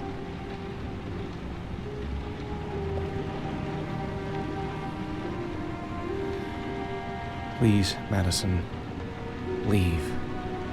Forget everything that's happened. There is nothing more you can do for me. If you want to help me, leave. Leave me to do this on my own.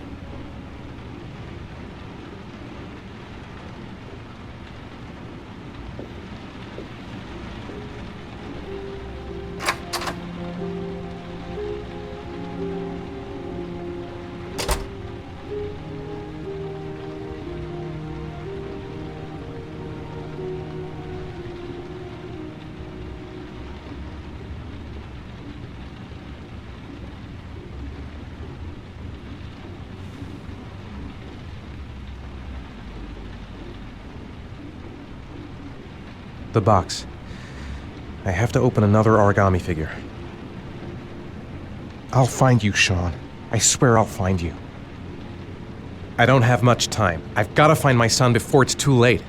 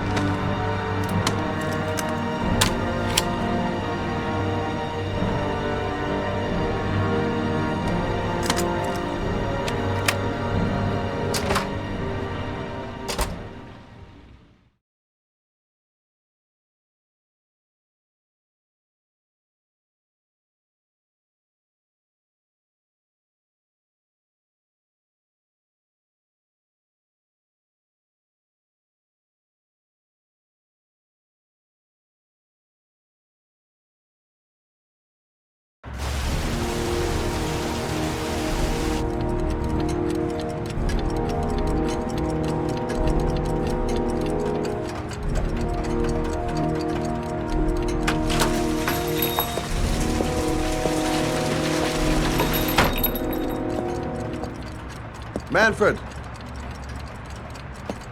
Manfred! Anybody home?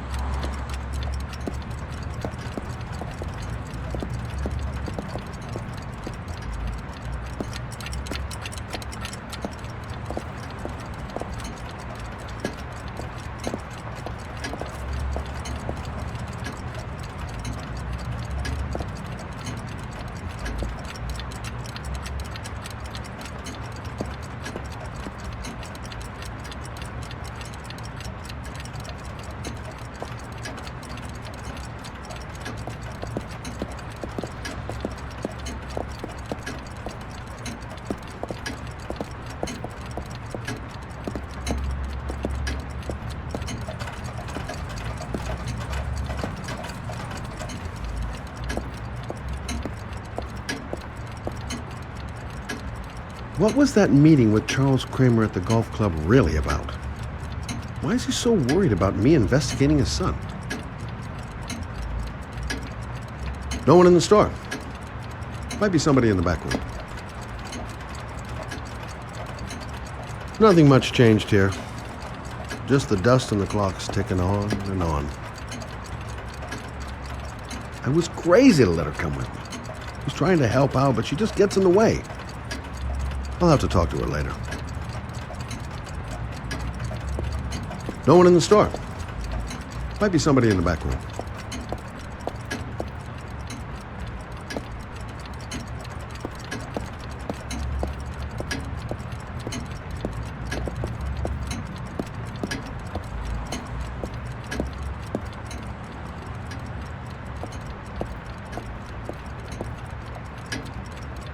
Hi there, Manfred. Who is it? Scott. Scott Shelby. Do you remember me? Scott? This is Scott! Oh, yes, of course. Well, good to see you. How long has it been? Oh, about 10 years, I guess. Oh, at my age, time means nothing anymore. I repair clocks, but I try to forget about time. How about you? Are you still with the police? Oh, no, I quit. I'm a private investigator now. This is Lauren. She's a friend. Hello. Oh, hello, young lady. Well, this calls for a celebration. I've just the thing. Wait there. I'm sure I saw a bottle of scotch around here somewhere.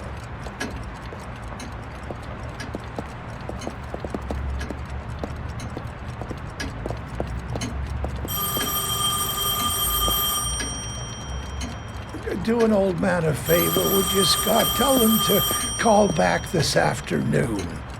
Sure, no problem. Hello? Yeah, this is Manfred's. He's not available right now. Could you call back later this afternoon? Thanks.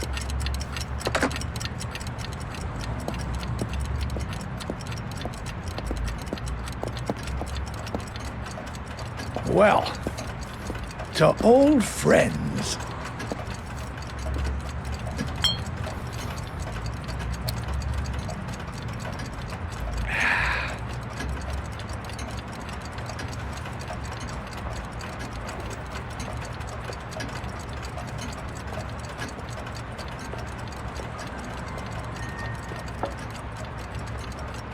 Do you like it? Yes, it's beautiful. It's a Stradelli, crafted in Venice in the 18th century. It's one of my favorite pieces.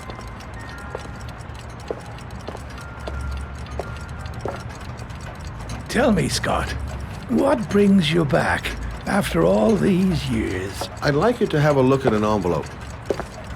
I thought maybe you could tell me about the typewriter that was used to type the address on it.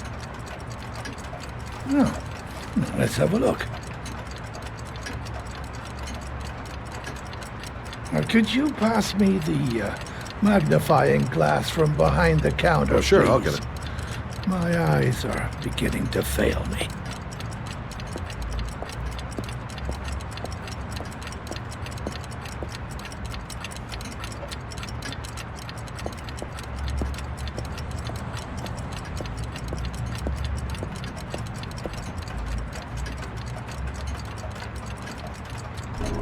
Thanks.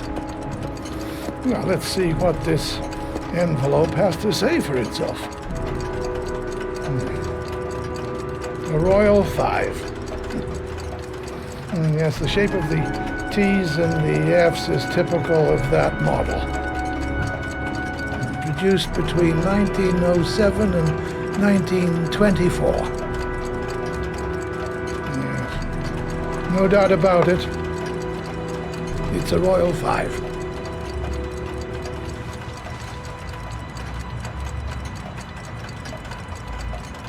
These typewriters, are they rare? No, they're fairly common. I'd say many folks have one gathering dust in an attic or in their cellar. Do you keep a record of all your clients? Oh, yes, indeed. At least the ones who pay. Any chance I could get a peek at that? Yes, of course. I keep my account books in the office. If you're not in a hurry, I have a list of all the clients who ever bought a Royal 5 or had one repaired. Yeah, that would really help us out. Delighted to help. Give me 2 minutes, and I'll be right back with the list.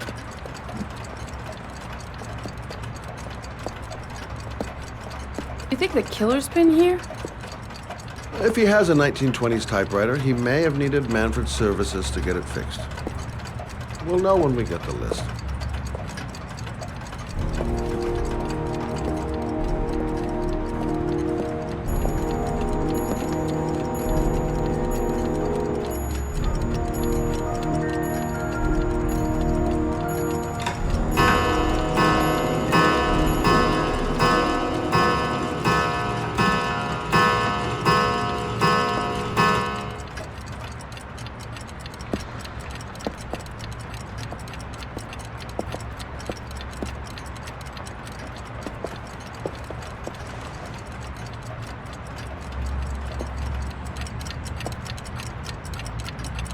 Been a while since Manfred went into his office.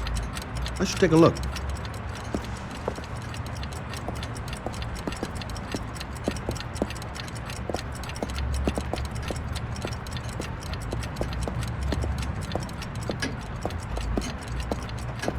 Hello? Manfred! Hello? Your call is lodged, sir. A police car will be there in a few minutes.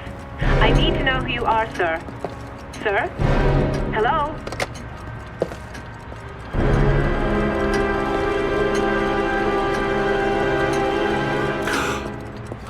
God. He's dead. Oh, God.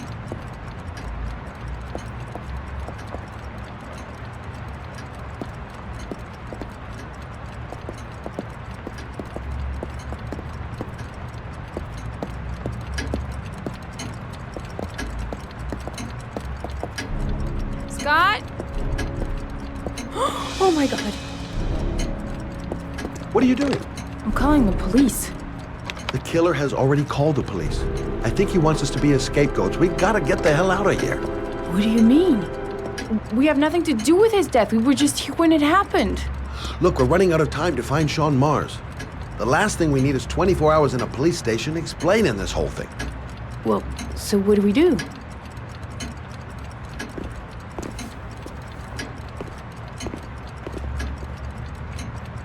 Watch the front door. I'll get rid of our fingerprints from everything we touched since we came in.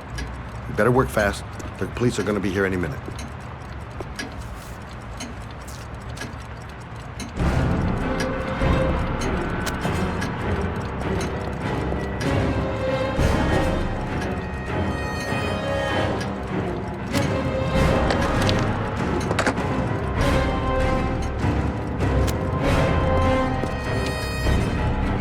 What are you doing, Lord? If someone comes in, we're going to be in trouble.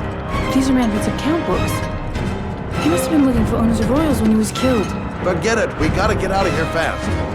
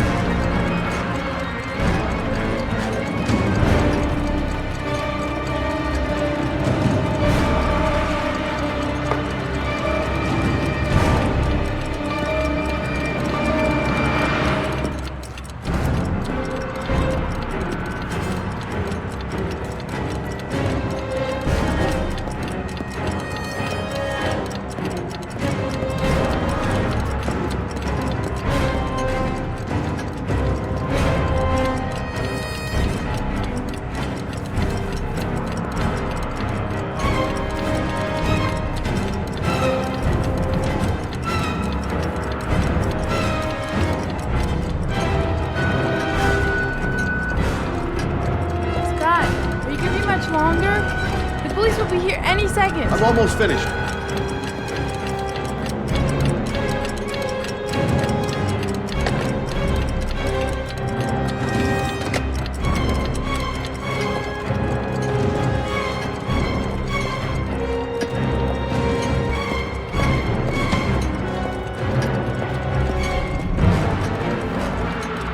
That's it. We're done. You get all the prints?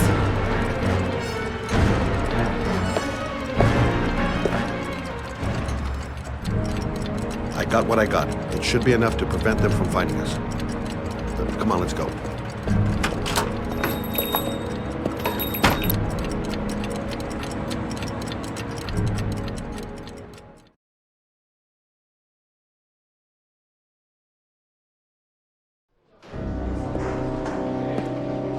So, you claim the victim was killed while you were in his shop, correct?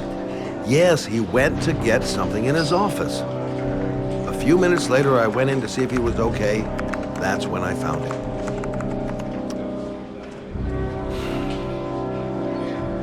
You should have called the police immediately, Mr. Shelby. Would have saved us dragging your ass down here. Listen, we had nothing to do with his murder. We were only there by coincidence. I just wanted to spare myself a few hours declaring I didn't see anything to a police officer. PI or not, Mr. Shelby, don't leave town. And if you end up next door to any more dead bodies, remember to call us. Okay?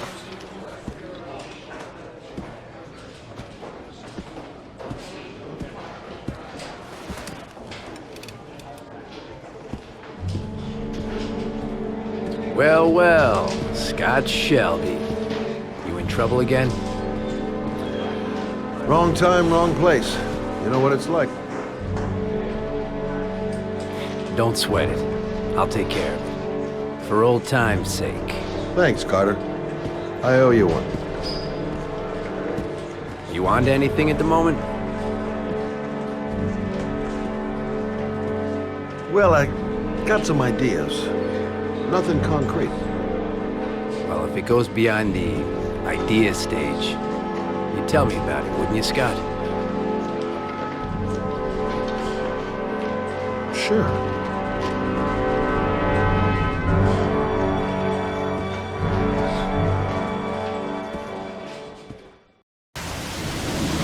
Where are we going? I'm taking you home. This is getting way too dangerous. No way. We're partners, remember? We had a deal. Listen, Lauren, I know you want to find the killer, but you're not helping me by putting yourself in danger. I'm not a child. I know what I have to do. I want to find my son's killer. You're not going to stop me.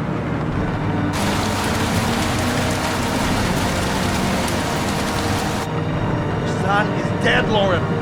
Getting yourself killed is not going to bring him back to life.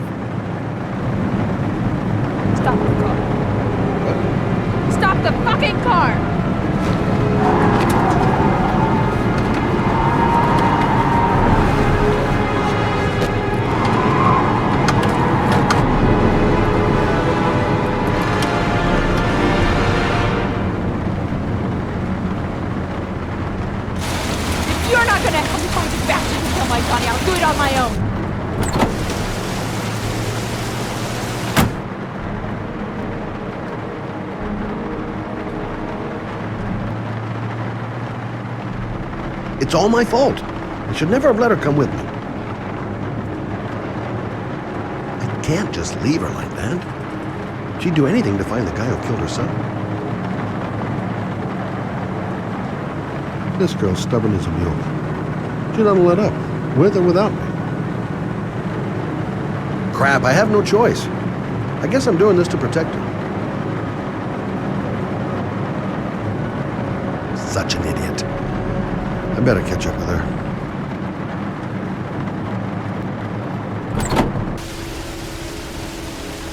Lauren!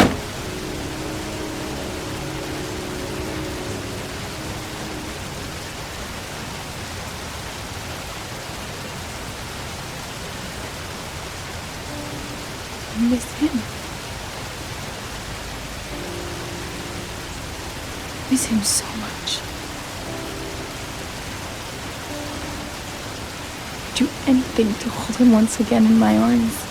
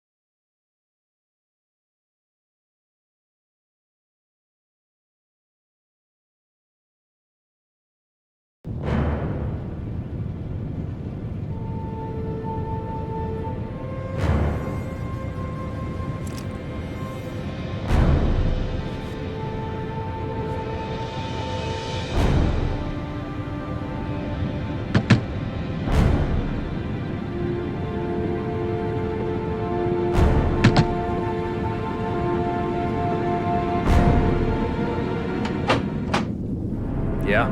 What do you want? Oh, fuck it. I said 1,000 times that I don't want... Hey! Take it easy, man, huh? Keep cool. What do you want? Dope? Money? Tell me what you need. Sure we can make a deal, huh? God, I'm gonna blow your brains out, you son of a bitch! You come into my house and steal my dope? You're gonna be shooting up in hell, motherfucker! Come on, man. You stop fucking moving! Nowhere to hide, junkie asshole!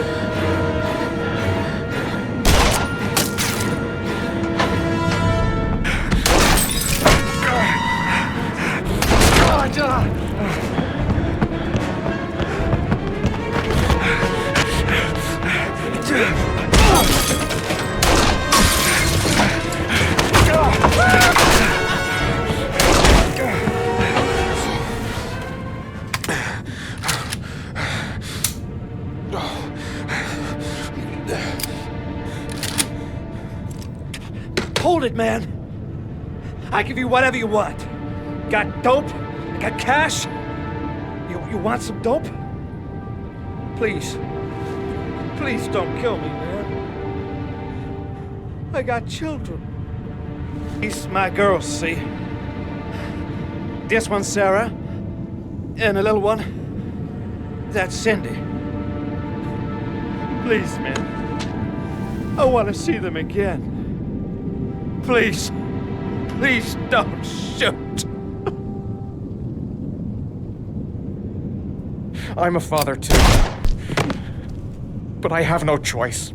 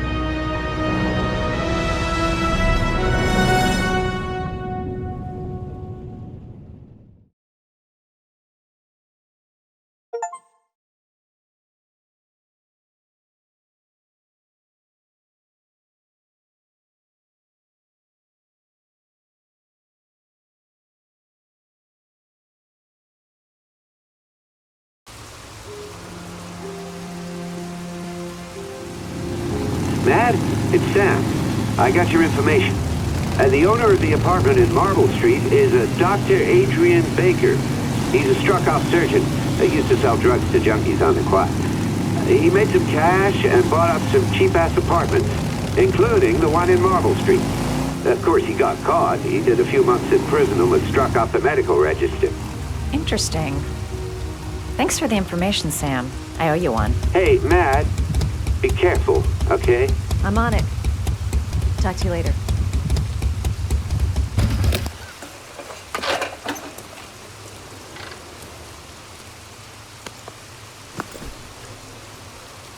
The owner of the apartment where Ethan was supposed to cut his finger lives here. Not much of a lead, but it's all I've got.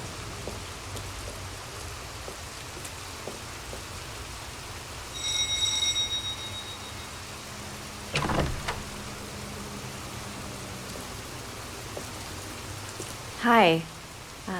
I was told that you could get Bitropin without a prescription. Sorry, you were misinformed. Goodbye. Hold on. I really need your help here. I can pay. Well, why didn't you say so? Please come in.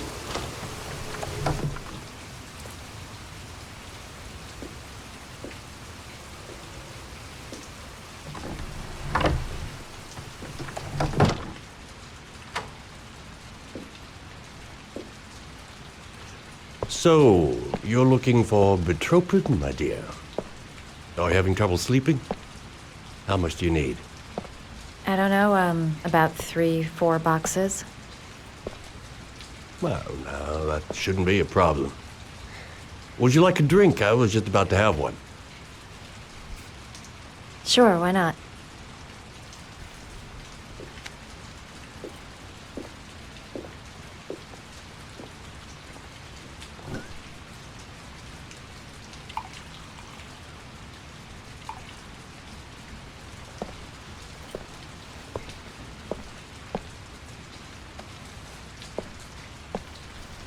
I haven't seen you around here before. Who told you about me?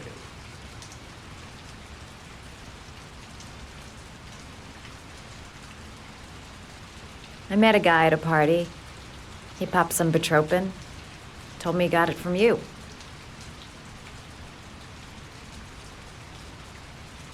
Do you have many clients? A few. I help to ease their anxiety. Get my handsman off, thin enough, hard-working enough. I reassure those who find the system too difficult. I'm like a safety valve that keeps society from imploding.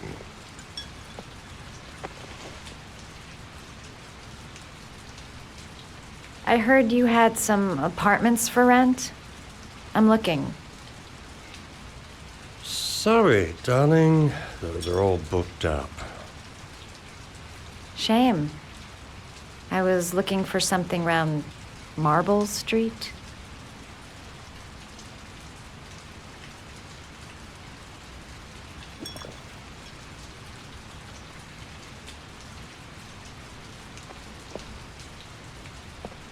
You're not drinking? Yeah, sure I am.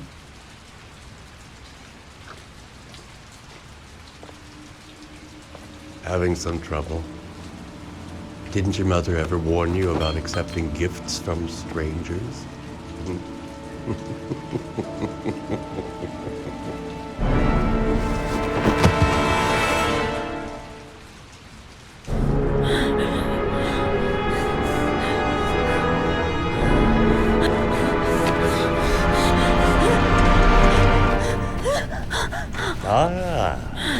Say hello to Matthew. He claimed he had come to the census. Another one of those goddamn government spies. So, you're interested in my Marble Street apartment. I rent it to my friend Paco, if you must know. I have no idea what he does there. Maybe that's where he fornicates with his dancers from the Blue Lagoon. To be honest, I don't give a damn. Just as long as he pays his rent, he can do whatever he likes. But enough with the chit-chat. I miss surgery, you see, so I take every opportunity to practice. I don't have any instruments here, so I use whatever comes to hand. I hope you won't hold that against me. Hold tight. This might sting him.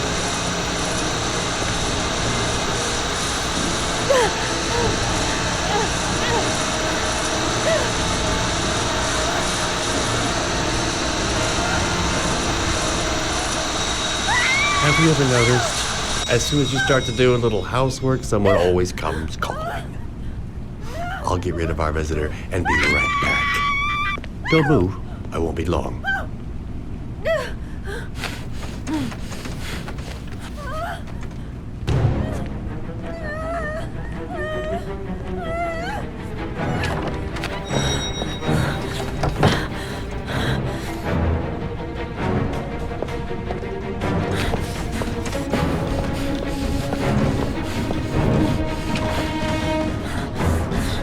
Hello, sir.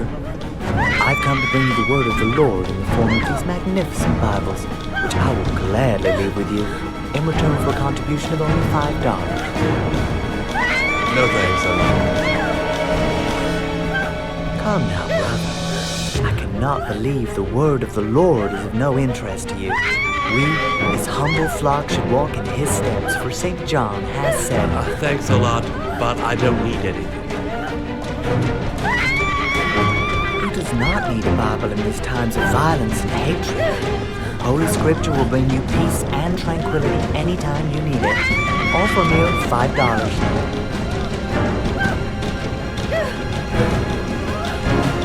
Read Bibles. No Bible for buzz-offs.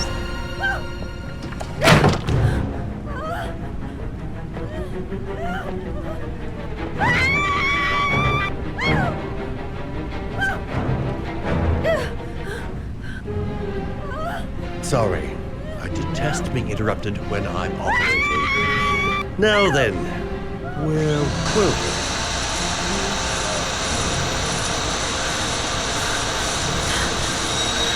Do you believe it? There's some days when I seem to be the most popular goth in town. 2 seconds, and then I'm all yours.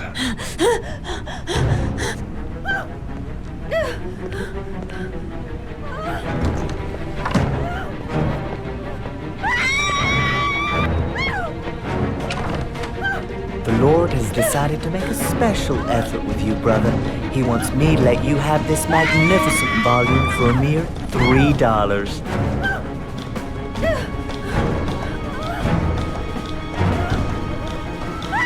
Alright, you convinced me. Let me step inside.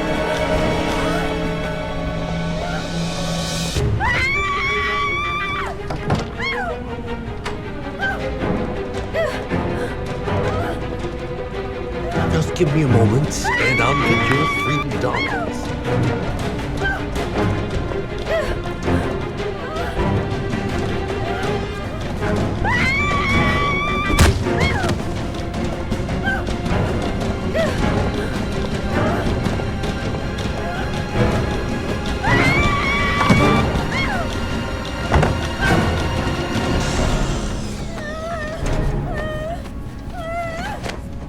Sorry about that. My next appointment has arrived a little early. But don't worry, we have just enough time to finish you off.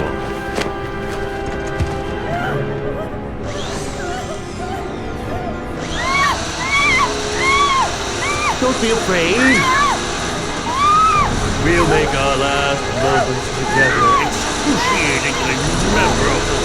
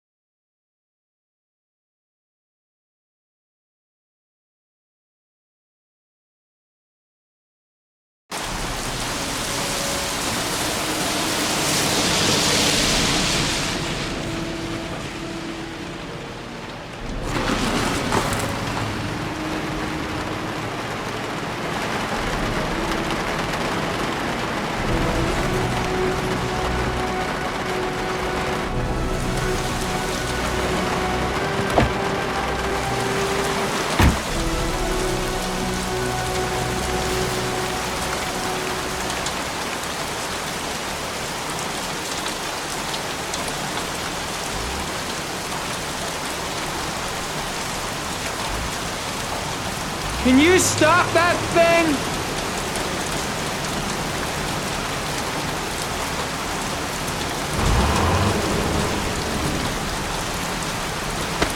Norman Jaden, FBI. Can we talk for a minute? I'm listening. Can we go inside?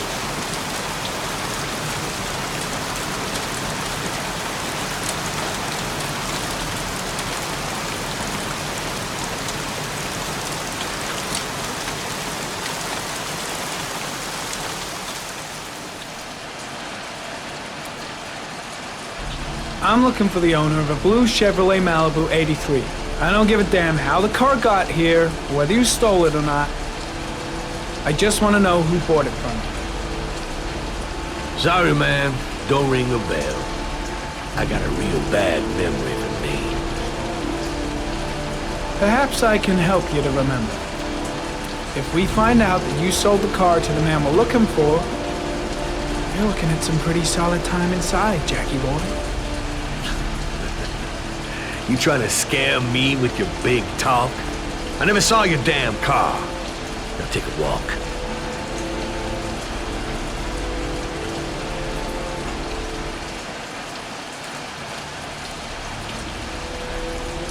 I don't trust this guy. Tuba tryptophan. Got it in my pocket. Not much help, this so-called Mad Jack. He's either clean as a whistle, or else he's got something to hide. 24 hours. I've got less than 24 hours if I want to find Sean Mars still alive. The blue Chevrolet is my only lead. Better have a look with Ari. You never know. Feeling sick. Got the sweats. Hands are shaking. Hope this works out all right. Better have a look with Ari. You never know.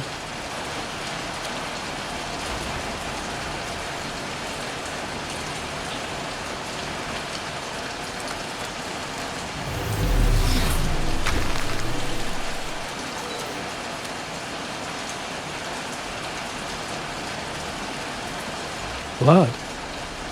Now why is there blood here?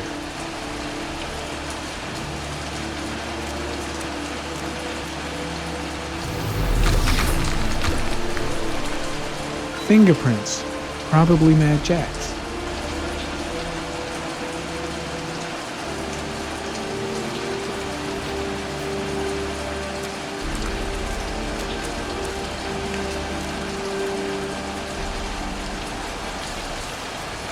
Size 10. Most likely a visitor.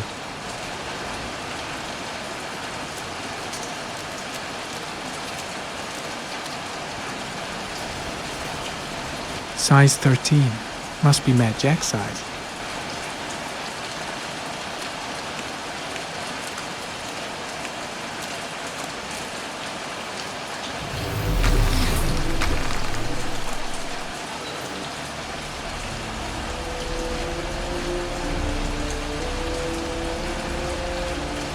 Same brand of tire as the car I'm looking for.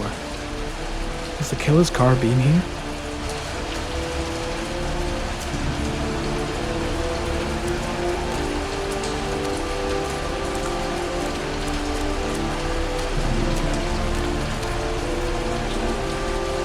Ari, comment.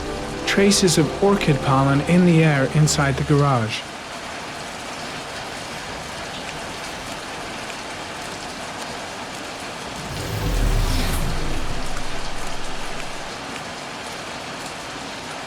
Few traces of blue paint, same tire tracks. No doubt about it. Killer's car was here.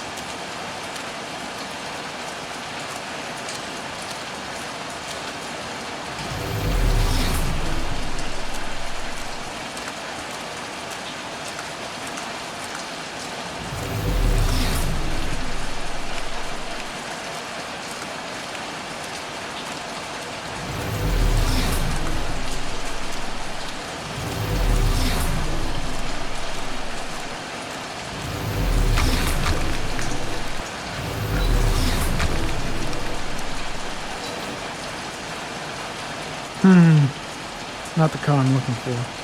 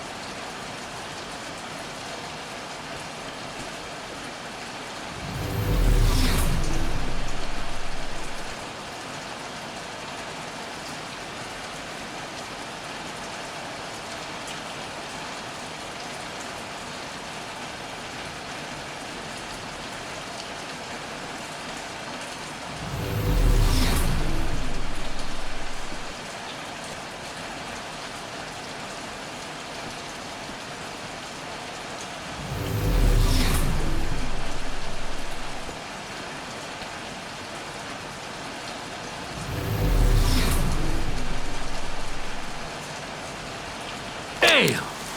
You got me, officer. I'll come clean. Now that car, she buff up real good. I painted her dangerous blue in honor of the dangerous motherfucker that was driving her. Hands on your head, pig. I ain't got time to be playing around with you. Let's just get you out of sight and finish you off.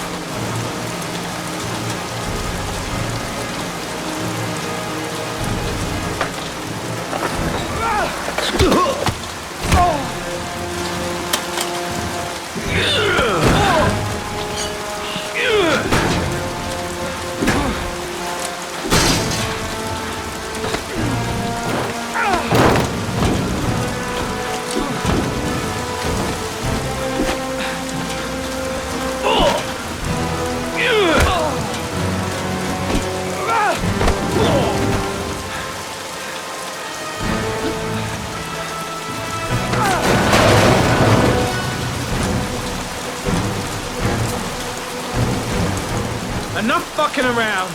You're gonna tell me about the man with the blue car. Go fuck yourself in the ass. I've no time to lose, Jack. I want to know who that car belongs to. But what you want don't mean shit to me. I ain't no snitch. You better just lock me up now, boy.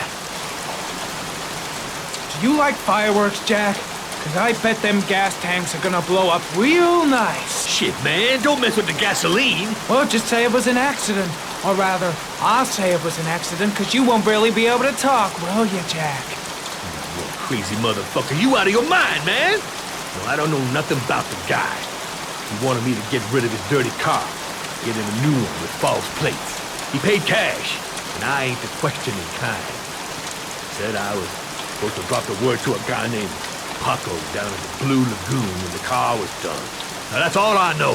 We'll continue this discussion down at the station. You're under arrest. You have the right to remain silent. Anything... Shit, not now. Anything you say can and will be... Hey, you look like you got a problem, man.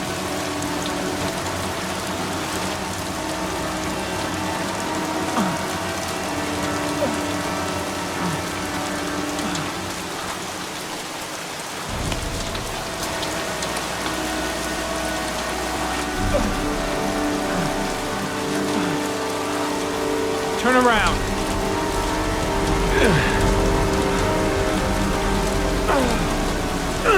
Cool.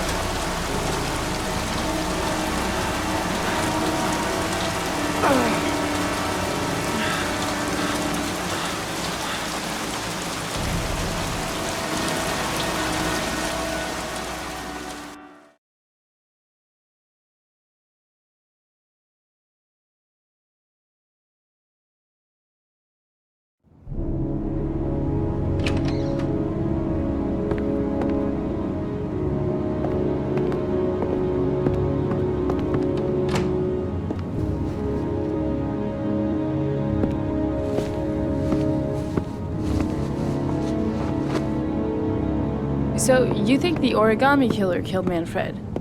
That makes sense. Didn't want him spilling his guts to us. And you suspect Gordy Kramer, right? Oh, him or one of his men. Gordy has the time and the means, not to mention the fucked up attitude to go along with it. He's only a suspect, but he's a pretty guilty looking one. Are these your files on the case? Yeah, I've been working on him for a couple of years. I built up a mountain of paperwork. Magazines about origami? You think the killer could have subscribed to one of those? If he was even remotely interested in origami in the last 30 years, his name may be in there somewhere. Trouble is, there's over 500 names. That gets us squat. I'm starving. Do you have anything to eat? Well, I'm no chef, but I should be able to make some scrambled eggs if you like. Great. I'm soaking wet. I need to warm up a little. Is it okay if I take a shower? Be my guest. Go in my bedroom. It's the next door. Oh, I'll cook up the eggs while you're under the shower.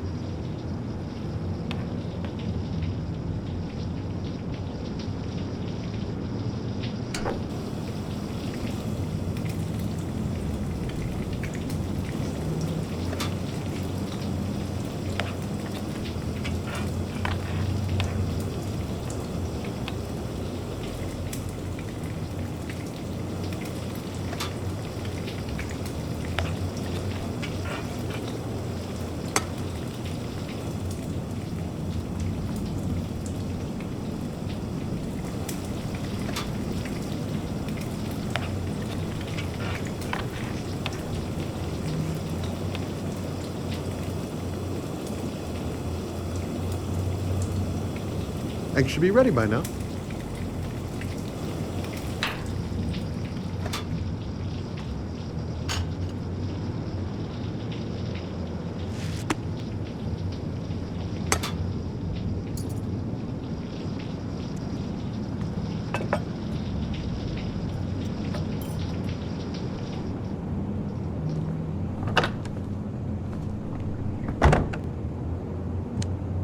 I took the liberty of borrowing your bathrobe. Looks better on you.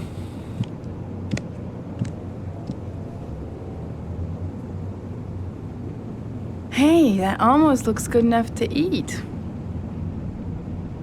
What's that? The notebook I took from Manfred's place. According to this, about 30 clients bought spare parts for Royal machines in the last 10 years. The killer may be one of them. Oh, you know, checking out the alibi of 30 clients one by one, that's a lot of legwork. Except that if we cross-check them with the list of subscribers to Origami magazines, you still got that, right? Yeah, of course. Lauren, wait.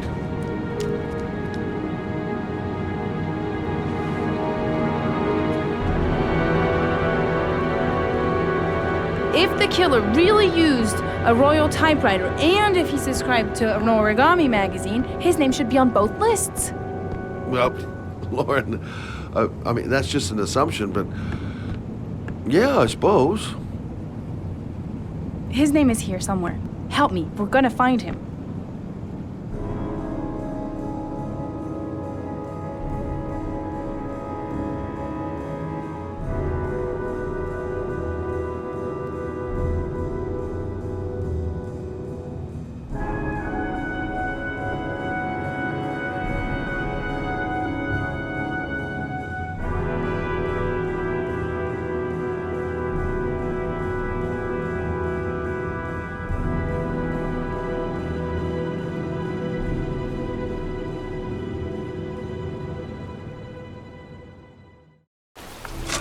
The only guy whose name was on both lists died when he was 10.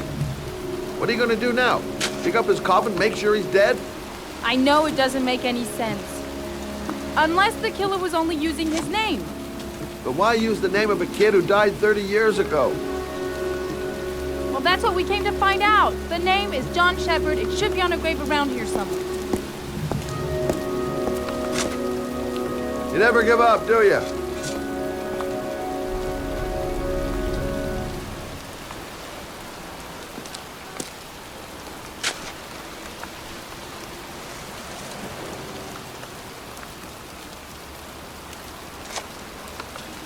She's convinced she's onto something. And here's me, thinking we're wasting our friggin' time in this friggin' cemetery. This girl knows her mind all right. No point in trying to reason with her. I should be investigating Gordy Kramer right about now. And here I am, standing in a cemetery, pouring rain, looking for the grave of a kid who's been dead for 30 years. Excuse me. I'm looking for the grave of a young boy who died about 30 years ago. His name was John Shepard. You wouldn't know where it is by any chance. The children's graves are in the next plot. Thanks.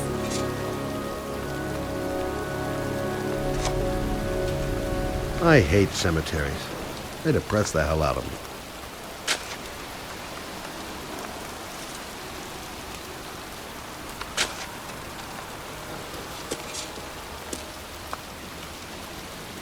Time to look for John Shepard's grave. Hey, Scott, where are you going? John Shepard's grave must be somewhere around here. Did anyone ever tell you shouldn't shout in a cemetery? Take it easy. The dead don't mind.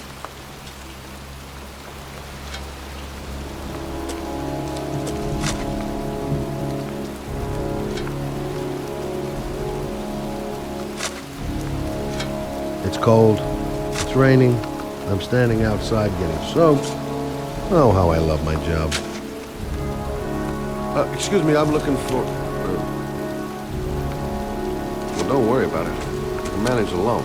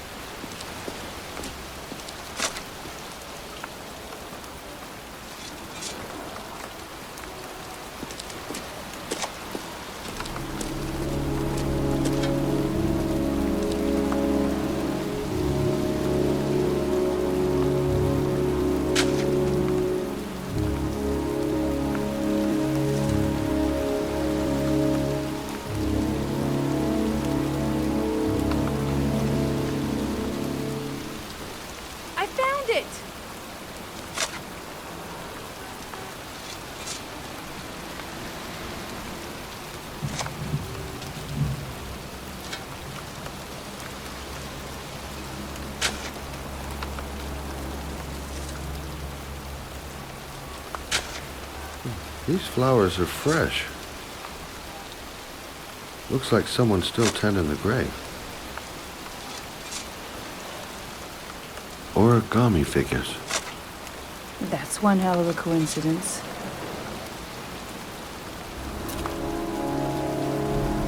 Oh, youngin'. That one I knew well. You knew John Shepard? I've worked this graveyard nearly all my life. I remember what happened. It was in '77, October, I think.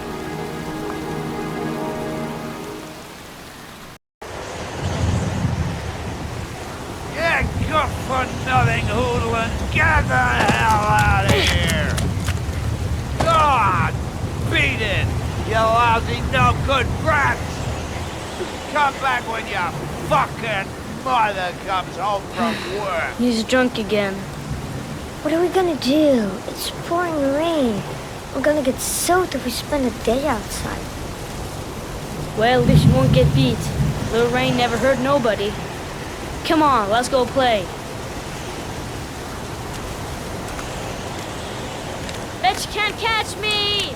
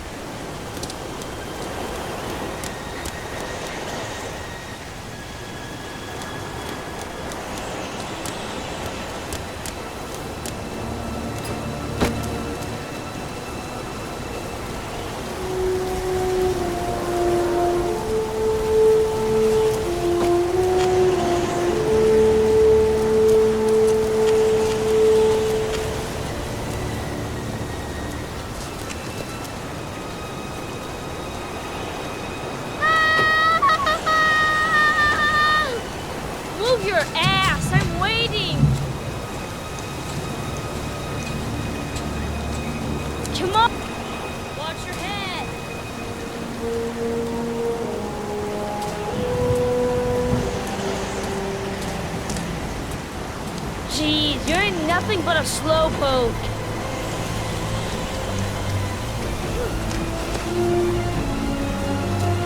Bet you can't do that.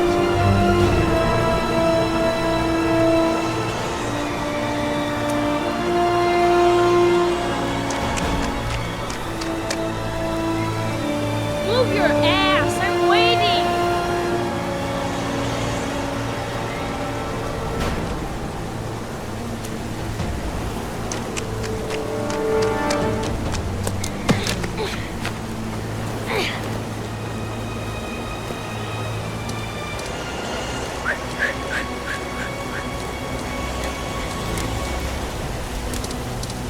Jeez, you're nothing but a slowpoke.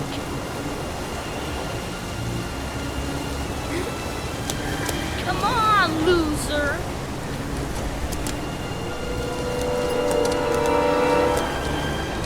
What you doing? You're coming or not?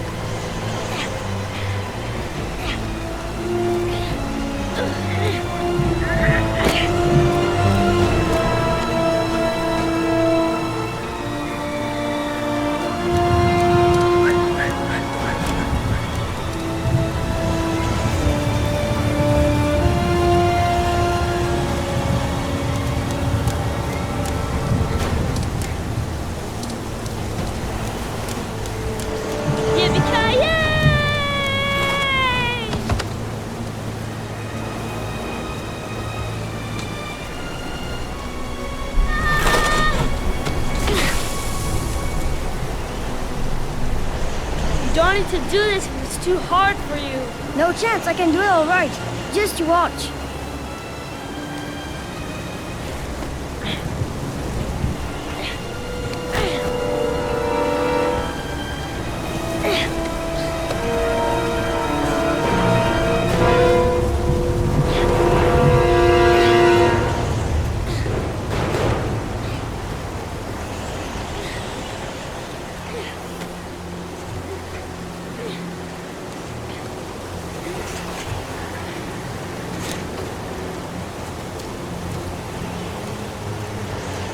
John, wait for me!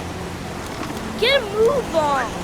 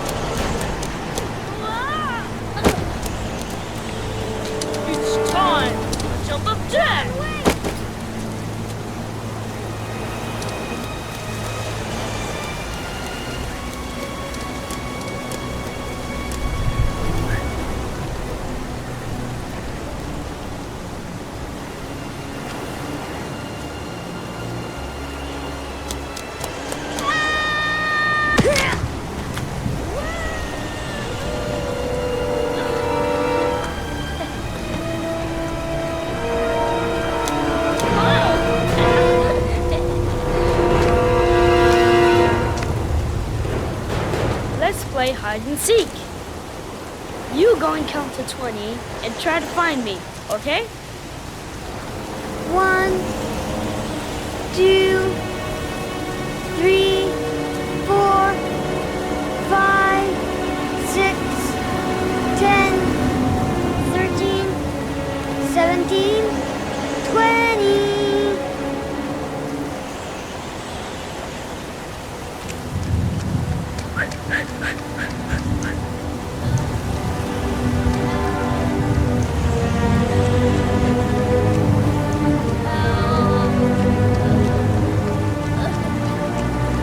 Who's crying?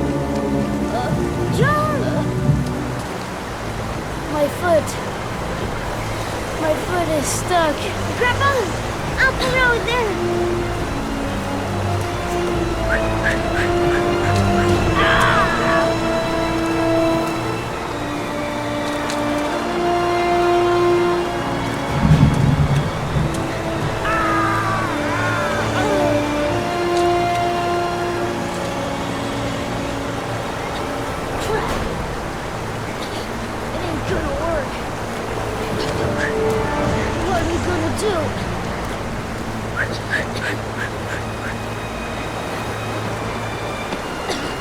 Go on, hurry!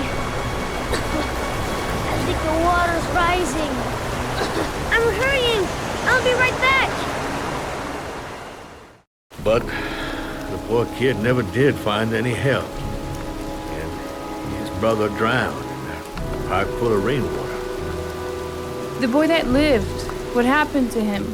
Well, all I know is he got separated from his parents. I think he got adopted. Well, looks like a storm's coming. I guess I better be getting home.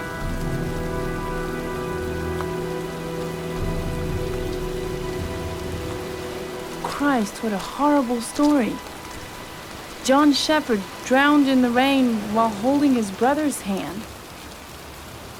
Do you think he could be the Origami Killer? Come on, let's get back in the car.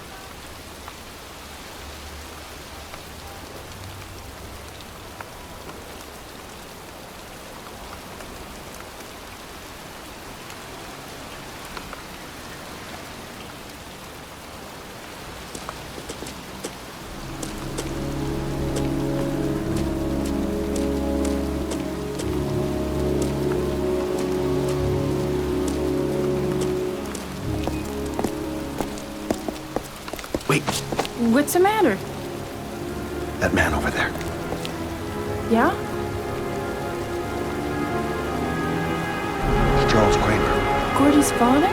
What's he doing here?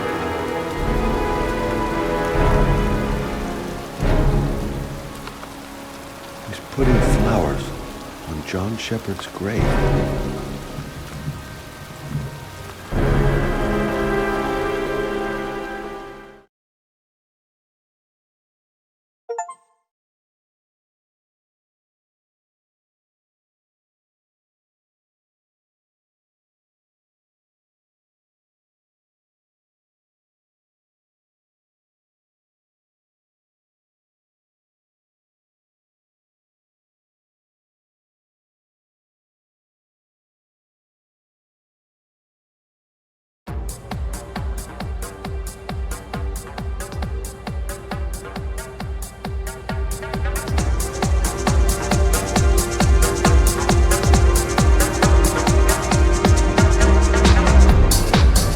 Matt Jack says he's passed the killer's car on the Paco.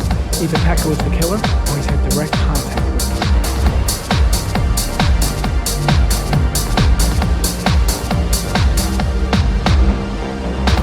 Feels like every bone in my body has been shattered. I was really lucky to survive an encounter with Matt Jack. No time to waste. Gotta find Paco.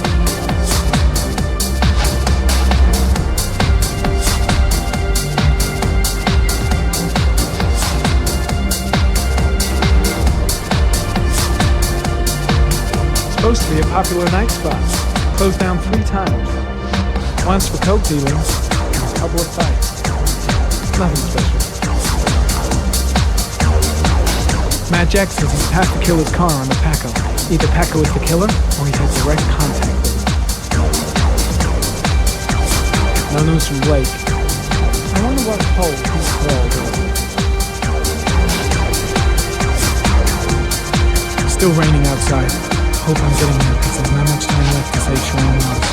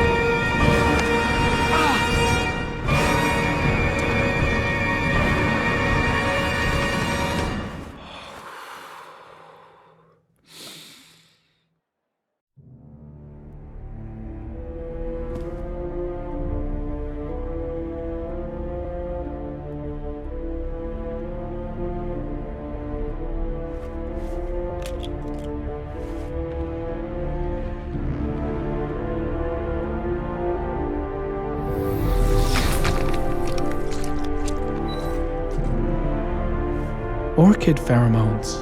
The fucking Origami Killer.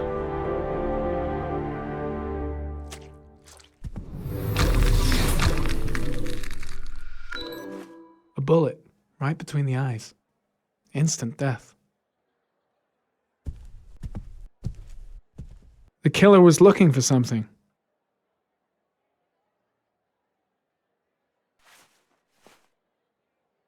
Paco Mendez was no saint. His rap sheet reads like the telephone book.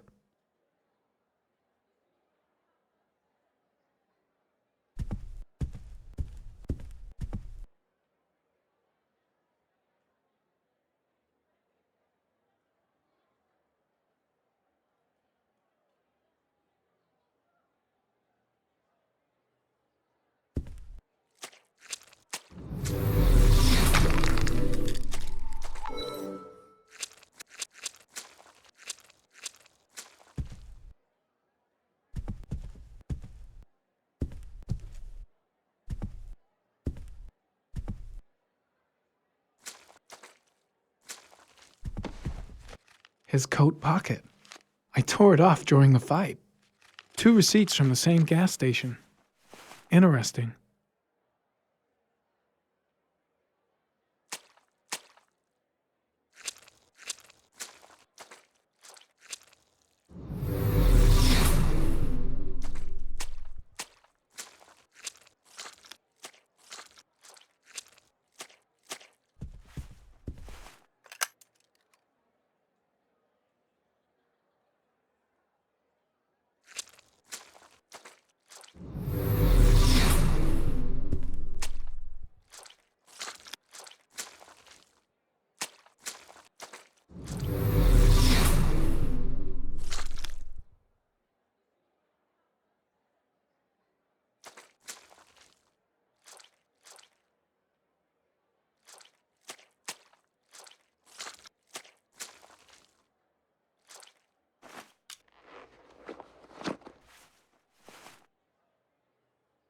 The bodyguard. He must have seen who did this.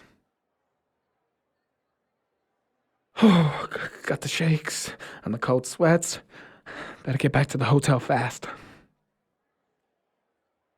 I seem to spend most of my time getting the shit kicked out of me. Gotta go. Need to think about all this. The suspect dead. Someone tries to kill me. On the right track, do you think? It was too dark. It all happened so fast. Didn't have time to see his face. I'll end up a basket case if things keep going like this. That bastard nearly broke my neck. Paco knew the killer. That's why he was killed. The killer may have left some clues in the office.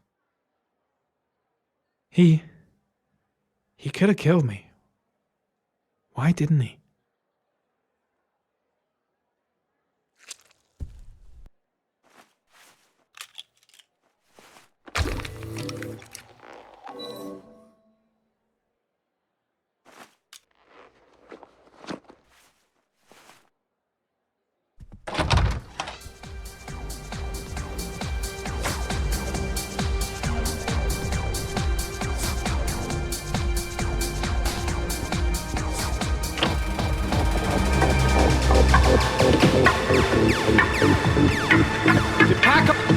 Did Paco know the guy came to see him?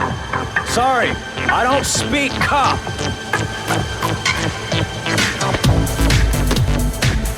Watch my lips, asshole, cause I got no time to translate. Did Paco know the guy? Yes or no? John. He said his name was John. Friend of Paco's. Always let him straight up.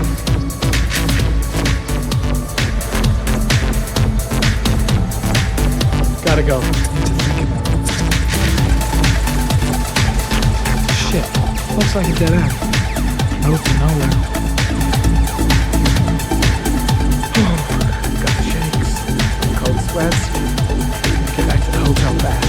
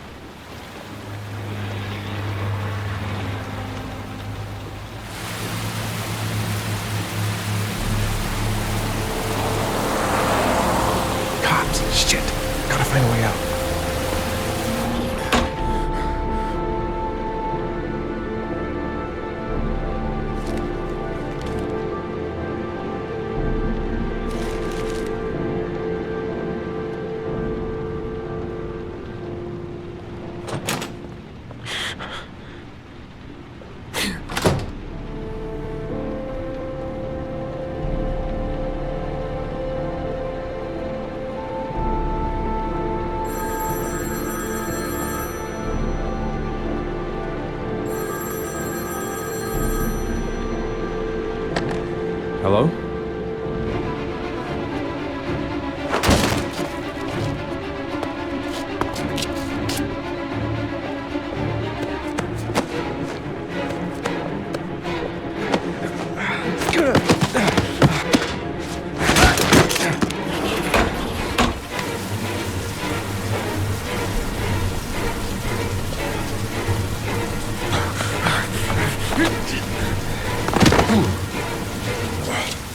Come on, he's getting away!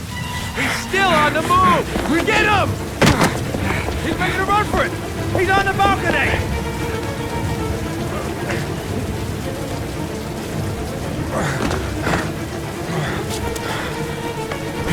Whoa!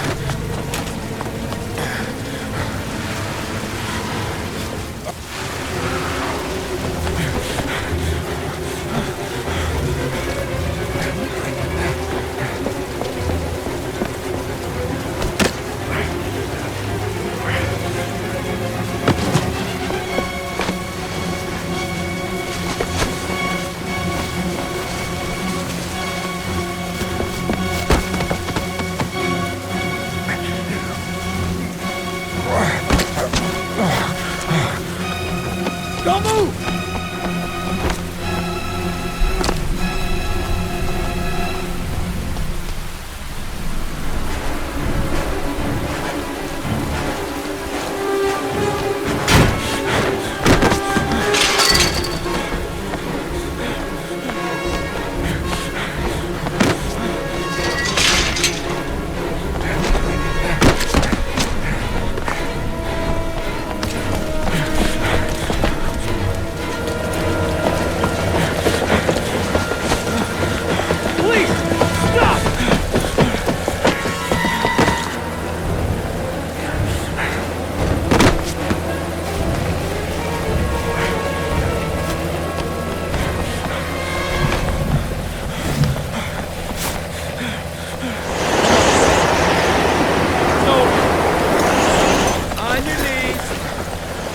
Behind your head.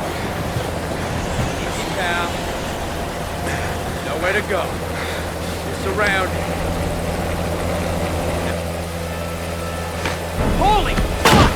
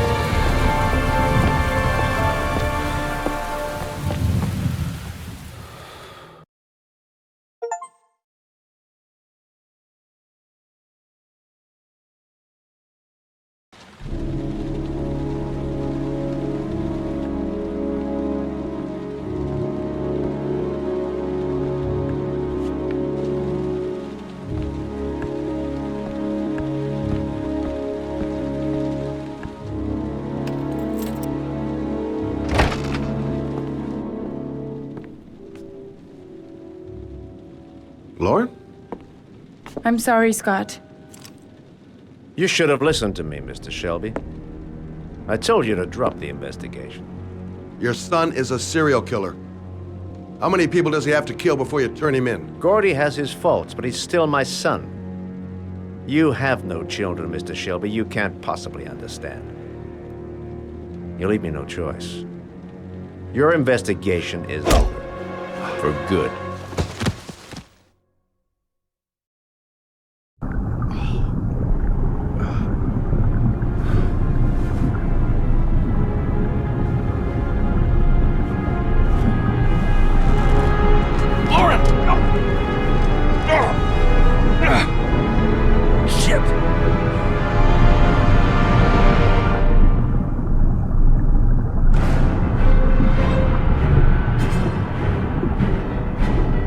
Damn rope won't break it. I Gotta find a way to cut it fast.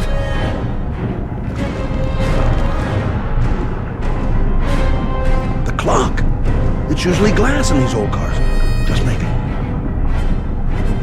The windshield. The water's pushing it in. Quick, there isn't a second to lose. Ugh.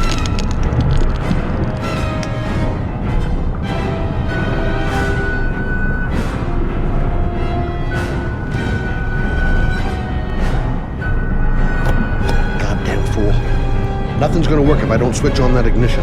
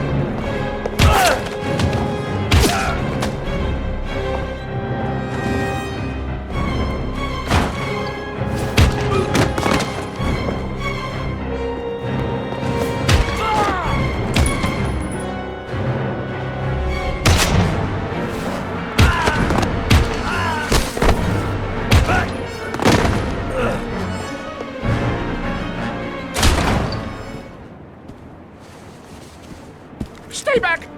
Don't come near me, or I'll shoot! Fucking asshole. Please, don't. Oh!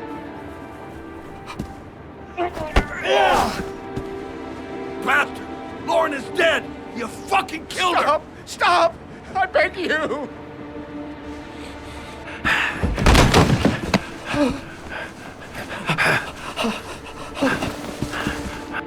Your idiot son killed all those kids, didn't he?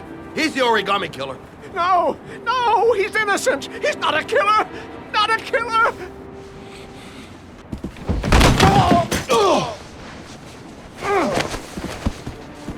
You're a fucking liar. Now tell me the truth. No! No, please! Don't hurt me! Last chance. I don't know! I swear! I don't know anything!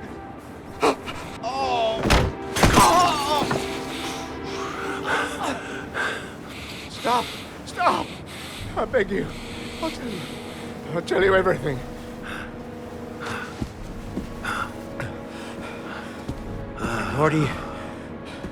Gordy always wanted his fun, you know. He wanted to be like the Origami Killer. He kidnapped that kid and he held him under the water for a little too long. It was an accident. An unfortunate accident. He just wanted to play. He told me everything.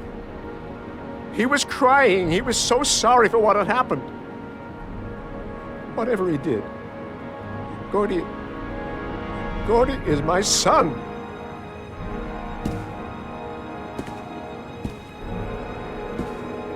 No one will miss him. What? That boy, Gordy killed.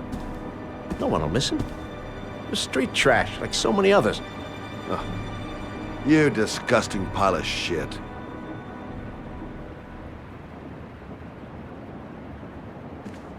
And what about John Shepard? Why did you put flowers on his grave? I own the construction site where he died. I never forgot. I've been putting flowers on his grave for 30 years. John had a twin brother. What happened to him? I don't know. He was adopted, I think. His mother should know. Her name is Anne. Anne Shepard.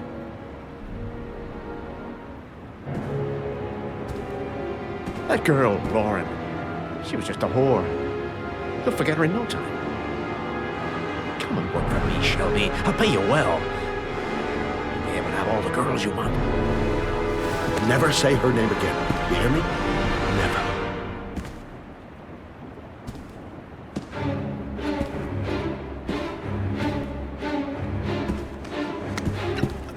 My heart! My heart! Quickly! I need my pills. In that drawer, there.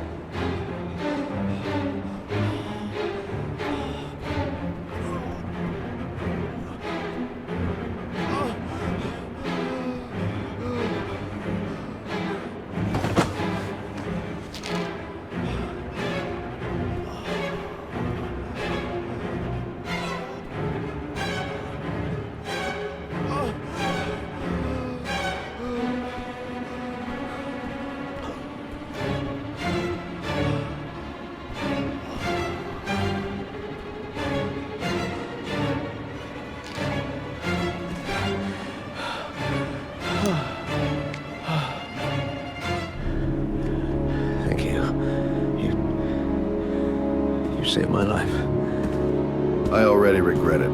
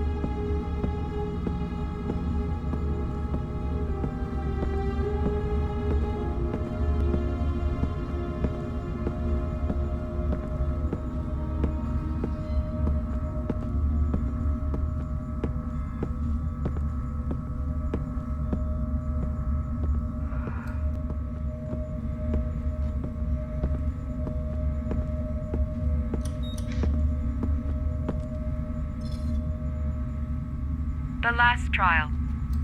The last question. Are you prepared to give your life to save your sons? There is a deadly poison in this file. It will kill you in exactly 60 minutes. If you drink it, you will get the last letters of the address.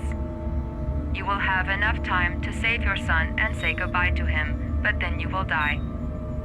You can drink the file or decide to leave. The choice is yours.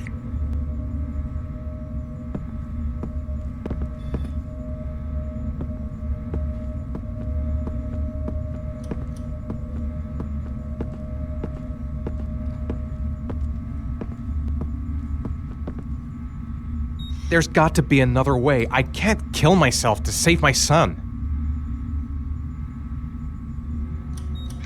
The cameras. He must be watching me. Save Sean and die.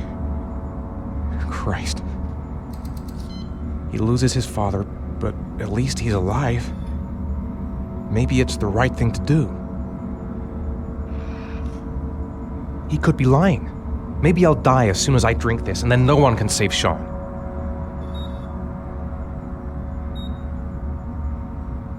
Kill myself to save Sean? That's ridiculous. I'll find some other way. I'm sure I can save him.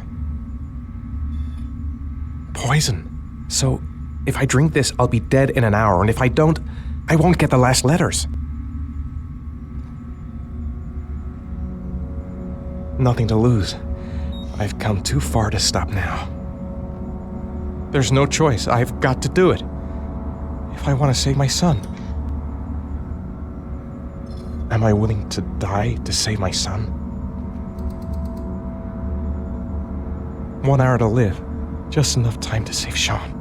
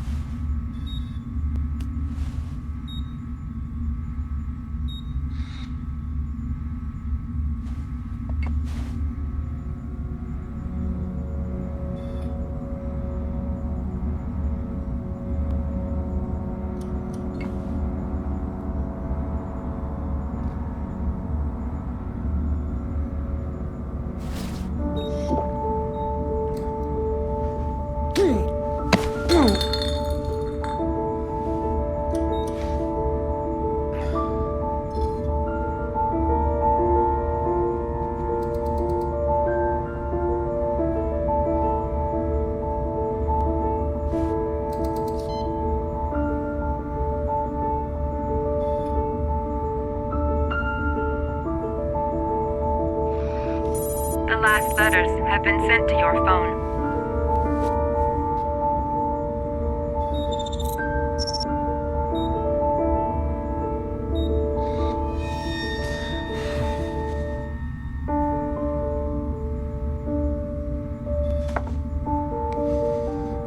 I did what I had to, Sean.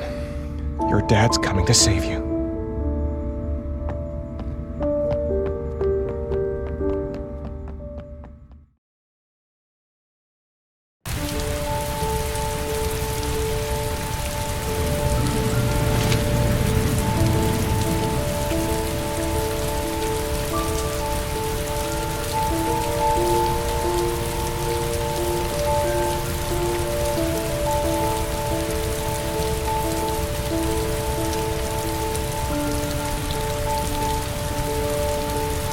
Nowhere, and I'm out of time. Damn fucking shitty letters from this fucking address! Come on! There's gotta be a way to do this!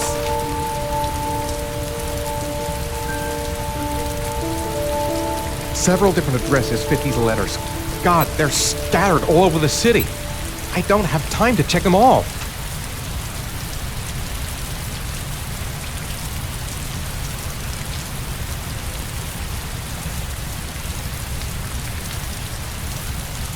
I may only have time for one address. If Sean's not there, I'm done. It's a crapshoot.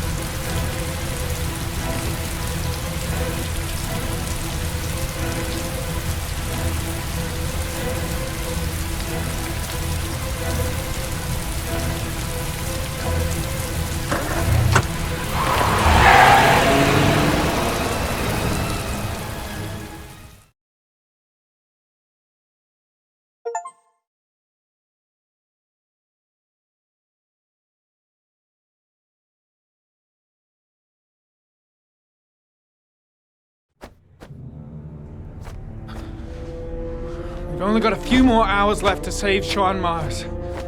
There has to be a goddamn clue somewhere. It's probably staring me in the face. This kid's gonna die, and I'm going around in circles!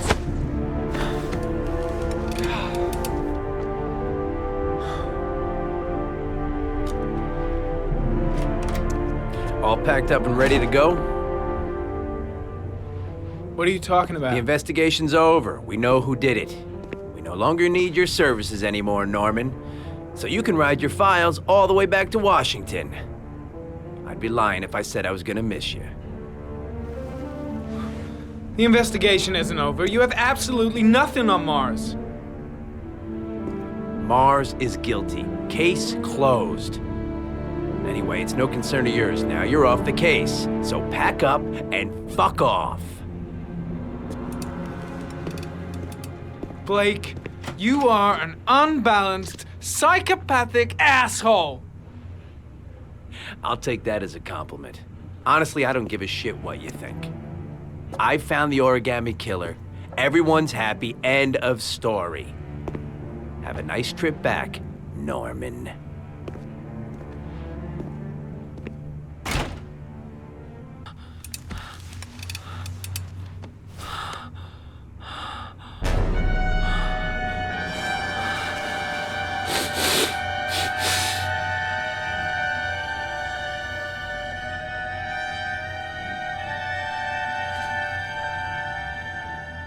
The killer's name is here. Somewhere in this data. I just have to find it. Find it before it's too late. Oh, one last thing, sir. You should be careful not to overindulge in you-know-what. It can be dangerous. Very dangerous. It'll end up killing you if you're not careful. That would be most unfortunate, sir.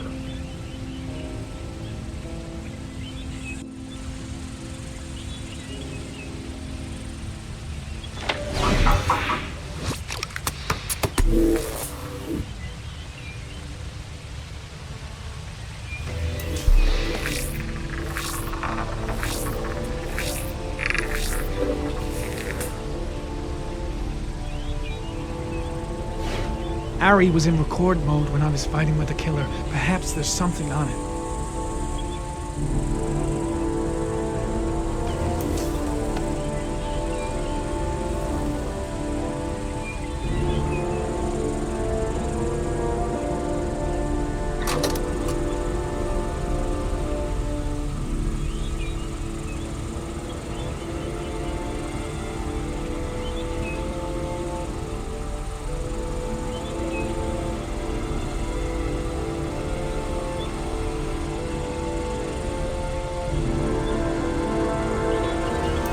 The sword was already in Paco's office. It's got nothing to do with the killer.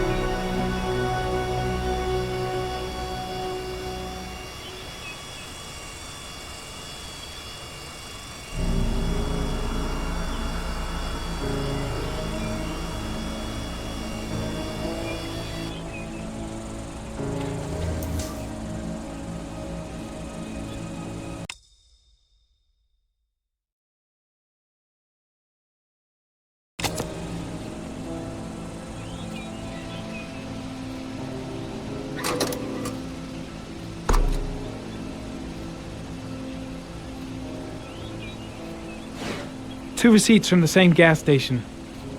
Might be near the killer's home.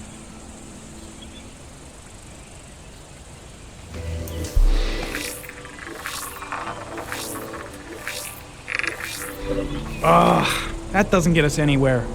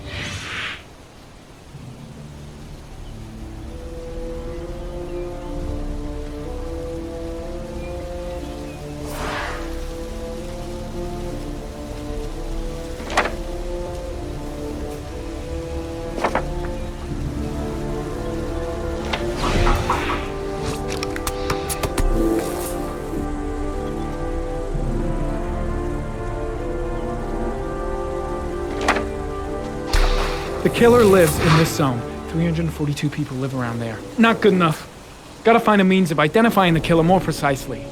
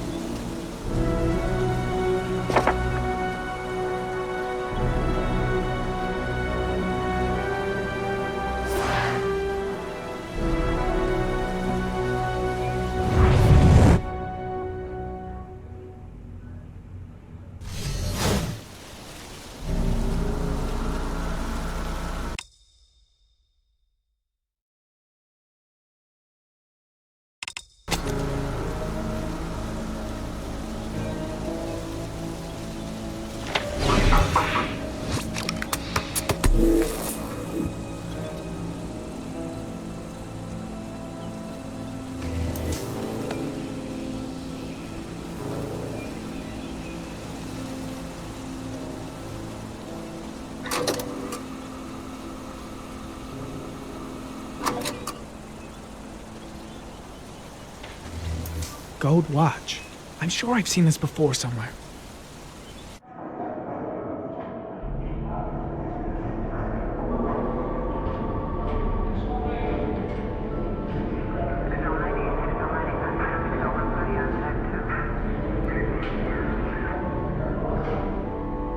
The watch they give for promotions to lieutenant. The killer is a cop.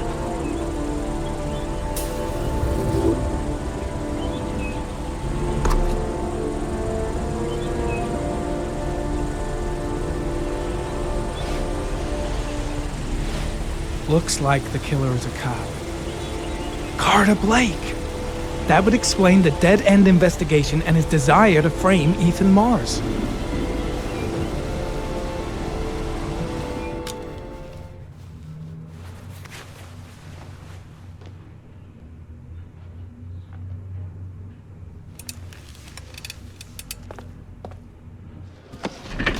Show me your left breast. What?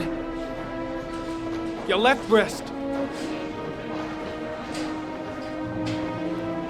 Killer's got the same gold watch. Yeah, and so does every other cop in this precinct who's made lieutenant. So does every person who's ever bought one in some shitty mall. What's your fucking point? It's a pretty odd coincidence. What are you trying to say? Are you accusing me of being the Origami Killer?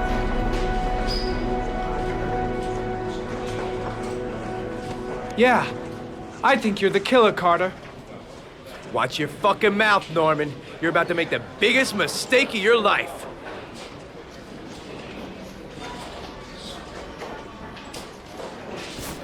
Lieutenant Carter Blake, you're under arrest. You have the right to remain silent. Anything you say can and will be used as evidence against you in a court of law. Norman, you should be locked up. You're a fucking lunatic! Jesus Christ, Jayden, you completely off your head? Accusing Lieutenant Blake of being the Origami Killer? I have proof, Captain. Your proof is a load of bull, Norman. All you have is a load of crackpot theories. I'm taking you off the case. Pack your bags and go back to Washington. Your superiors will hear about all this, believe me.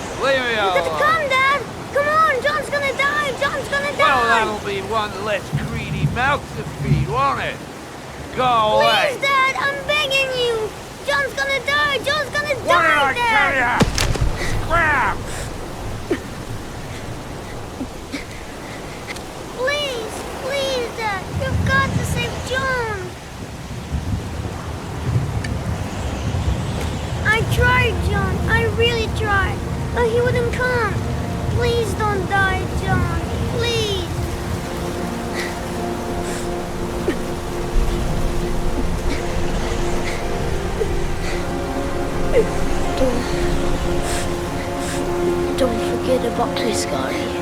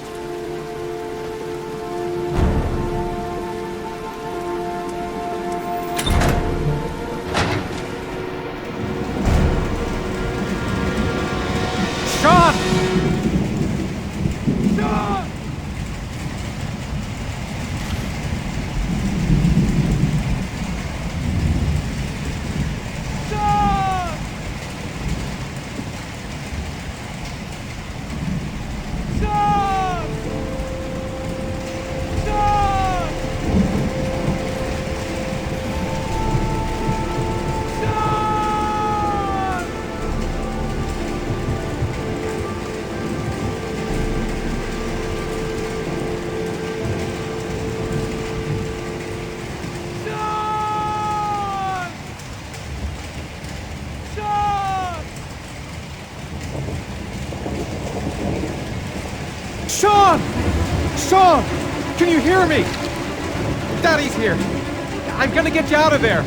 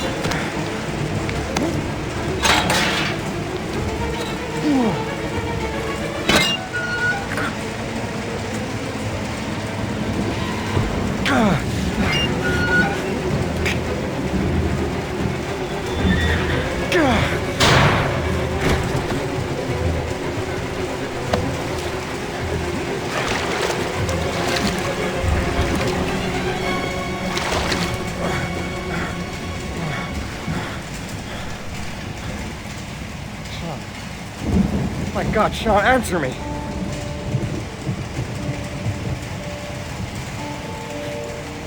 Don't have me, son, please. Breathe. You gotta breathe.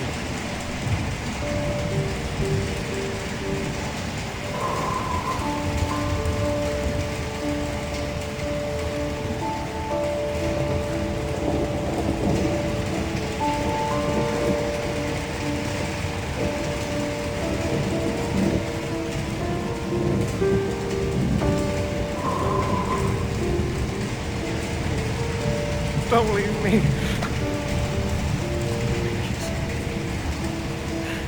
Sean,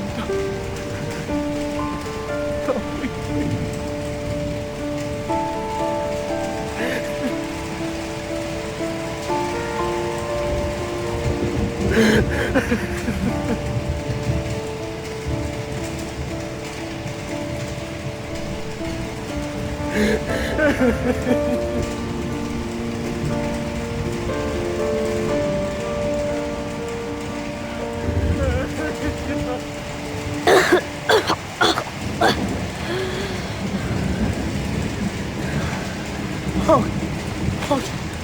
Sean. I thought you were gone. Dad, I knew you'd come and save me.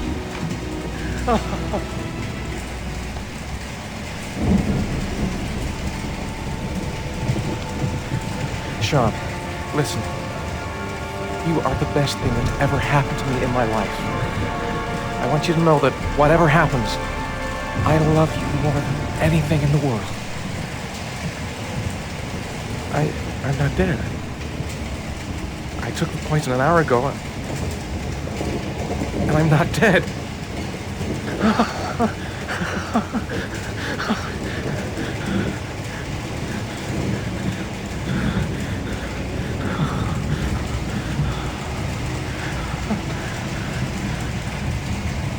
My father didn't lift one finger to save his son. Who are you? Oh, you don't know me, Ethan. Oh, but we've met before.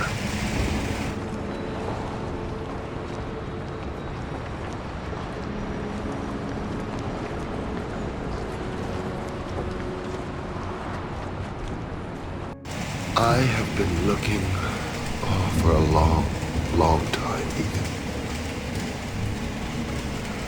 Looking for a father that would be able to do what mine could not do. Sacrifice himself to save his son.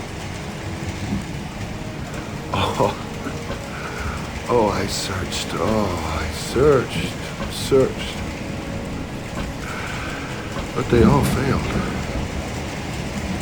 And then I remembered you. All those murders? Just to find a father capable of saving his son? Just to find a father? Have you any idea how it feels to know you've been a worthless nothing in your father's eyes? Believe me, I've suffered just as much as my victim. You're mad. You're completely fucking mad! Go ahead, you can kill me now. It doesn't matter anymore. You've accomplished what I wanted to see.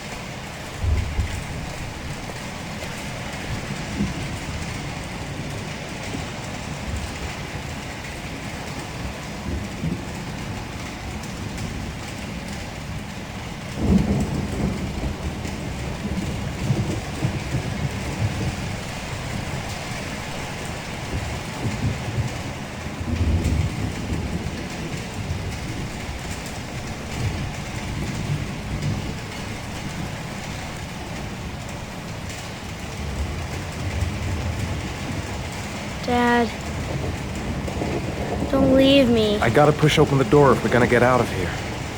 I never want you to leave me alone again, Dad. I promise I never will, Sean.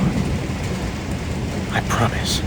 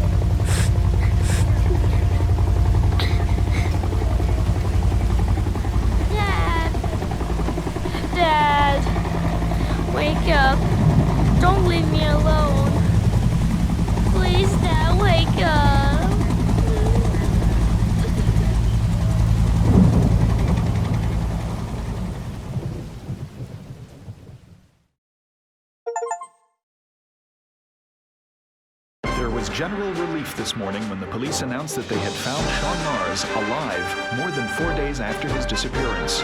Mars was found wandering in the Old Docks neighborhood, exhausted and disoriented. It is believed that he managed to escape from the Origami Killer who had kidnapped him. The investigation is currently on hold while child care specialists wait to interview the boy in hopes that he can provide some new information on the Origami Killer. Police are still at a loss as to the identity of the so-called Origami Killer, who currently remains at large. We're just getting word that the investigation into the Origami Killer has had a tragic outcome. Ethan Mars, father of the kidnapped boy and suspected of being the Origami Killer, has been killed in a police operation. Circumstances surrounding this tragedy have not yet been made public, but it is understood that Captain Leighton Perry and Lieutenant Carter Blake have both been suspended, pending a full police investigation.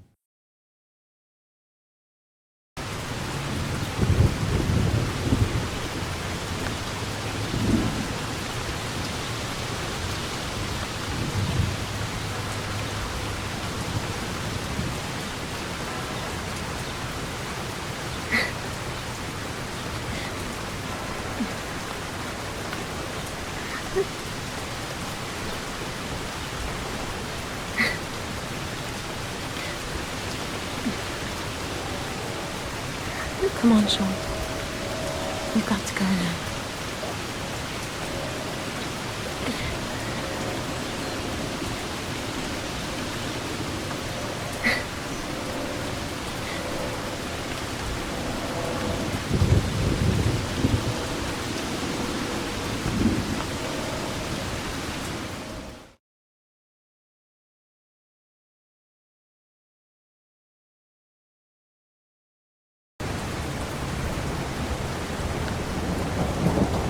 Journalist Madison Page was laid to rest in Charity Cross Cemetery today.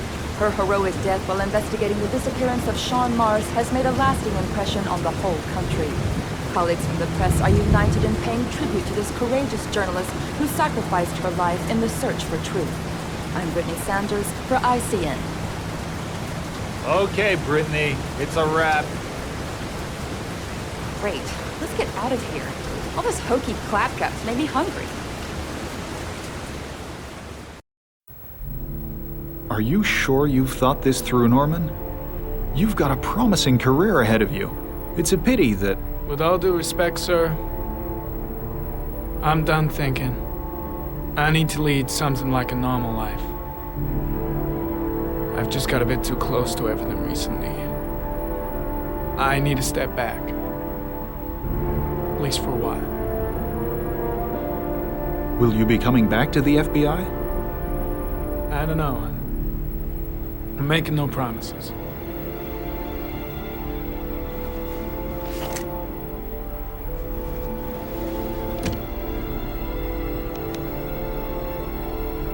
You can keep your Ari if you like. This one's going offline. There's a new model due next month.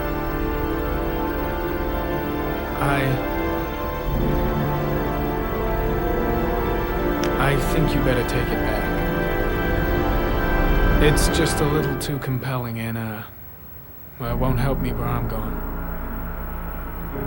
The real world. Whatever you want. I hope you find what you're looking for, Norman.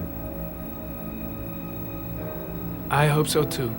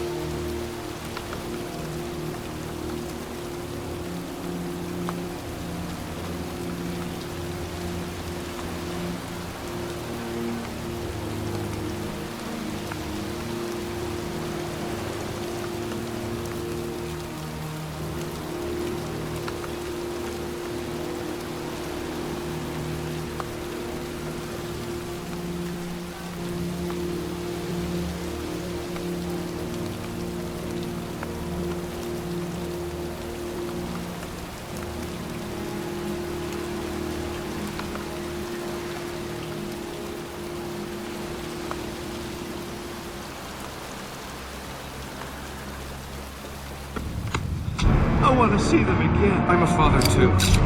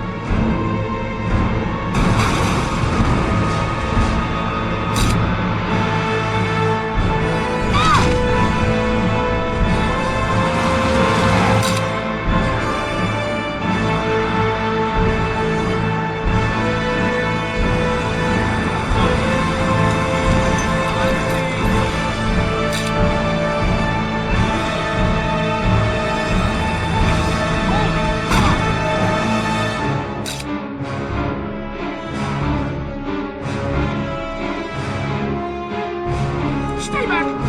Don't come near me, or I'll shoot!